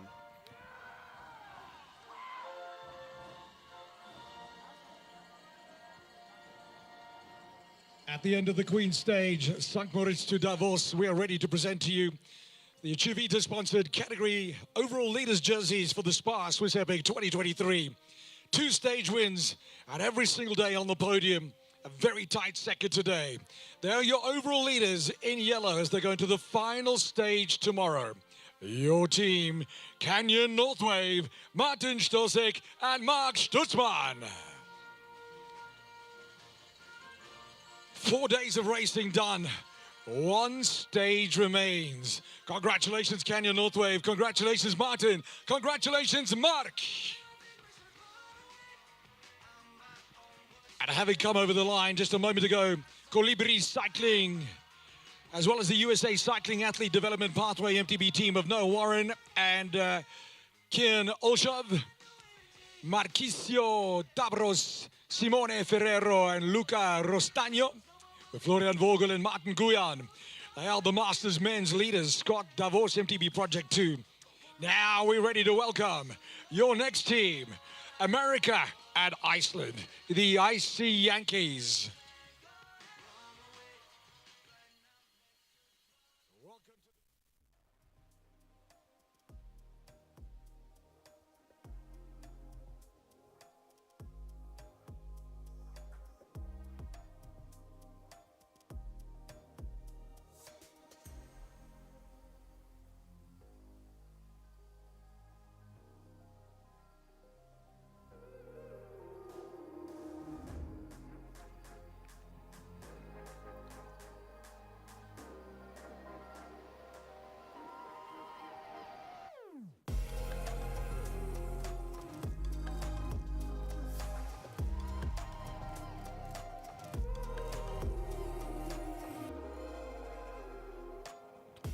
Just a little look back at the proceedings of this morning. St. Moritz to Davos, the 73-kilometer stage.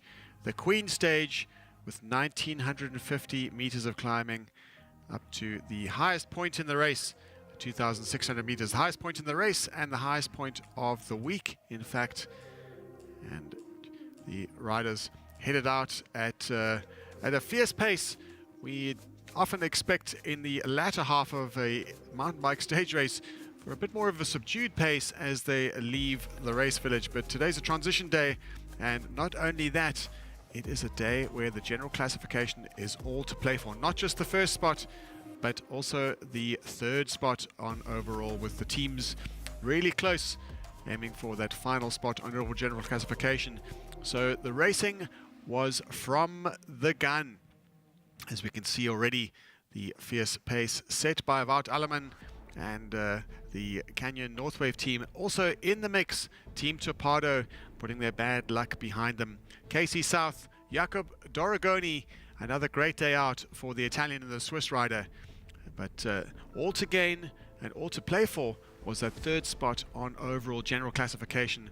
And in contention for that 3rd spot, Buff Megamo, at the time, the current 3rd spot on overall general classification. Buff Megamo's Hans Becking and his partner, his Estonian partner of Peter Pruss, had the Bulls and Team Locks breathing down their necks. In fact, not breathing down their necks, but pushing the pace as hard as they could at the front. And we also saw a dominant performance from the mixed team really early on as the various categories made their way towards the big obstacle of the day. It was all about a bit of a kicker in the beginning, some trails, and then the lead up to this picture right here, what we saw, which was the Scaletti Pass. Scaletti Pass saw a gradual ramp up, and as the road steepened, as the gradient stiffened, we saw Canyon Northwave pushing super hard and gaining around about a 40-second gap as they approached the final section of trail, the dreaded final section of trail up to the final summit of the race. And it was there that we saw Team Lux falling off the pace a little bit, but most significantly we saw Buff Megamo looking like that 3rd spot on overall general classification was disappearing up the road. Hans Becking leading his partner Peter Pruss up the climb, and the Bulls team of Simon Schneller and Axel And his French partner, the national champion Axel Rodil, was having a fantastic day out, really on the pace and being able to stay with the world's best on this tricky climb, demanding climb, not just from the gradient, not just from the trail surfaces, but also the altitude. Some of the riders not quite used to, or their bodies not behaving quite as they should in the rarefied air that we find at 2,600 meters. After that fierce climb, they all regrouped. We saw the gap created by Canyon North Wave, a bit of pressure on their rivals Willia Pirelli, but Willia Pirelli took a few risks catching back up, and then it was all about the sprint finish all the way into Davos. That dramatic sprint finish. They'd elected not to have a deal. The Canyon North Wave riders wanted to contest the sprint. They know how prestigious a stage win is at the SPAR Superbike, and the tactics of Wout Alleman to go out front and leave the sprint up to his partner on the outside. The hardest job possible for Daniel Gesmeyer was to get past Martin Stozek in the sprint, and he must have edged it out by millimeters. And the Willia Pirelli team taking the win, and another moral victory for the Canyon North Wave team to consolidate their lead, losing no time at all to the Willia Pirelli team.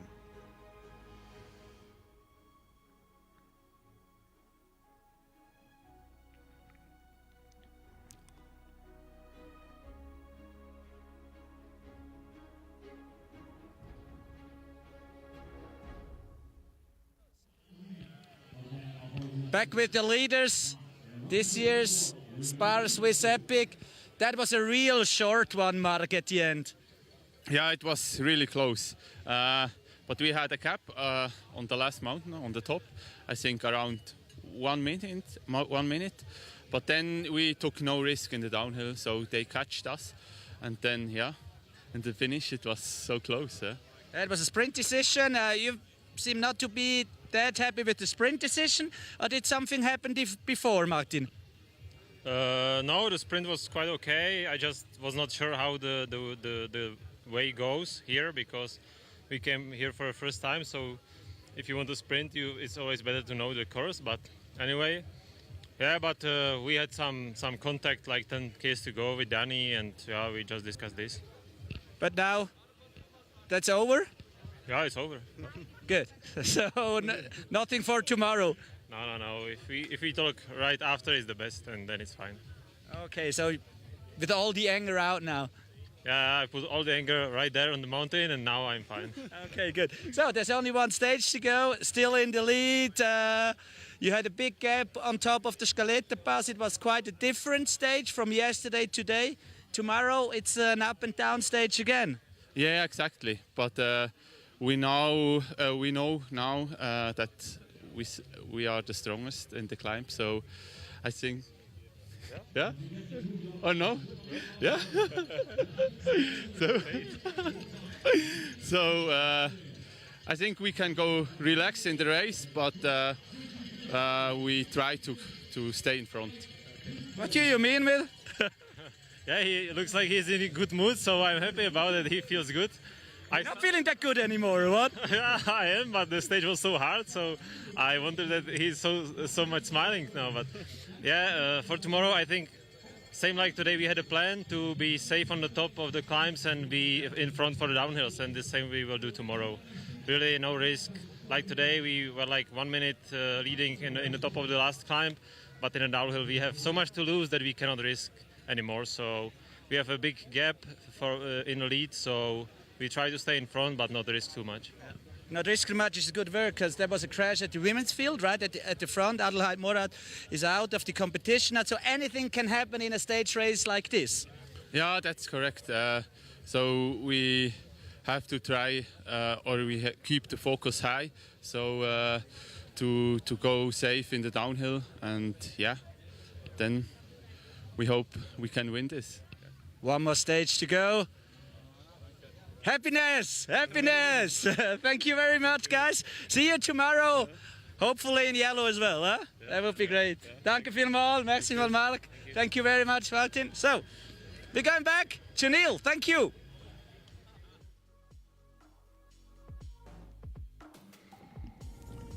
And again, some fascinating information coming from down on the line for all of us, just getting an idea of what happened out on the trail. We heard from Daniel Gersmeyer that there was a bit of an interchange between him and Martin Stozek, but in the spirit of we so often find in mountain biking, the morale between competitors is extremely good. The camaraderie is great. Of course, that doesn't discount that there is plenty of heat out there in the action, but great to hear that they've resolved their differences and continue their rivalry, and they'll be talking with their legs certainly tomorrow. Looking forward to seeing that battle play out. The overall general classification, they look in control, Canyon North Wave, but anything can happen, as they are fully aware of. We're going to be crossing down to the finish line in Davos, in the beautiful city of Davos, nestled in the Graubünden region, and we're going to be just getting some more, just a bit more of a flavor of what's going down on the finish line in Davos.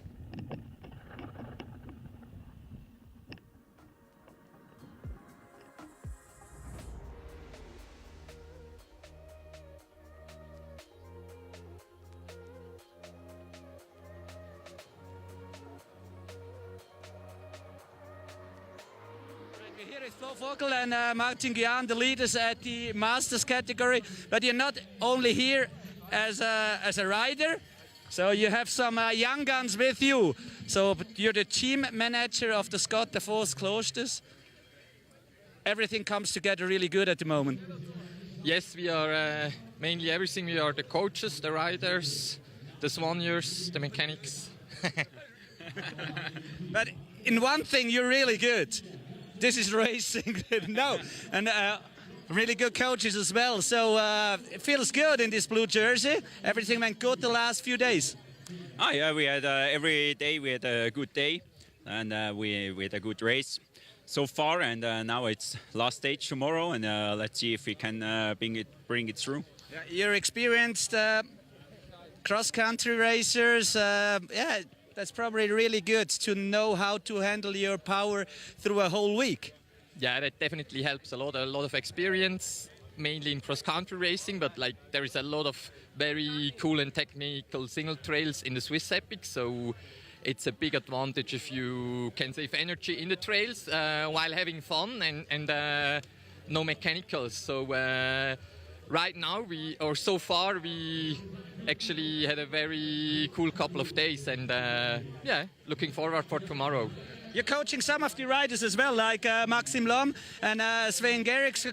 After the stages, they come to you and want to have some insight or some extra tips. No. Yeah, we talk about the stages every day, and what they can do, and how to pace, and what they should eat, and some things like this. Okay. You already made a new podcast, Velo Coach Podcast on Spotify, so it's in Swiss German, but it's worth a listen, worth an ear. Well, we don't know if it's worth to listen to it, but hey, yeah, you're right. It's only in Swiss German and not in English, which is probably a good idea to do it in Swiss German. And on Spotify, it's not even possible with subtitles. Well, I don't know. Well, thank you very much. Have a good one tomorrow as a home team here in Davos. Flo Vogel, Martin Gian, and we go back to Neil. Great to hear from Flo Vogel in leading the Masters category, and also a former professional along with Martin Gujan. Gujan is a former stage winner at the ABSA Cape Epic. In 2015, he won the prologue in dramatic fashion, and Florian Vogel, his partner today, and this week at the SPAR Swiss Epic, is a multiple finisher of the race, having also raced with none other than Nino Schurter in the first few ABSA Cape Epics that he participated in, and Nino Schurter rode with Florian Vogel. Martin Gujan also participated with Connie Lawser So all part of the Swiss mountain biking community, the extremely high-end mountain bike racer that is the Swiss mountain biking community. And talking of which, we're about to meet another very special guest of the race. In fact, he's not a guest of the race, he's a former founder of the race. And we're about to meet him shortly. We're live. Frischi, you just arrived home here in Davos. That was a beautiful stage, actually. Indeed, this was beautiful. This was real epic, like mountain biking in the old days, rough mountain pass, and I just loved it, yeah. You took a young gun for this race, so you probably could start in the Grandmasters category. Well, I clicked in the train on the first 30 kilometers on the flats. He was pulling and yeah, showing me the way down from Spoleto Pass, as he lives in Davos, so he knows about every rock down the hill. Okay, that's a big advantage probably, even for tomorrow. You know all the trails, Severin. Yes. I know the trail, my home trails, and I train on the bike only here. And you know all these mountains around here, even as a mountain guide during the winter. So you go up ski touring and stuff like that? Yes, all skiing, hiking, jogging, biking, climbing, and paragliding. And sometimes you go with him doing that stuff as well during the winter. Well, I climbed the Matterhorn with Severin in Zermatt in the summer though. Okay, and we did the Piz Palu together in the winter. Yes. Yeah. Okay, so you as a team work pretty much good together. Yeah, but it's always the same situation. He's ahead and I'm behind. Okay, no, not all the time probably. Is that right? No. Oh, he's the mountain guide. Aha, yeah, okay, you're dragging. Maker. Yeah. Yes, we are a perfect team. I go in the front, make the pace, and we are good performance. So here's how it's divided up. He's the pacemaker, I'm the peacemaker, because sometimes I have to slow him down. Okay, because it's too far. Peacemaker is always a good thing. You know the peacemaker. You got Clint Eastwood on your Instagram account, so... Yeah. No. Hey, you're one of the founders of the Swiss Epic, so it's the 9th edition now? 10th edition, sorry, it's the 10th edition, I missed one. That's probably why I'm that. But it's still an amazing race during the whole week. Everybody's enjoying it, and it's still got the same spirit as 10 years ago. Yeah, it's come a long ways, and I'm really proud how this event developed, and super stoked to be here. Yeah, and it's going on and on. It's going on and on. So it's not the last one, not for you. Like my cycling career, it's going on and on. It's on. What did you say? On and off or on and on? On and on. On and on. Okay. Sometimes up and down too. Yeah, that's mountain biking, up and down, or aerobic, up and down. Thank you very much, Frischi. Thank you very much, Severin. Have a good one tomorrow. Last stage. Yeah. Roll it in. Thank you very much, Neil.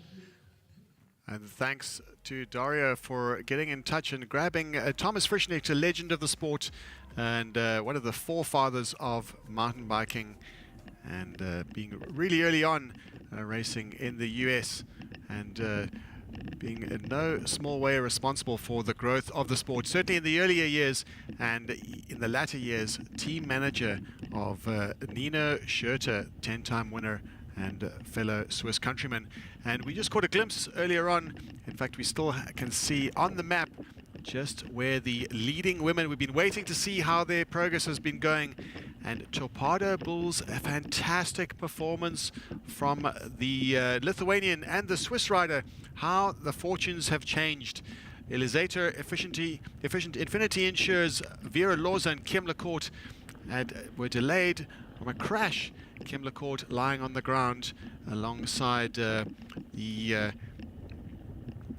former winner of the race, the 2022 winner, Adele Morath. Adele Morath managed to, her injuries were, with her injury, she was unable to continue.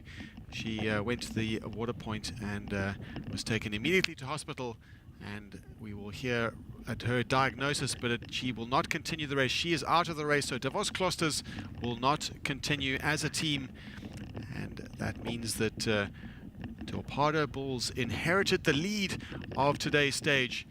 Stage 4, the 73-kilometer stage, they have already passed through the 65-kilometer mark, so only 8 kilometers to go for the team of Schosner and Lutschel Schwab as they head towards the finish in Davos. It's more or less a downhill all the way, but there will be a few kickers, and the pace, the fierce pace, is set by the Lithuanian on the front. They know the opportunity has come, and they don't come that often.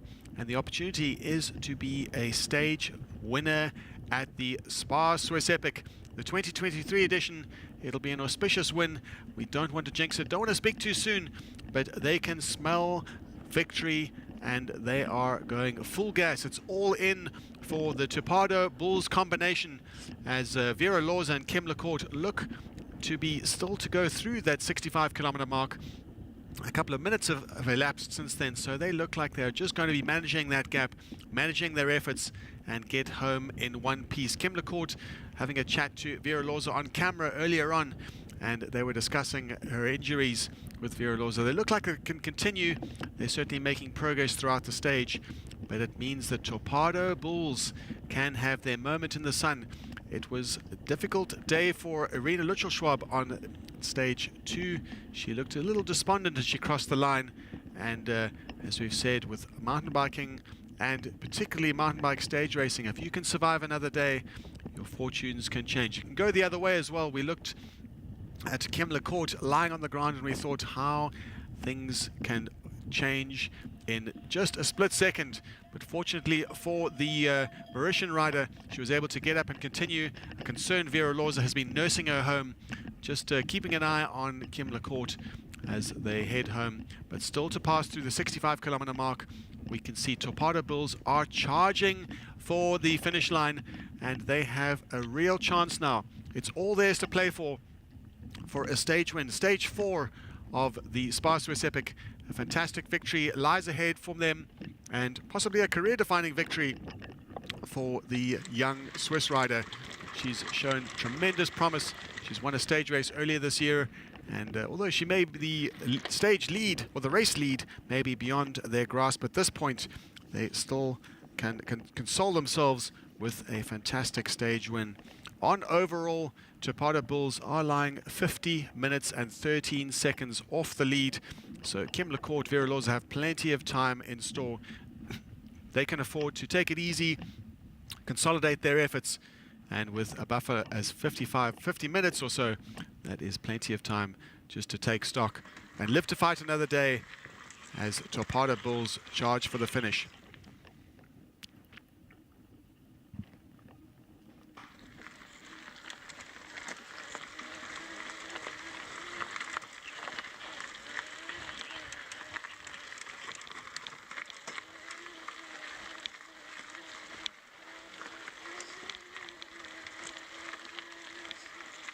So we're back with the women's leader together with Stefan Sam on the back wheel of Irina Lutschel-Schwab. So Stefan, everything looks good? It looks good now.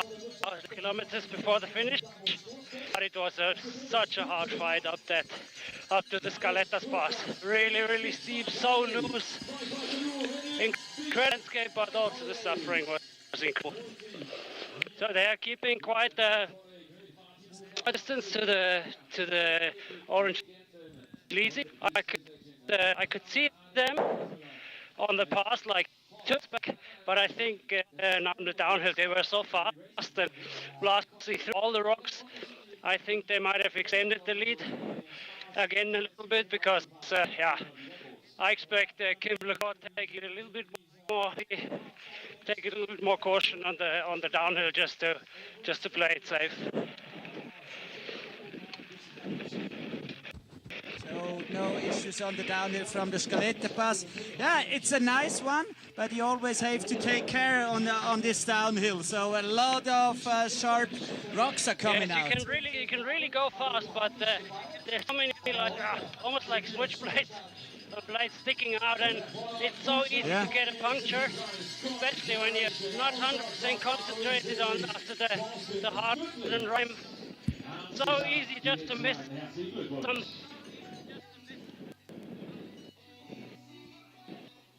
Okay, so only a few kilometers to go for the two leaders, with Irina Lützelschwab in the back. So it was always like that. Irina was always in the back, even the Scaletta Pass climb up. Of course, when you're not having a really great day, it's hard to push. And Katarzyna, she was really managing the speed well, waiting for her, really cheering her up. Looked like a good partnership. And now we had a couple of buttons. She was really pulling it from the front, so Irina could relax a little in the slipstream. So they see Davos in front of them. Right now they know they're not far away from home, far away from the finish line here in Davos. So that gives you some extra energy at the end. And the good thing is you have to end a mountain bike day with a downhill. Yeah, please, can we have more downhills?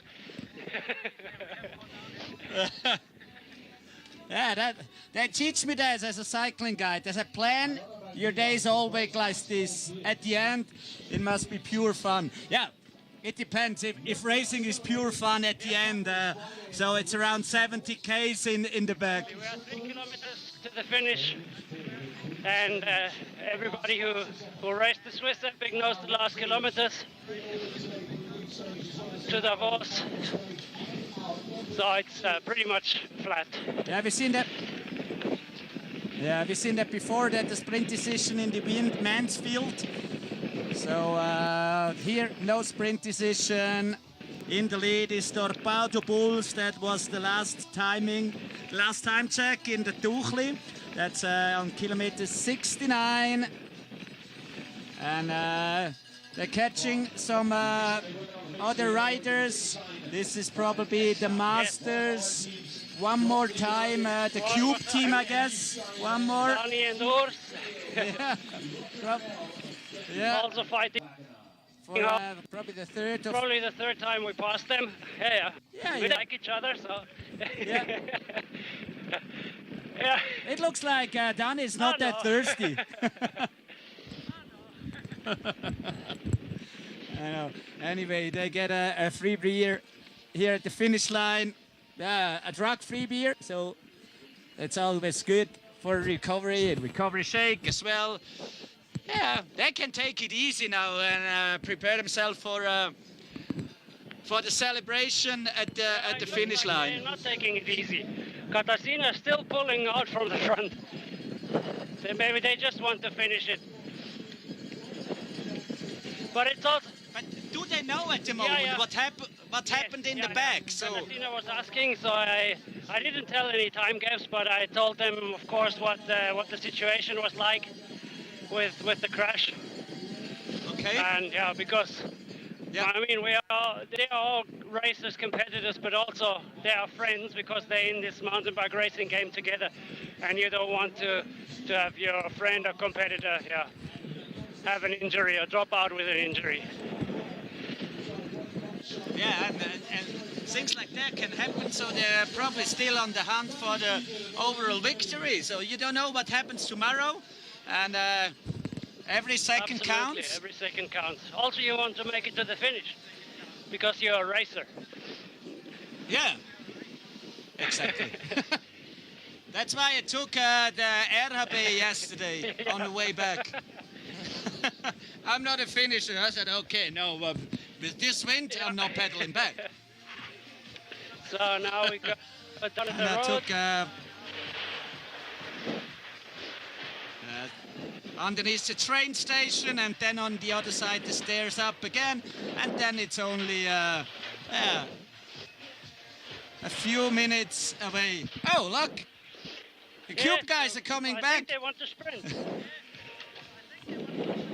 I don't know if they want to sprint or to be overtaken for a fourth time. Probably they counted. No.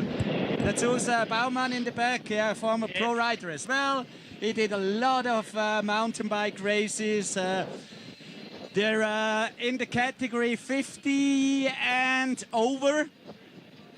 So they're around 45 years of age, I think. and they know these trails by heart, so they know every rock here as well. Especially Zuoz was living in the Engadin for a long time, so he knew the trails up there, and yeah, 1 kilometer to the 1K to go. Everything is safe.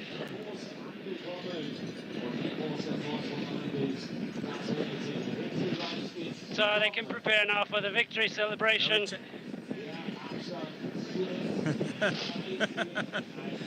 Probably there's nothing special.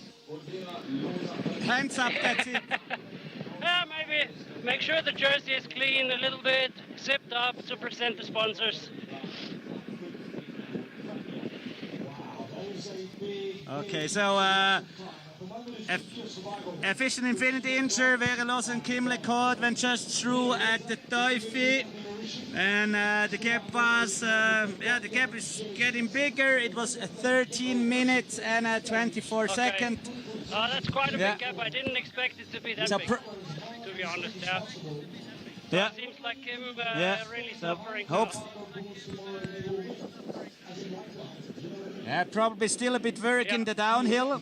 We don't know, so we saw her going off the bike at all the steps. Yeah, I mean, so yeah, hopefully she's okay. But I mean, every part of her body is hurting now.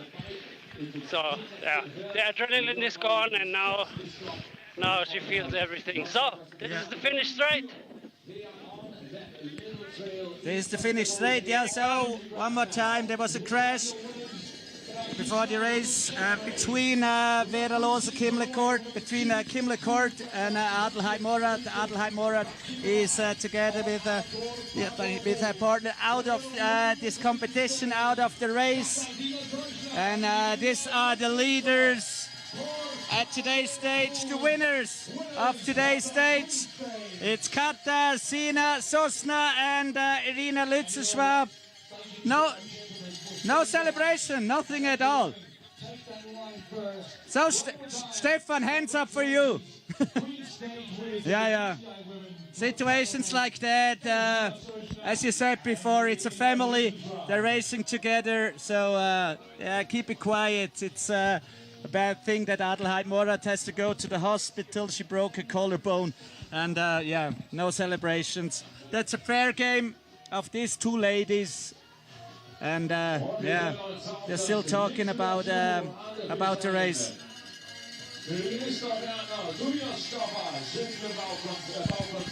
And then we will wait for the following ladies.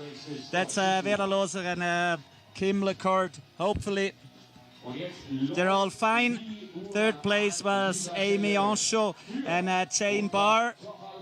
That was at Alp Funtauna.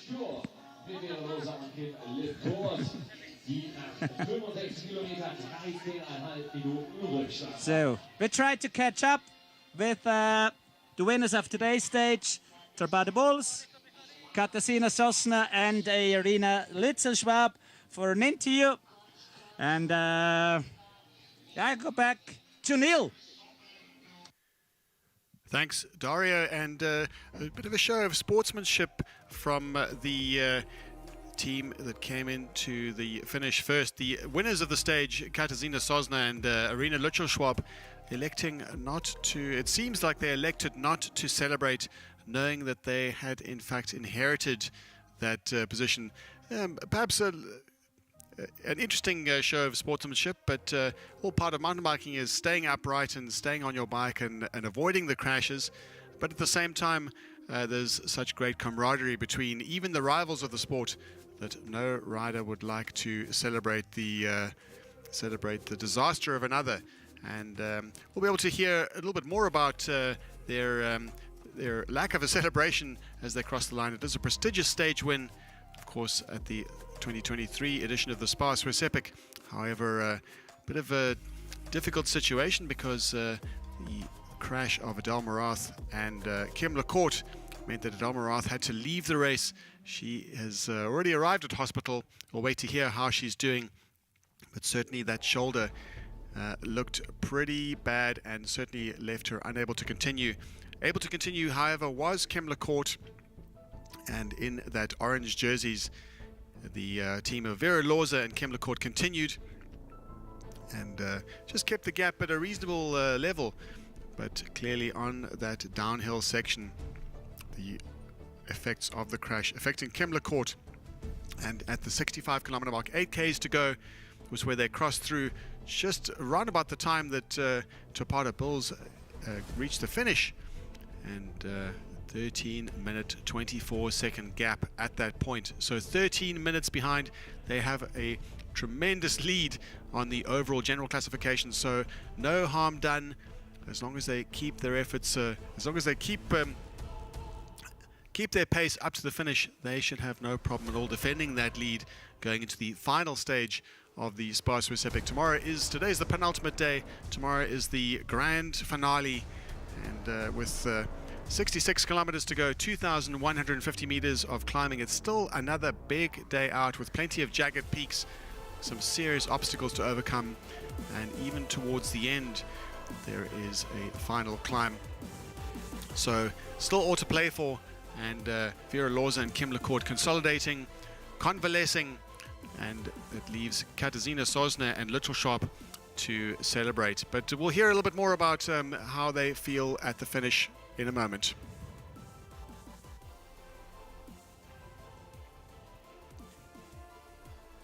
Exhausted.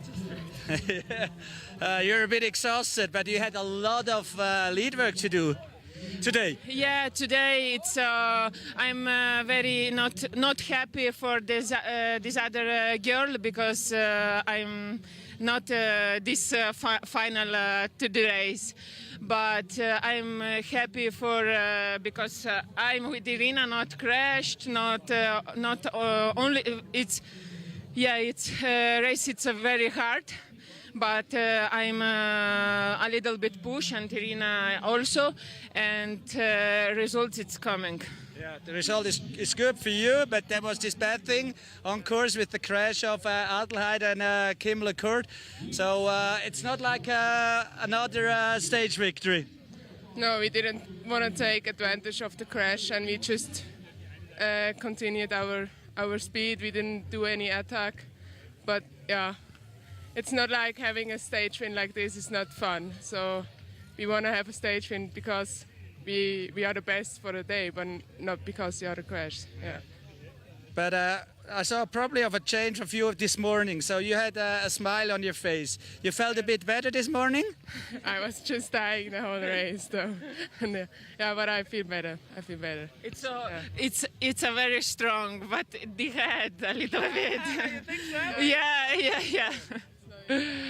Yeah. You say it's not in the head? It's not in the head. Where is it? In my legs. No, my body is completely empty. So you need to recover very good now? After tomorrow? So it's not enough time to recover after a stage like that? Or what are you doing now? We eat, we go home, and then we sleep. Yeah. Till tomorrow? No, then we eat again, and then we sleep again. Okay, good. How's your body feeling? Today it's very destroyed, but I'm in the beginning race. I'm a lot of push in the flat because I'm looking for a place not coming in the group, and my legs not bad, but in the uphill. Too much harder. You had to suffer today. Hopefully, the best for tomorrow. Good recovery for both of you. Have a nice sleep. Have a nice eat. Have a nice eat. Have a nice sleep. Something like that. Eat, sleep, bike, repeat. Eat, sleep, bike, repeat. Thank you very much. We're going back to Neil. Thanks for that, Dario. And yes, as we guessed, the riders, the winners of the stage, did not elect to celebrate. They were unhappy about celebrating the misfortune of others. And Katarzyna Sosna showing great sportsmanship there with Irina Lutschel-Schwab. But still, they did.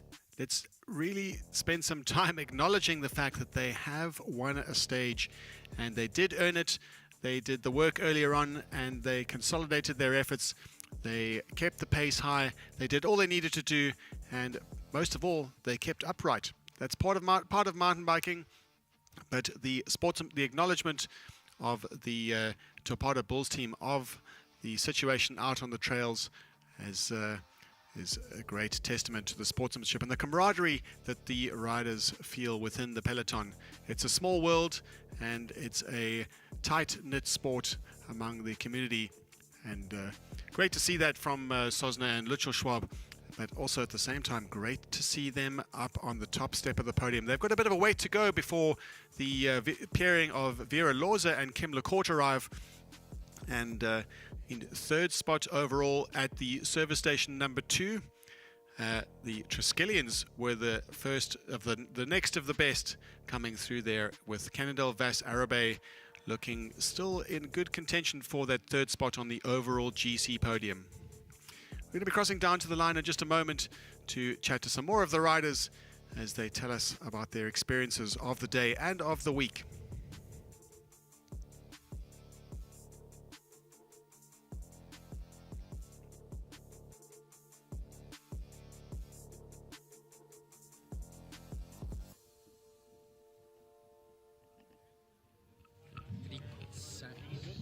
Huh?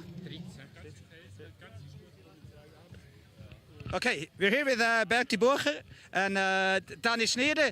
Danny, come a bit closer, please. You are the only guys who did all of the 10 Swiss epics. So you started right from the beginning and still suffering, or after the 10th time it's easy? Yeah, it's the 10th this year, but it's not finished. Tomorrow a hard stage, the last one is every time a hard one, and yeah, we hope together that we have 10 tomorrow. So 10 Swiss epics in the book. You started a bit deeper in the categories, and you're already at the Grandmasters now. Yep, I'm an old man now. Yeah, 10 years ago when the whole thing started, but you're still feeling it, you're still enjoying it, Danny Schneider. I enjoy the trails, and that's the reason why I come all the years. The trails are amazing, the organization are amazing, and that's the reason why I come here. Yeah, both of you were wearing the leaders jersey a few years ago. I think in the Swiss Epic I have not so many leader jerseys. First, when I start with Milena Landwing in the mixed category. Yeah. And then I moved to the master category, or I'm not sure, but I think I have one or two times the leader. And then Danny's coming, and he is always the leader.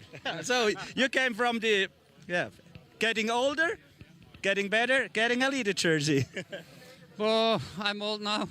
I have not a lot of time to make training, but the other years I had good condition from the years when I was cycling professional. Yeah.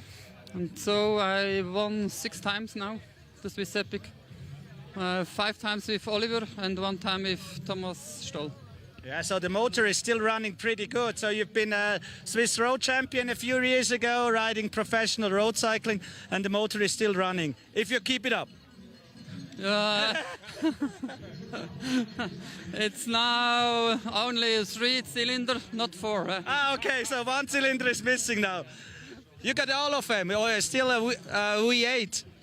Sorry? A V8 hast du noch, oder ist auch ein 4-Zylinder? No. It's an old-timer.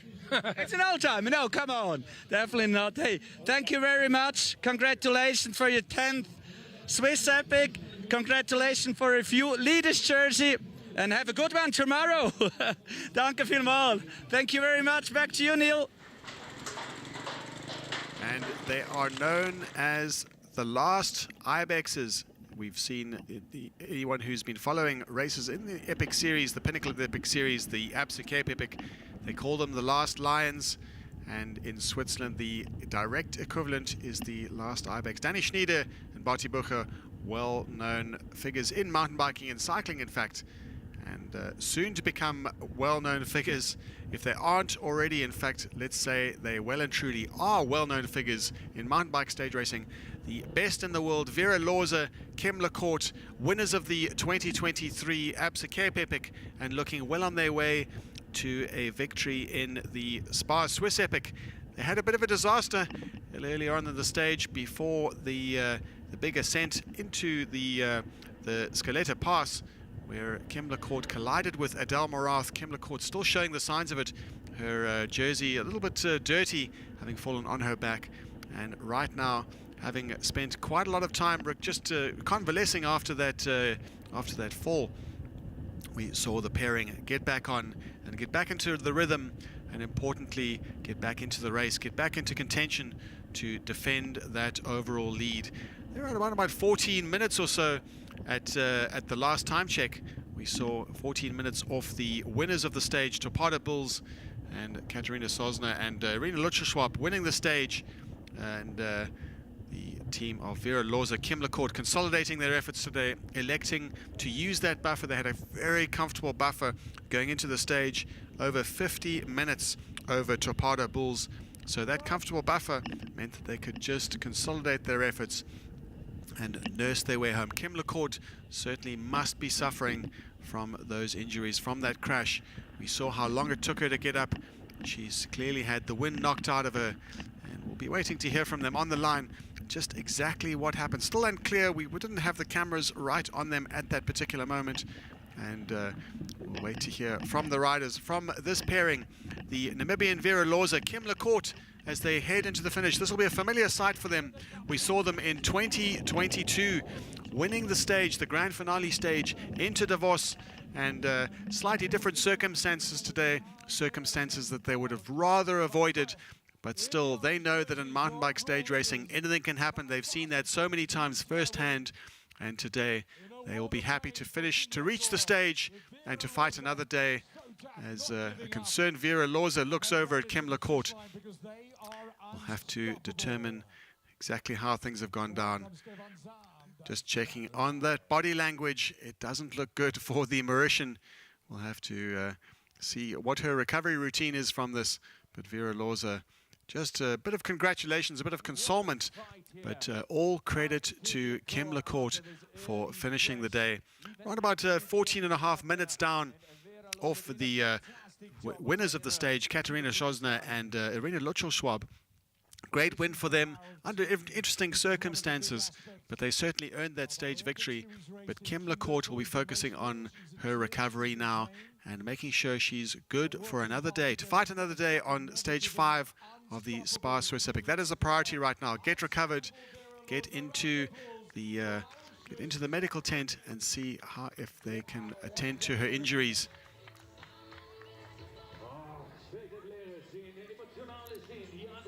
You can see there in the distance Bettini Yanis.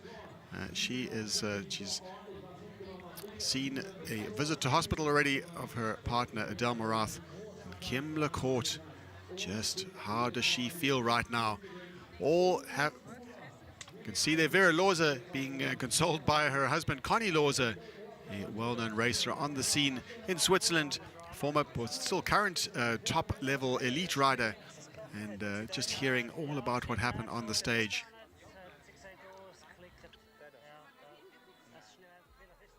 On the finish line in Davos, nestled in the Graubünden region. Drama out on the course today, on stage for the 73-kilometer and 1,950 meters of climbing. Those are the stats. That's the data, but it doesn't tell the story. The story is in front of us right now. We've seen the story unfold. The crash of Adele Morath and Kim LaCourt. We wait to see how Kim LaCourt's injuries, how she's feeling after that crash. We know for sure that Adele Morath has already been in hospital nursing that shoulder. Wait to hear on the medical condition of Adele Morath. All thoughts go out to Adele, but Kim LaCourt certainly feeling the effects of that crash as she pulls into the finish. Having lost 14 minutes, very uncharacteristic of a team of this quality to finish so far down on the stage. They've made it 3 out of 3 up until today, and in fact it's 4 out of 4 if you count the stage win at the grand finale in 2022. It was 4 in a row, and unfortunately due to a crash, that has been broken, that finishing run, that winning run of the Namibian and the Mauritian. We'll be waiting to hear. Hopefully we'll get a word with the team Ilizator Efficient Infinity Insure, perhaps Vera Loza will be the representative of the team, but we'll be hearing from Dario any moment if he's managed to catch up with Vera Loza or Kim Lacourt, and preferably both of them, to hear exactly what happened down at that fateful crash. It seemed like an innocuous crash, innocuous part of the trail, not too technical considering the technical nature of the trails that they've been navigating, but sometimes in an open piece of road, there's a bit of speed, a bit of loose gravel, anything can happen, and we'll be hearing from them, no doubt, very shortly. Take a look back at how the race has unfolded in the morning. The stage 4, the 73-kilometer stage, was dubbed as the Queen stage, and not for nothing. It's not just about the distance, not just about the climbing, but also about the terrain, and especially that Scaletta pass.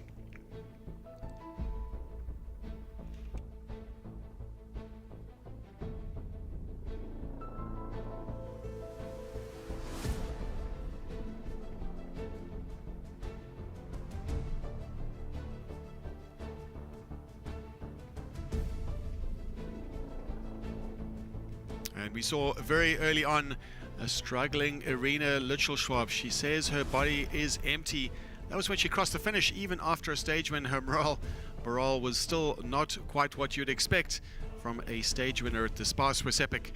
But struggling a little bit on the early part of the stage. She managed to regain contact with the very front of the field. Bettini Giannis, Adele Morath, and Vera Loza, Kim Lacourt. Great performance, great mental strength shown by the Swiss rider as she regained contact with her partner Katarzyna Sosna, and certainly in contention still for the stage at this point. It was all to play for these three teams, the three dominant teams of the race, three teams on the overall general classification, 1, 2 and 3, the leaders in their Ciavita orange jerseys, with the contenders of Adele Morath and Bettini Giannis. We're a little bit behind on overall general classification going into the stage, with a 20-minute and 30-second disadvantage to Vera Loza and Kim Lacourt. Still, anything can happen, and it certainly does at the SPAR Swiss Epic. And in fact, most mountain bike stage races, never count your chickens until they hatch. Never be sure it's over until you cross the line. Take nothing for granted, and we watch the riders as they head on the flat section, relatively flat. If we looked at the profile today, it was pretty much a few undulations and then one major climb. But then this happened. It was a crash that saw Adele Morath lying on the ground, complaining of a very painful shoulder. She knew immediately that something was wrong. She's a top professional. She knows her body inside out, and any issues she will be highly aware of. She'll know what works properly, and she'll certainly know when it doesn't. And that shoulder did not look good or sound good. According to Stefan Sam out on the course, it was making a very alarming noise when he moved it.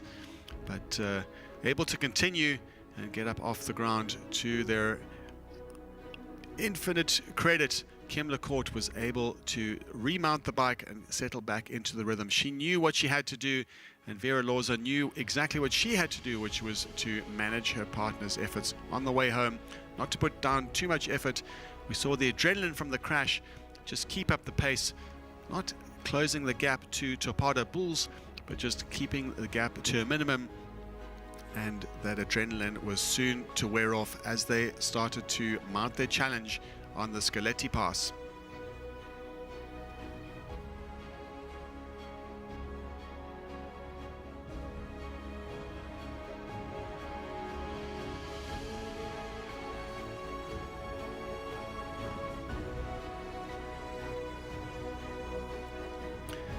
Kim Lacourt and Vera Loza on the steepest and arguably the hardest climb of the race, up to 2,600 meters, and all the while several kilometers down the trail.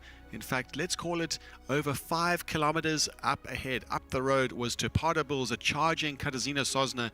She knew what had happened to her rival, Irina Litschel-Schwab, just following, doing all she can to stay in touch with her Lithuanian teammate, a team specially formulated for the race. Topada Bulls, two factory teams coming together, with Irina Litschel-Schwab hanging onto the back of Katarzyna Sosna. and they knew that they had a chance to win the stage. It wasn't part of their intention to take advantage of others' misfortune.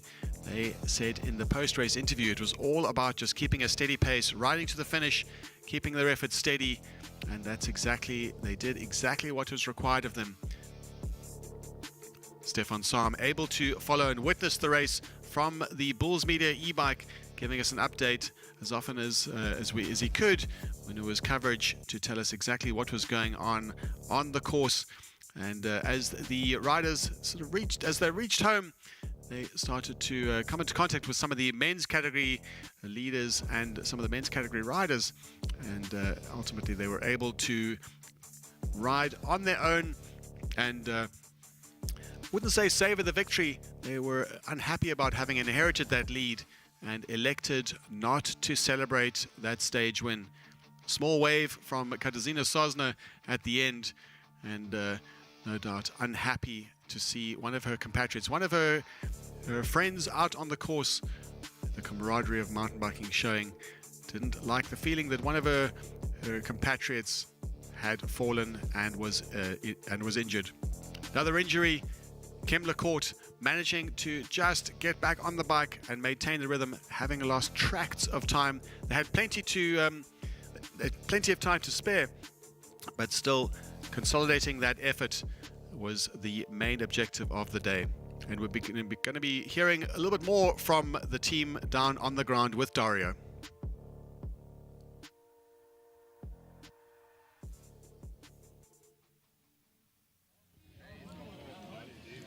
So we're here with Vera Lose, still wearing the leader jersey. Kim Lecourt is already at the Met check, so that was not a stage to forget. Yeah, it was definitely in German. You say so nicely, wenn zwei sich streiten, freut sich der Dritte. And that was definitely today the case. I mean, we were going one risk too much, and then Kim and Adelheid were on the ground, high-speed crash. Kim really got hurt, Adelheid as well. Adelheid couldn't finish the stage. Kim finished the stage, but with a lot of pain. Hats off to her that she pulled it through. But yeah, it was not an easy day for us. Yeah, but it's not an easy day for both of you, because you have to. It's a team event. It's a team race, so you have to take care of each other, and that was even hard for you to take care after Kim.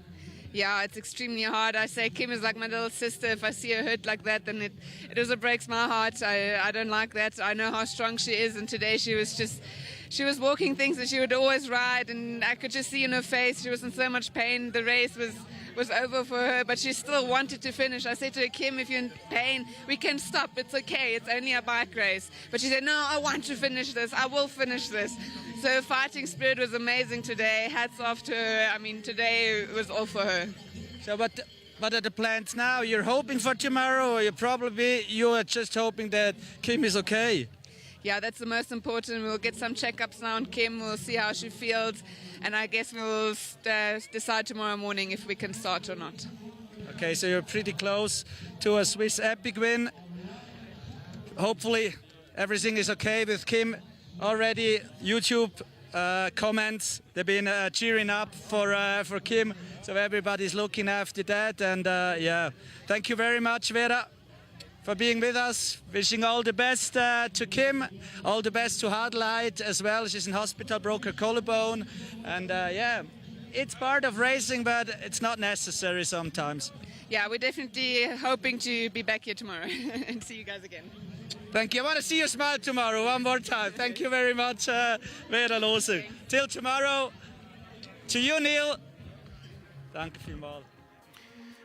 Well, that was Vera Lose, who lives in Switzerland, representing Namibia in her campaign in 2023 for the title of winner of the Swiss Epic. And that title looks very much under threat. She was a little bit reticent to talk about how those injuries had been affecting Kim Lecourt. She was full of praise, and great to see that camaraderie between Lose and Lecourt. But great concern for the fans of the Mauritian and the Namibian team, the all-African pairing, and we'll be waiting to hear how those checkups go overnight. And keeping our eyes peeled on their social media profiles just to see what that call is in the morning as to whether they will take to the start. It'll be a great shame not to see the world's best mountain bike stage races, the winners of the Absa Cape Epic in 2023, and looks like the likely winners, if all goes well, if there's a good recovery made by Kim LeCourt overnight, if all goes well, they look to inherit the title from Adel Marath as the current Swiss Epic champion. Adel Marath now in hospital after that crash, a suspected broken collarbone. Not to diagnose it right now. We will hear exactly what those injuries are later on, but until then we'll be watching that podium, those podium celebrations. Hopefully it'll be a bit more of a celebration from Katarzyna Soźna and Irina Lutschel-Schwab, but the third place team have already arrived on the stage. So congratulations to Canada Vas Arabe. We can see them in front of us, Tessa Kortekas, and the Colombian Monica Calderon have finished around about 26 minutes back, 26:50 back, and it's Canada Vas Arabe women. They often are known to come good. So a podium finish for them today on the stage, and congratulations to them. They know exactly how to take a mountain bike stage race day by day, measure their efforts, and come good towards the end of the race. They're famous for this, and Monica Calderon, an experienced stage racer and representing her country. She is a multiple national champion, and Tessa Kortekas, a worthy partner to the Colombian.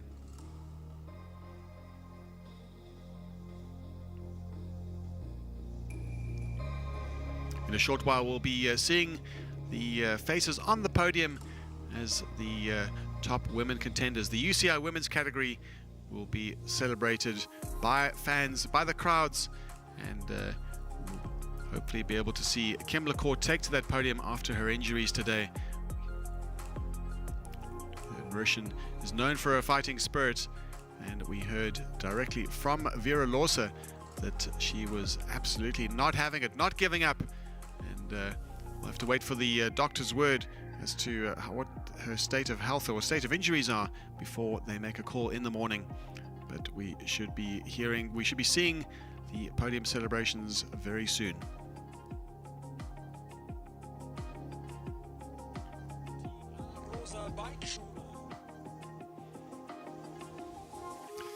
A short look at tomorrow's stage, the 66-kilometer, 2,150 meters of climbing, and above all, it is known as the grand finale.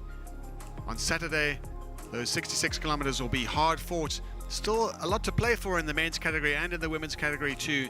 It is the fifth and final stage of the 2023 edition of the race, and it is set in single track paradise, Davos Klosters, and the name itself suggests that Davos is renowned for its iconic trails, and stage 5 is a celebration of those single tracks as it takes in the Alps Epic Trail, the Junkerborden, the Chalp Trail, and the Bolgen Trail before finishing medals. The finisher medals are awarded, and a celebratory local beer is enjoyed at the finish, and very well deserved for the finishers. Any finisher of the 600 riders that are competing in this year's event, with 45 nations represented. It's truly an international affair, but looking at that route, every single one of the riders will be looking at that high point in the race at 2,100 meters. Many obstacles of the day. We've got to have a look at Monstein, a steep climb. There's Junkerborden. That'll be a single track section that the riders will be reveling in, and then a final ascent of the day at around about topping out at around about 54 kilometers, and with still 12 Ks to go, they'll be enjoying the Schalp Trail on their way into Davos and enjoying a hero's welcome in the grand finale we've come so often to enjoy.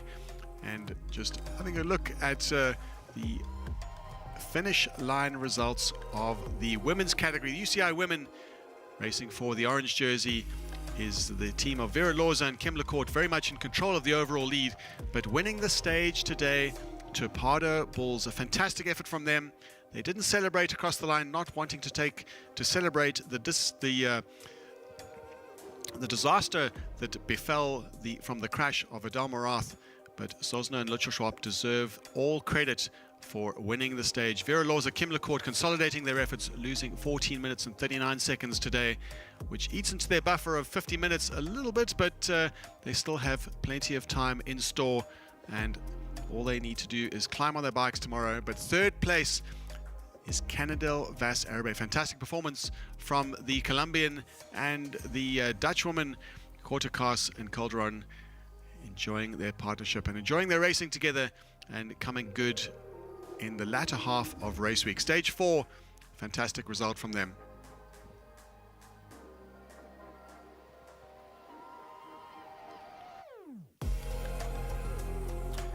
Now, looking at the overall general classification, it is certainly taking shape. In the men's category, the UCI men fighting for the yellow jersey. Martin Stozik, Mark Stutzman very much in control, but 6 minutes buffer. It can be wiped out in a moment. Willie Pirelli are on the charge. They're on the hunt. They're on form. Gesmeyer is certainly able to match his partner pedal stroke for pedal stroke. Can they match Stozik and Stutzman? Most importantly, the Bulls. The Bulls have inherited third place thanks to the efforts from Buff Megamo. A fantastic performance from the German and the French rider on today's stage, making it all count on that final climb, putting some time into their rivals and earning every bit of that third spot on the overall podium. With 1 day to go, one final day, a 66-kilometer day with 2,150 meters of climbing.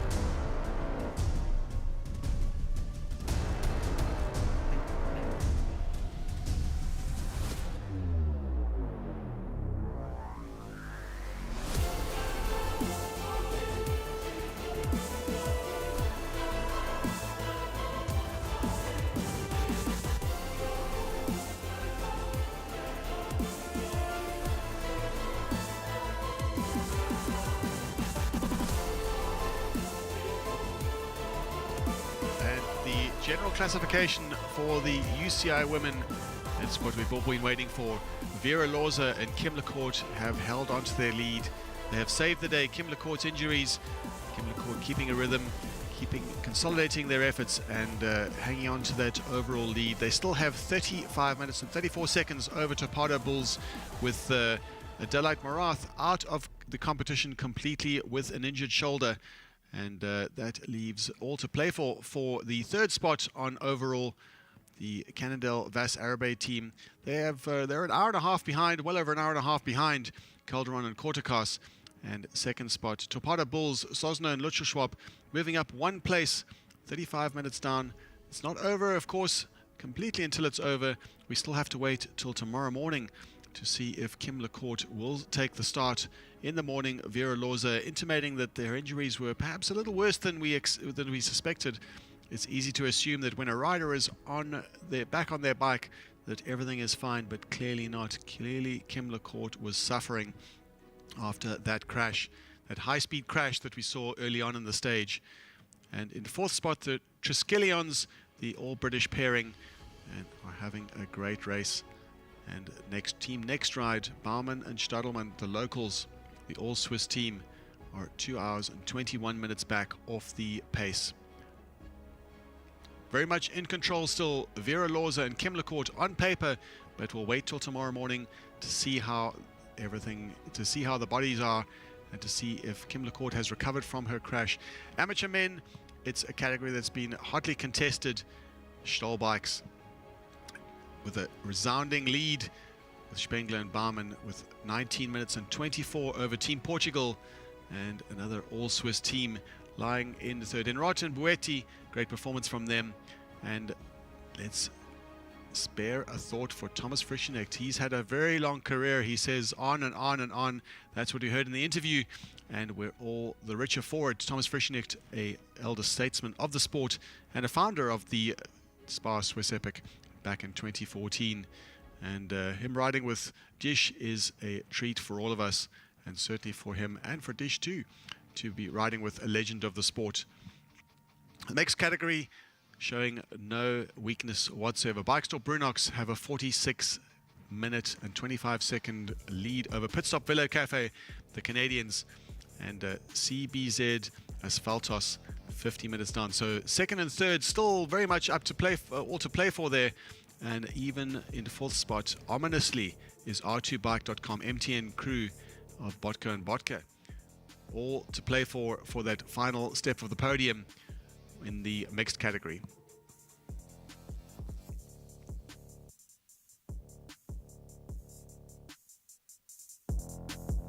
Just a reminder of how things played out in that dramatic sprint finish.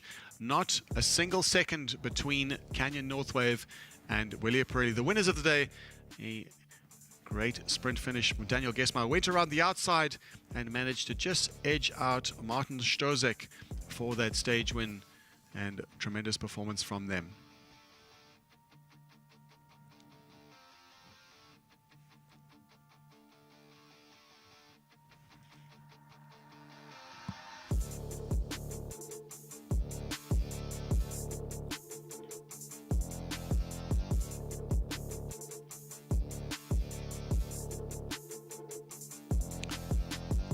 And we're on the finish line in Davos. Tomorrow is the start-finish venue. It'll be a loop course tomorrow from Davos to Davos, but that says nothing about what terrain lies ahead. And we saw today, we've got a good idea of what terrain they have covered, and there is more to come. More single track, more challenging climbs, and the heroes' welcome awaits them in Davos. They'll set out tomorrow morning at 8:30 in the morning, and it'll be a tremendous day of racing, no doubt, especially with the fierce competition we've seen in the men's and the women's category as well, and the drama we've been experiencing all week. And on the line at the moment, Dario and Andreas, they're there to chat, help us just really meet the riders and understand what's going on the ground. And Dario, is there any more insights for us down there in Davos right now? Yeah, we just had a chat with a lot of the women's riders about the accident that happened before, but Kim Lecourt is still on the mat check if everything's okay. Her eye's been a bit weird at the finish line, but she walks, she's around, but not that good. Yeah, otherwise the mood is pretty good here. Everybody's happy about this stage. Everybody was so stoked about the scenery over this Scaletta Pass and the way down the Durboden Trail back to Davos. I just had a chat with Amy Ancho, and yeah, she was so happy. I want more of these trails. I want more of these trails. This is what she said, and she probably gets more of trails like this tomorrow on this fifth stage of the Swiss Epic. Around the fourth day start one more time here in the what's the name of it? Andreas, you know it. I just have a blackout now. This part of Kurpark. Now I have it. Kurpark. Yeah, the start is at the Kurpark. Now. And then we go up to the Isha, to the Clavadel. Yeah, it's a round course around Lax, around the Davos, then the beautiful Sertik up to the Rinehorn. A lot of up and down around these beautiful trails. Around here, we're going for a ride in the afternoon as well, I guess.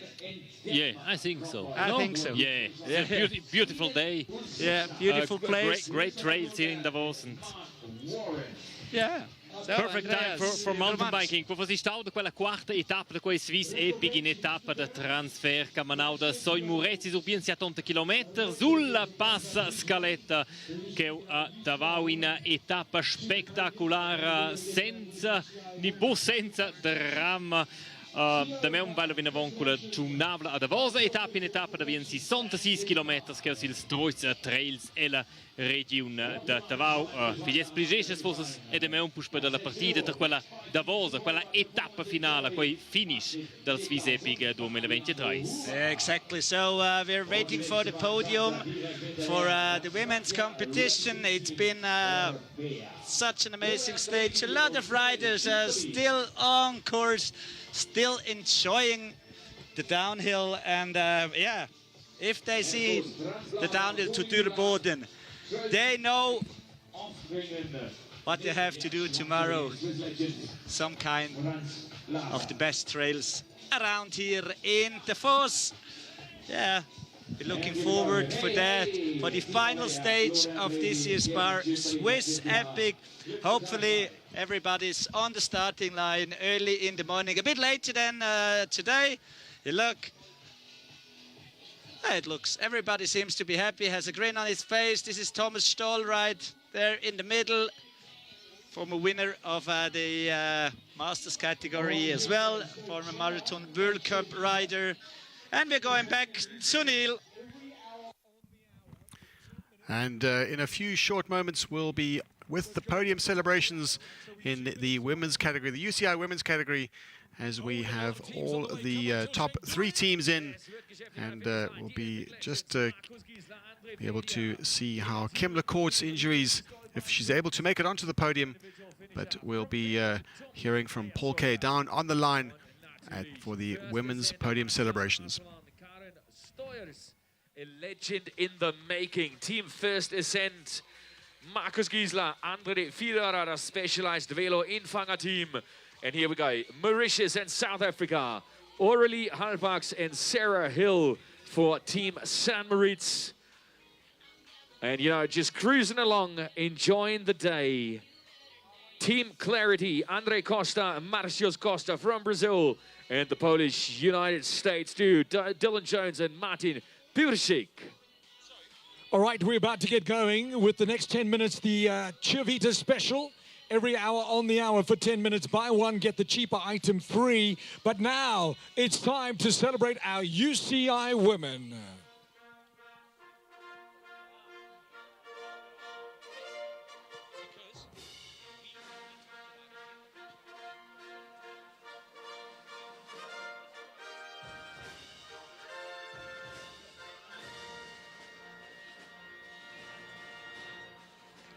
At the end of the Queen stage, we have our top 3 UCI women's teams in position.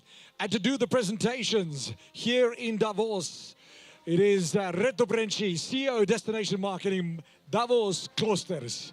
Your 3rd position on the Queen stage after 73 kilometers with 1,950 meters of climbing. It is the team Canadel Vash Arabe Women, Monica Calderon and Tessa Corticas.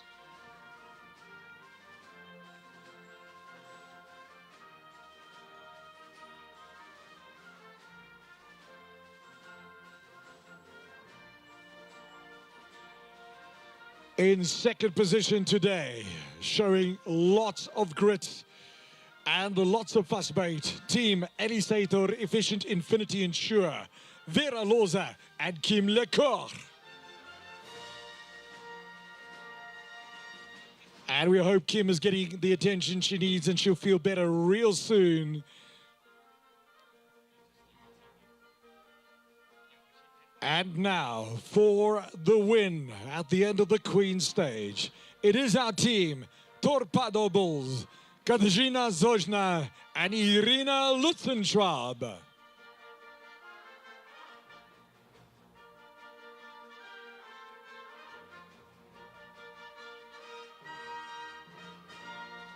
Your third was Cannondale Vajarabay Women. Your second, Elisator Efficient Infinity Insure. Karatina Thojnani Rina Lutzentraub Torpadables taking the win.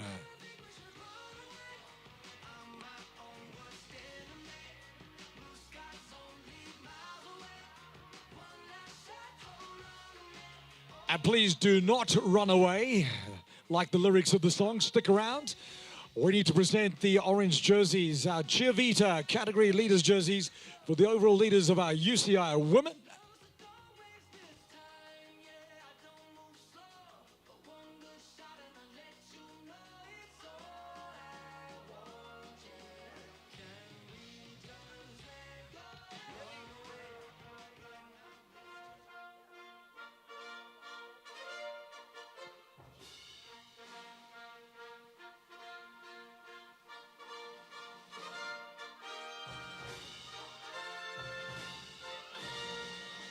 Your winners of stage 1, stage 2, stage 3, second on stage 4. They are the overall leaders of the SPAR Swiss Epic 2023 in our UCI Women's category. It is the team, Elisator Efficient Infinity Insure, Vera Loza and Kim Lecour. Make your applause extra loud as we send lots of good vibes to Kim Lecour, who's receiving medical attention, but they will start the final stage in orange. That is the team, Elisator Efficient Infinity Insure, Vera Loza and Kim Lecour.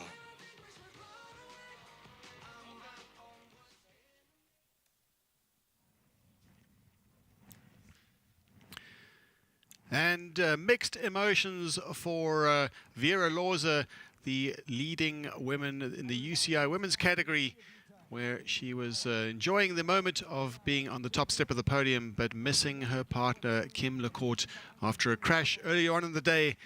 And stage 4, the second transition stage of the SPAR Swiss Epic in 2023. It was the Queen stage, and it was epic. It took the teams from St. Moritz to north to Davos, and there was drama out on the course in the racing, both in the men and in the women. We saw a sprint finish in the men, a dramatic sprint finish, and a new stage winner in the women's category, and a dramatic crash too. So drama out on the course. We put that aside, and we're looking forward to the following day, the grand finale, as we take an eye on the GC in the men's category. It looks like it's all solidified, but there are still 2 teams that could be in it for the win. And the racers will all be looking forward to tomorrow, the grand finale, the final day, and a hero's welcome in Davos. For the leaders, 1 day to go. For the rivals, time is almost running out.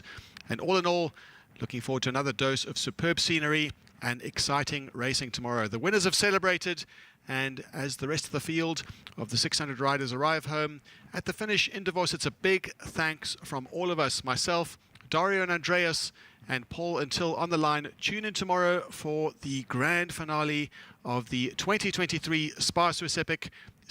See you all tomorrow.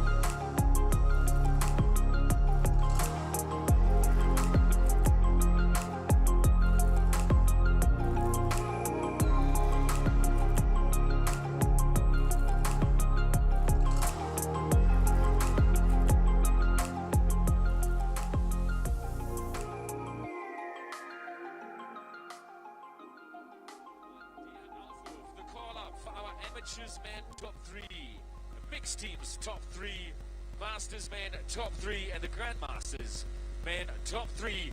Please make your way down to the awards stage, tucked right in between the SPAR tent and our merchandise tent from Giovita.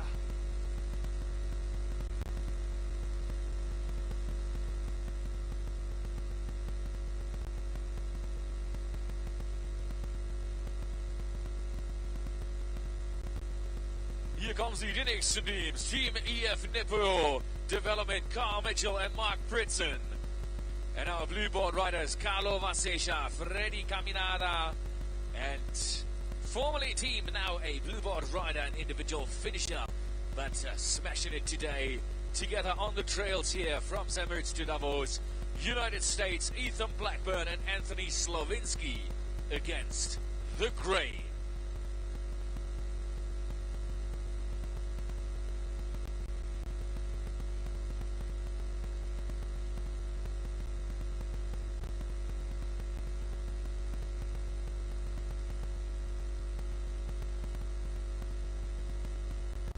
Und hier vorne kommen sie wieder, unsere Schweizer Mächtigens, Marc Bühler und Raphael Band.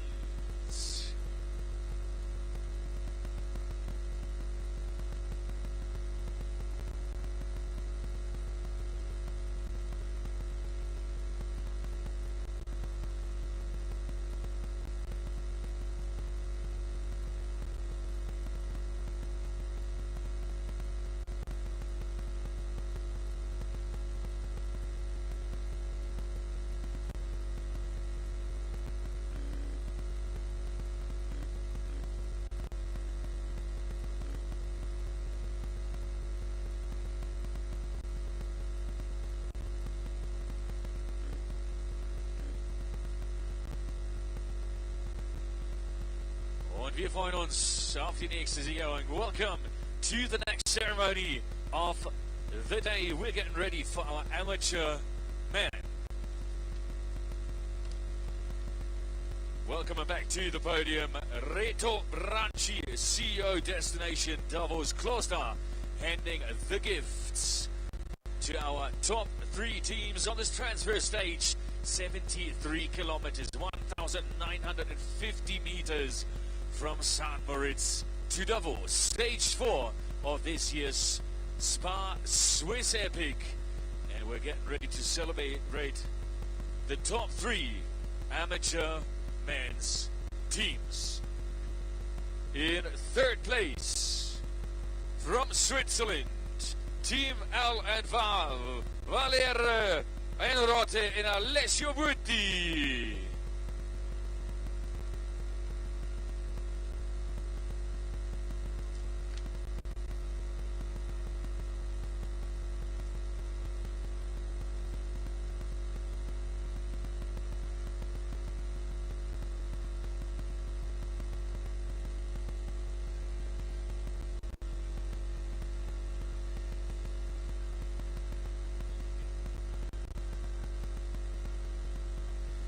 All right, let's do this again, everybody.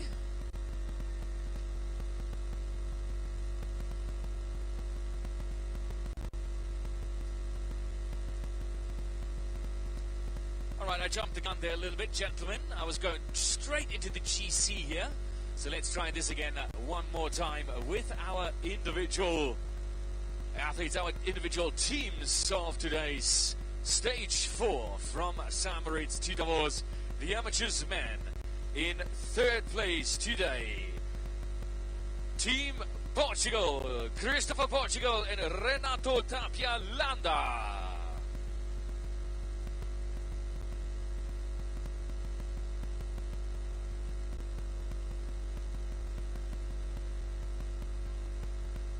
In 2nd place in 3 hours 48:10 from Switzerland, Team Bike Kingdom with Thomas Fischknecht and Severin Disch.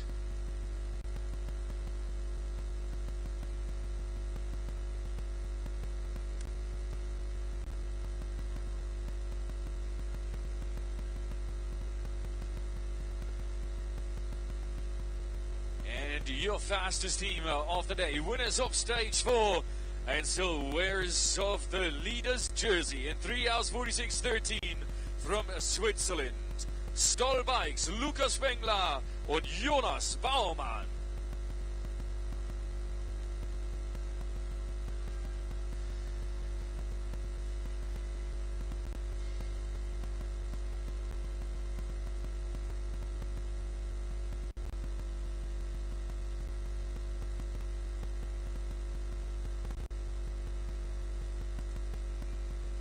And here they are one more time, your top 3 teams of stage 4 in the amateurs men. Team Portugal, Bike Kingdom and Stoll Bikes with Christopher Portugal, Renato Tapialanda, Thomas Frischknecht and Severindisch, and Lukas Spengler with Jonas Baumann.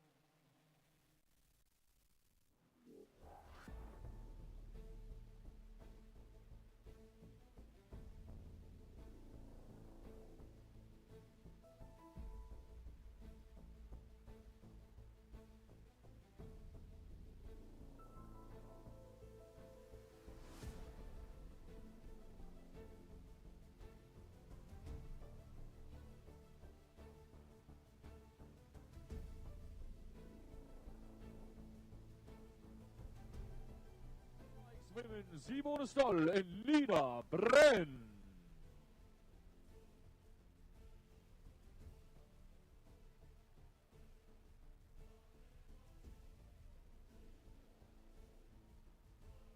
And ladies and gentlemen, one more time, your applause for our 3 fastest team in the Masters Women.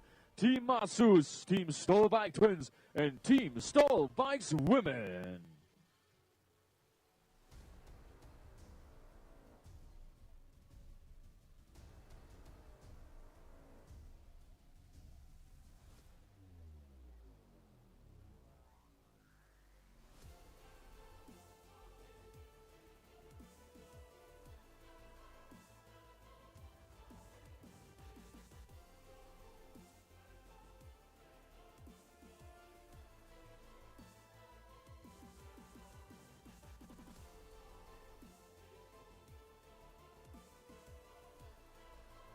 Usually the import of exotic animals into Europe is not allowed, but here they are. The pangolins from Great Britain, Gregory Smith, and Colombia, Camilo Lopez.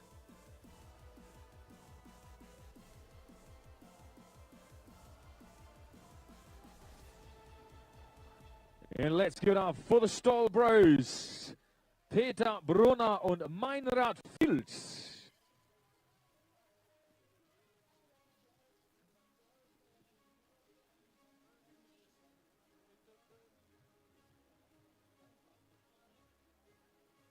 And still sprinting to the finish line here. The battle between Great Britain and Denmark with Louth Cycle Centre.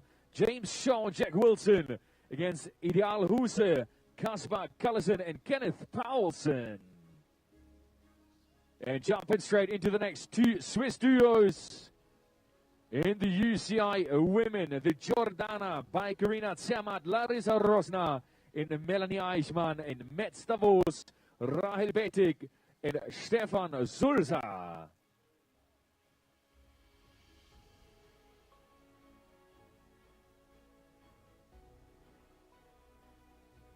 And here they come, Team Alilis, the epic legend in the making from Spain, Samuel Garcia Gomez and Anselmo Perez Manso.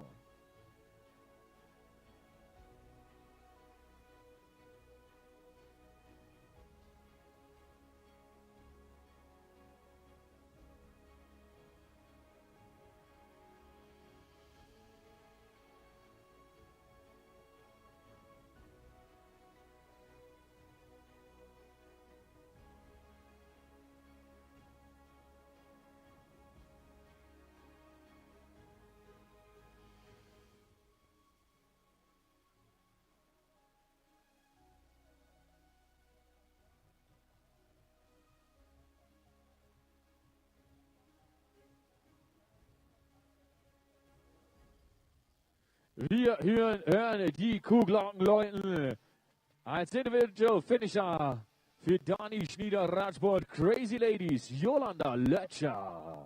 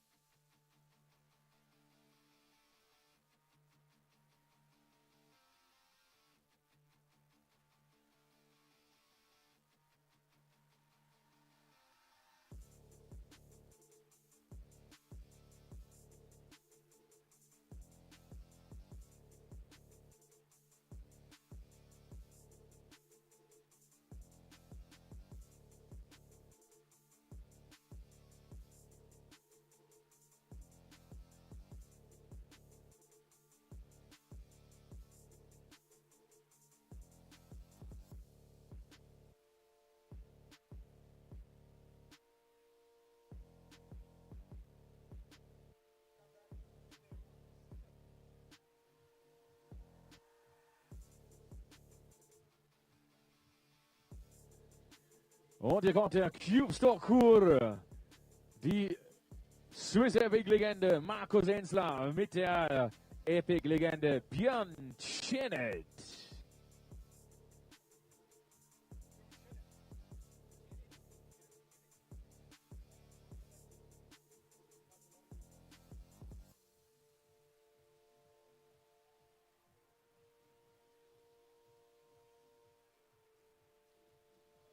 Und unser nächstes Team kommt hier gleich vor Heimpublikum eingefahren.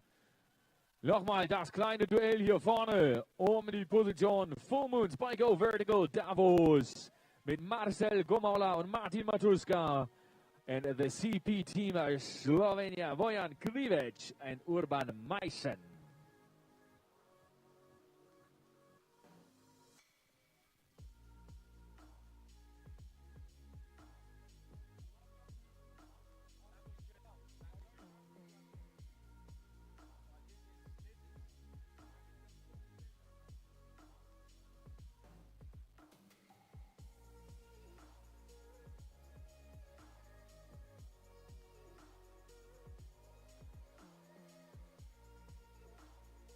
Today's stage had it all. Blood, sweat, and gears. From South Africa, Brett Dixon and Cristo Gaia. And from Argentina, the Medicos Mentoquinos, Sergio Coratorio and Anibal Mira.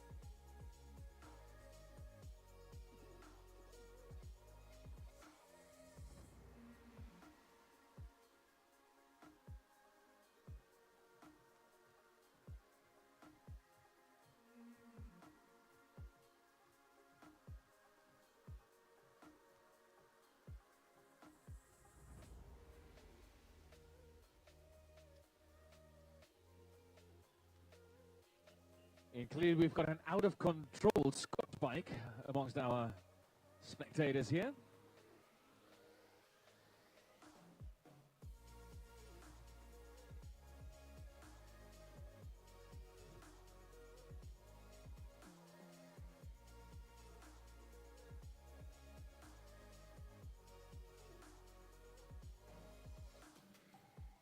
Look at that, a Swiss summer that will never end for Team Endless Summer. David Barr and Catherine Wood.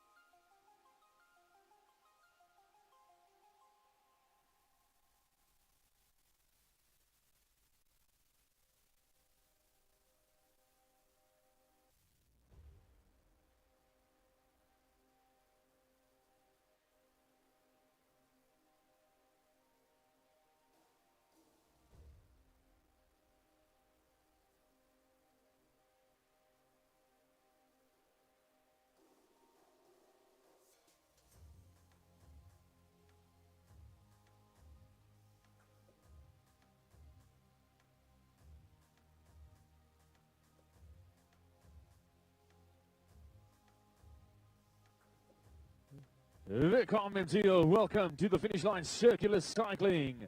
Matthijs Gerrits and Erik Bronsford.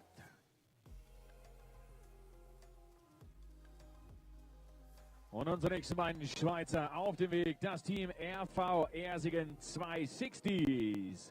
Die Swiss Epic Legende Bruno Muralt mit Daniel Delfos.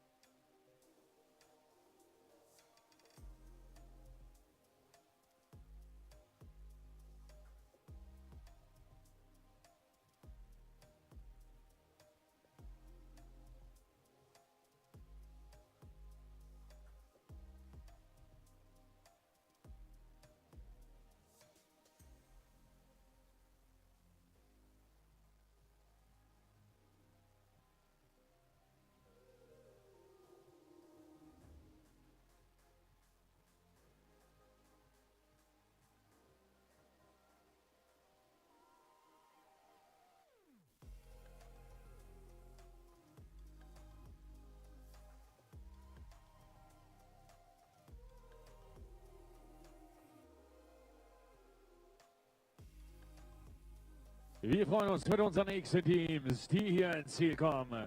The Crazy Cousins made it once again. Carl Hasselman and Nicholas Kershaw. The Dead Cows looking very much alive at the finish line. From Israel, Asaf Baldov and Dan Cohen.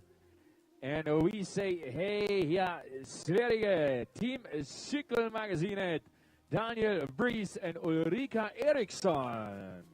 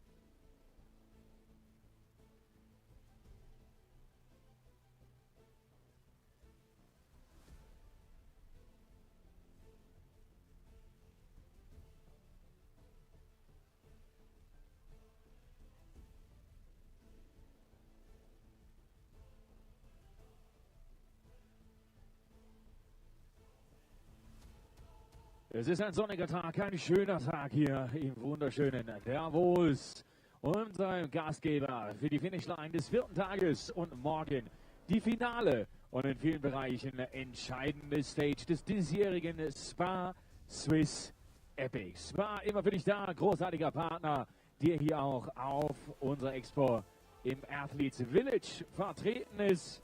Und wir schauen auf die Uhr, noch 15 Minuten, dann gibt es das nächste Buy one, get one free special. So, little reminder to everybody, our friends at Chio Vita at the official merchandise store, running an hourly special, always on the hour for 10 minutes. It's a buy one, get one free special. So you've got 14 minutes to check out what you want, what swag you want to get yourself at the official merchandise store. And then the 10-minute flash sale, buy one, get one free, starts again in 13 minutes at 2 p.m. Ciclo Service Peter Scala and Ladislav Peter, congratulations.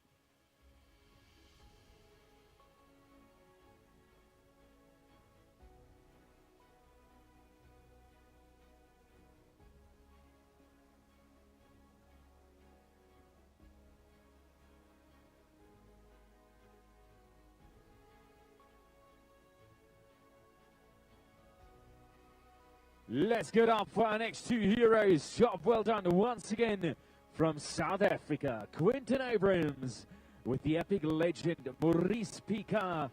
Give gas Ivan's Velosport.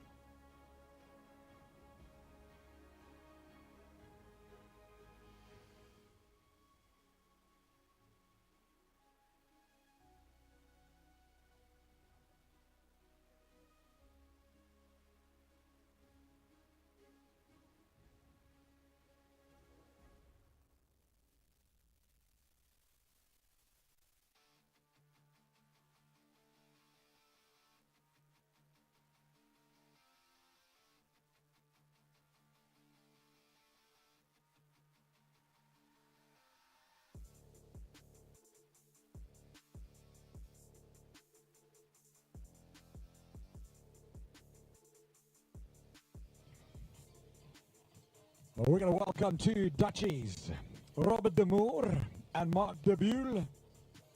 From the Nederlands, it's the cycling team Delta. Heel goed gedaan en feliciteerd. Mooi, mooi, mooi. And thank you again to the best spectators in the world, Team South Africa. Remember, we got that trophy tomorrow. And I don't know if Gemma from Chia Vita, maybe Gemma's got a gift for our best spectators. I think they need something.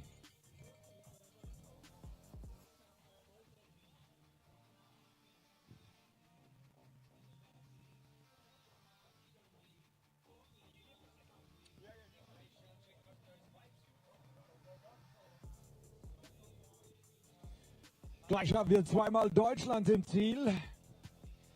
All women's team in the Masters women's category, including Epic Legend. Only 3 women are part of the finisher club and the Epic Legends dinner we had last night. There's a big Scots Expo stand here in the Finish Line Village, and they represent Scots Sports Deutschland. Karina Moore and Nina Hartleb, with big, beautiful smiles. Well done to these incredible women.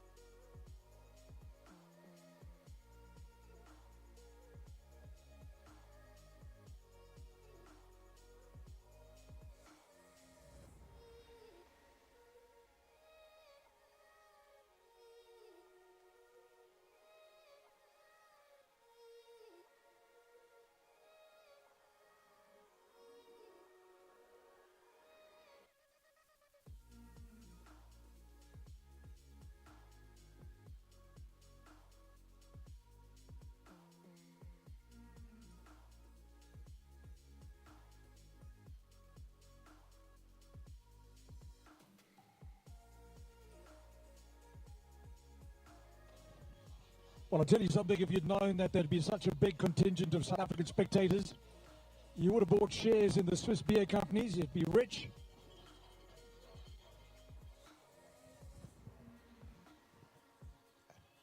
Our marquee tent for lunch is full. The vibes are good. The sun is shining. It's delicious Davos. On a fabulous Friday, 2 more riders en route to the finish line. Swalman Schwyz, Antonio Fandez and Alexandre Chesnay. They're racing in the amateur men. They call the fastest spine.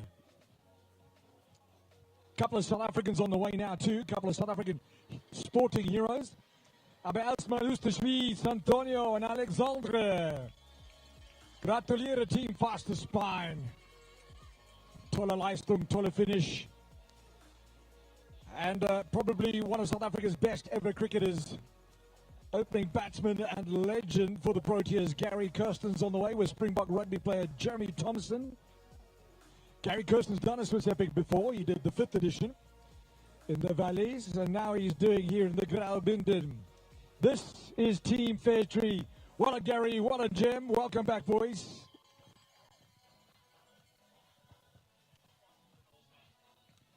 I think I just saw Gary Kirsten bowl a maiden over.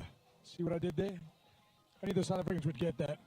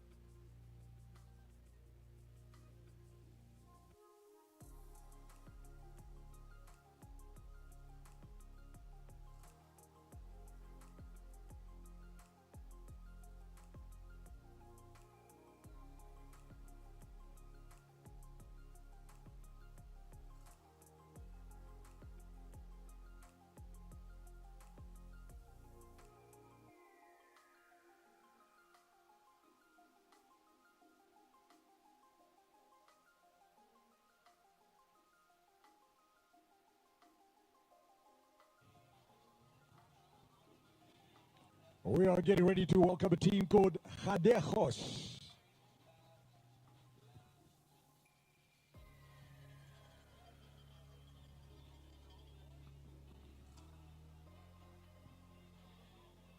Three teams on the way. We've got Germany, Czech Republic, Switzerland, and Guatemala. And here we are, Gadejos.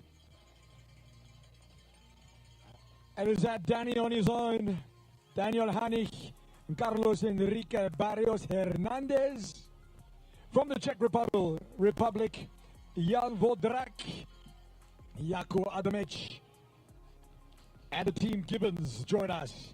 Jan Ramsey, Alessandro Lanfranchi. Bravissimo. Hold the phone.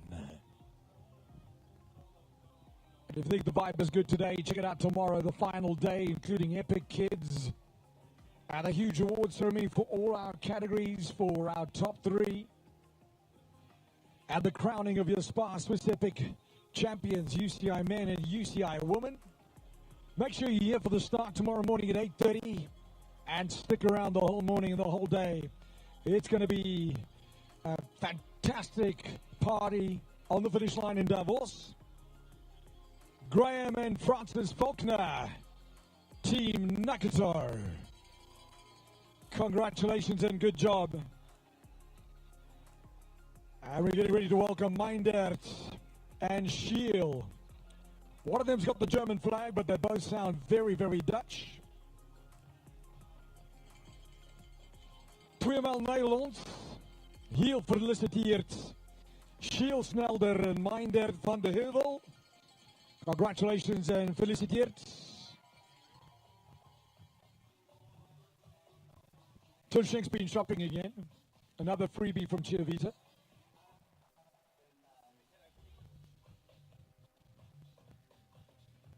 Speaking of Cheervita, Paul, do you know what's happening in 2 minutes? Hold on, give me a guess. So I guess... Wait, I'll give you one guess, and I'll give you an extra guess for free. Okay, so I guess that at the top of the hour we've got 10 minutes of the Cheervita special. That's correct. What is the special? Buy one, get one free. That is right. But there are terms and conditions. you must bring us a beer? No, you get the second cheaper one free. Correct. That is right. So, 10 minutes from 2 p.m. until 10 p.m. They buy one, get one free. Special deal at Chiavita. And here they come, Team Biltong. Michael van Woudenberg and Paul van Woudenberg. You know, often when you get a little bit older, and if you're wily and strong, and you're a little bit, your skin spent too much time in the sun, we say you look a little bit like Biltong. So here's the big question to our Swiss friends out there who've been to South Africa, or the other way around, South African who've been in Switzerland. Is it fair to say that the Bündner Fleisch is the Swiss version, the closest the Swiss get to Biltong? My brother, please do not get me started. You know, like people try and say, oh yeah, beef jerky. Really? Beef jerky is like meat dipped in sugar. I mean, it's not the same. There's only one biltong, and that's South African biltong. And in my opinion, the biltong from Anysberg in the Klein Karoo is the best biltong in the world. Do you want me to record that and put it online? So And then there's another thing similar to what you struggle from. There's boerewors, dried sausage. Here we go with our next heroes. Velo Market, CSK, Herbert Herga and Sergei Guremkin. And from South Africa, the Dutch South Africans. Oh my, that's for you. Well done to Egon and Kuhn. Congratulations to you. And aus Deutschland, Thomas und Stefan.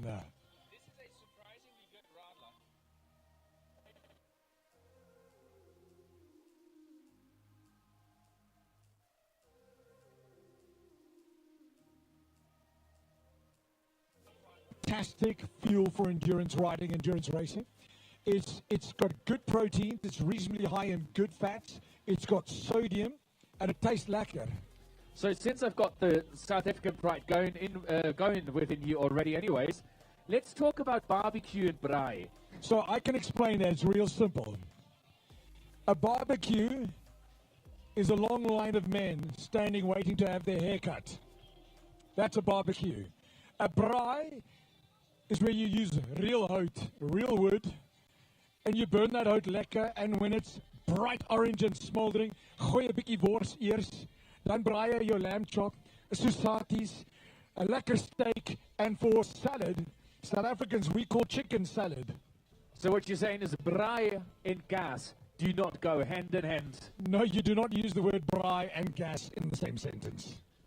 Like a mountain weasel on the way to the finish line here, our Swiss weasels, Andreas Jurt and Stavros Antifakos, ready for their Swiss braai.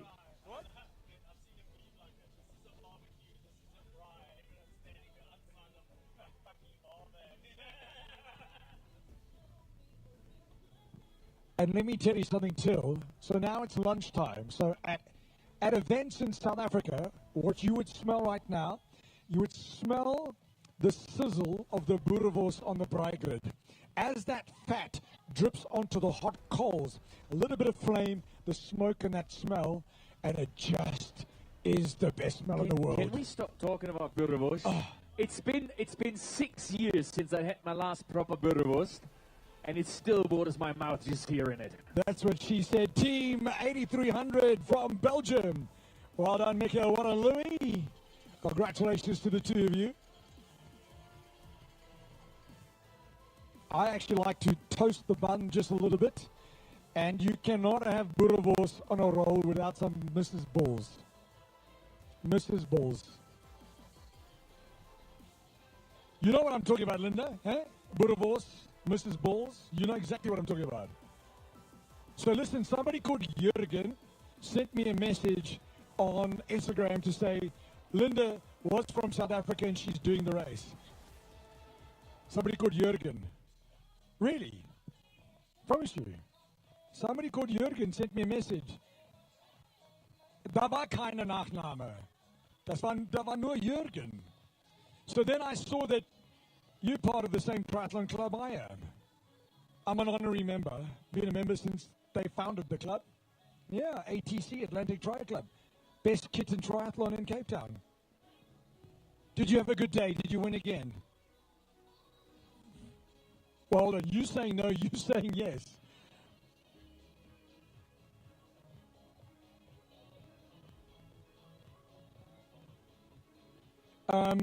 Have you ever had a braaibroodjie? I don't think I've ever had a proper braaibroodjie. Braaibroodjie is lekker. Have you had a roosterkoek? I don't even know what we're talking about.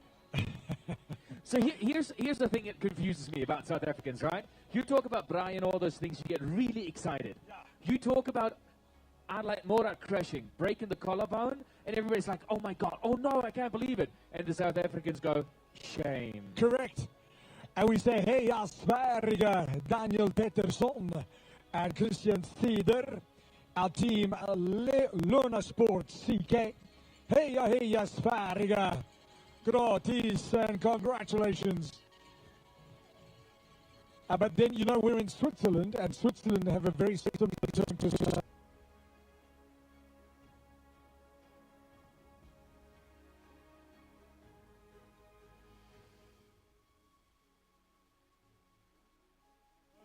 same thing. When the Swiss say legally, it's within the next 2 minutes. When the South African says now, it might or might not happen anytime in the future. No, now could happen just now, or now, or never at all. So we're frothing at the mouth to welcome our next team.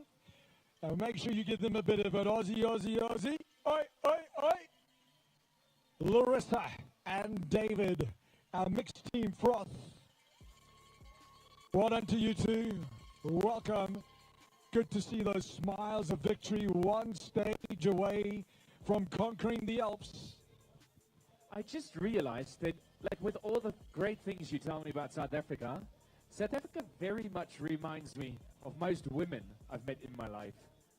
Really beautiful, but very confusing. That's actually an incredibly good metaphor. I kind of like that. Yeah, and challenging too. Gosh, I like that. That's probably the smartest thing I've ever heard you say. Stefan Zam agrees, the Samurai. Stefan, I need you to teach me how to use your samurai sword and plug tires. Because I've got them in my gravel bike and I don't know what to do. But then again, I'm stupid. Can we do it here? I need to see this as well. I'm bringing the small screen.